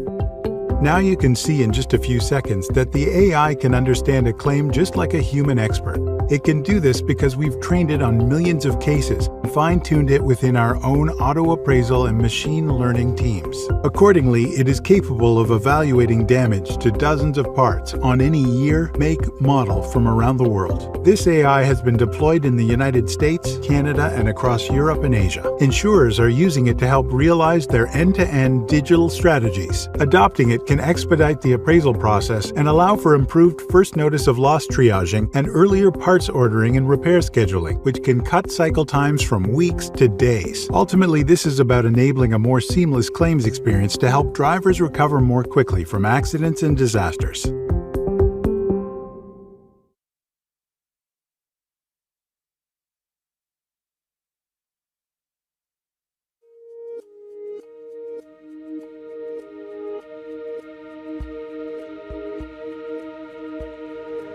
I've seen my share of tech revolutions over the past 3 decades, but this one is different.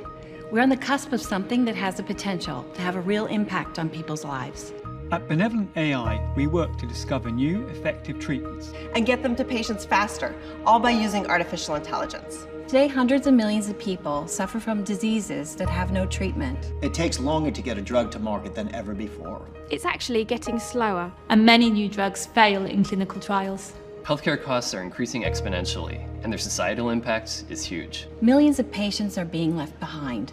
This has to change. In a world where technology is already so powerful, how is it possible that there's not more impact on drug discovery? The answer is simple. Biology is really complex. At Benevolent, we work every day to transform the way medicines are designed, developed, and delivered, and to make sure they work for patients. We're applying AI to the world's most complex data systems, the human body.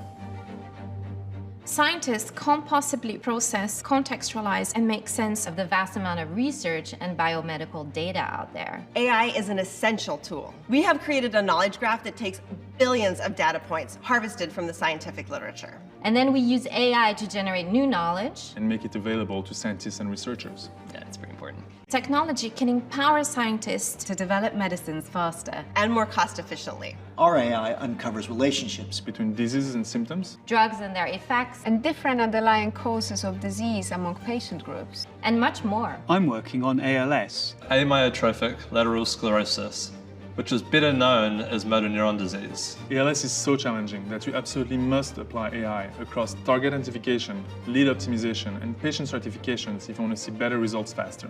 Benevolent AI is focusing our machine learning on all 3 areas, and the algorithms we're developing here can be applied to others as well. The industry needs better analytical methods and better data-driven ways to get medicine into the clinic fast. Benevolent AI scientists work side by side across biology, chemistry, and machine learning to understand the underlying cause of disease and to make treatments that work.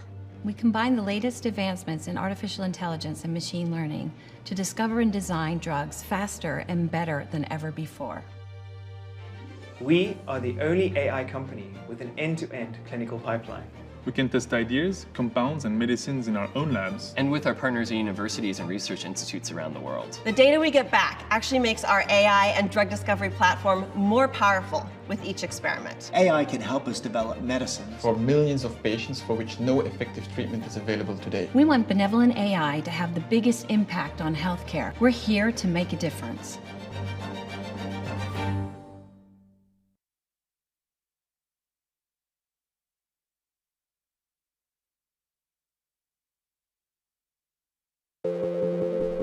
Innovation doesn't just happen, it is made.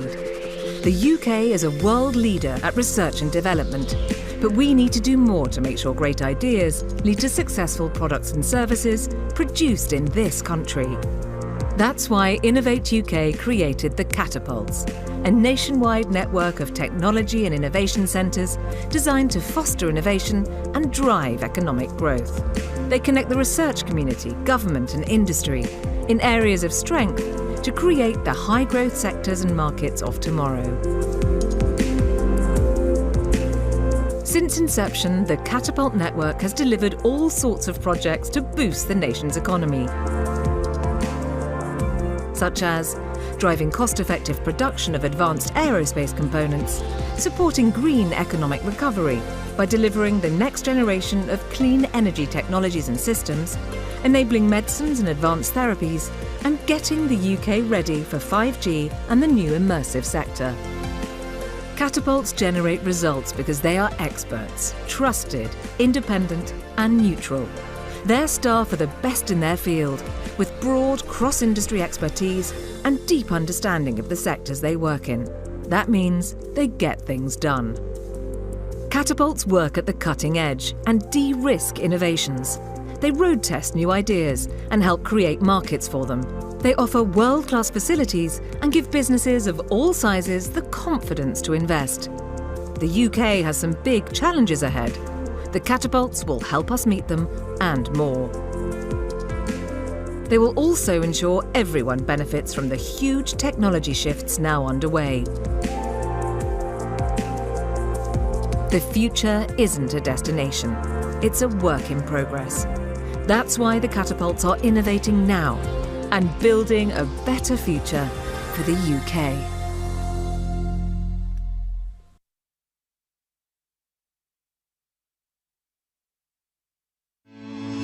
We are the MTC, one of the most exciting initiatives in manufacturing research and development for the last half a century. We're part of the high-value manufacturing catapult with a vision to inspire great British manufacturing on the global stage. We're passionate about developing tomorrow's industrial solutions today. We're bridging the valley of death between academia and industry by taking the best research and ideas from our universities and turning them into commercial reality. We understand the challenges of investing in the development of new products and processes, and we are here to help reduce that risk. We bring world-leading research and innovations to the UK manufacturing sector, revolutionising how things are made and delivering real-life solutions. We're playing a leading role in the digitisation of manufacturing in the UK and are home to the National Centre for Additive Manufacturing. Through our groundbreaking technologies, we help companies implement new ways of thinking to transform traditional manufacturing practices. And we provide a unique environment to prove their viability in the workplace. Our approach is simple. We take your business challenge, then we combine a team of skilled engineers with world-leading tools and technologies to create an end-to-end solution for you. We have a flexible approach, helping companies in all sectors and of all sizes, from SMEs to global enterprises. Some of the UK's leading global companies are already benefiting from working with us. We're also developing the engineers of the future, providing young people with a first step on the path towards a world-class engineering career through our apprenticeship programme. Whether you want to improve productivity, develop new market opportunities, or implement new skills and technologies, You should be talking to us. We are the MTC. We're inspiring great British manufacturing.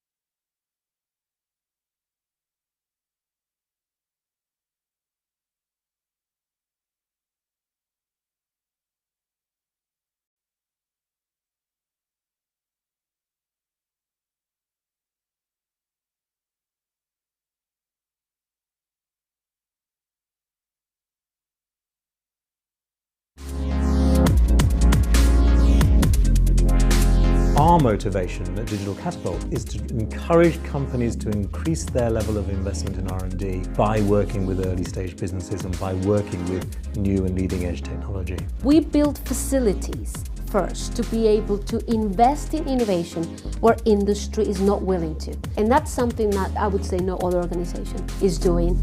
It's the fact that we have the deep knowledge between technology and industry and our ability to draw on our internal expertise to identify the right parties to put in the room to make things happen.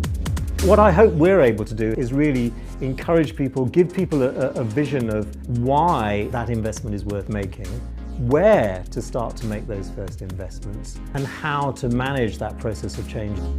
At Digital Catapult, we look at different tech areas, future networks, 5G, immersive. We also look at artificial intelligence, machine learning. Machine learning certainly has the potential to reduce costs, increase productivity, and I think that once manufacturers are able to collect the right data, then that will unlock a lot of that potential. Thinking about what happens when we have much higher speed, lower latency kind of networking, and when the experiences we have through more immersive or very interactive kind of things, it's an exciting kind of world to think about. A company that is doing 360 streaming of live concerts. So effectively you literally could move around the venue, you would be able to change your point of view. We offer some unique solutions. We have facilities, we have capabilities which are grounded in the needs of manufacturing businesses and creative industries. And then we're neutral, so we don't push one technology, but actually it's a combination of technologies. It's about what is the market challenge or the market opportunity. I like the neutrality that you get at the Catapult, in that you can look at all technologies equally and try to find the best applications for each individual one. The great value of Digital Catapult is that it is helping leading edge companies become really globally competitive. And it means that when companies come and work with us, whether they're startups or scale-ups or whether they're corporates, they know that they are at the leading edge of what's going on.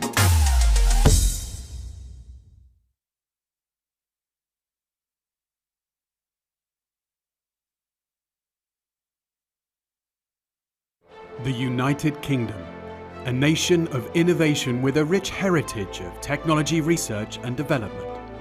From the Industrial Revolution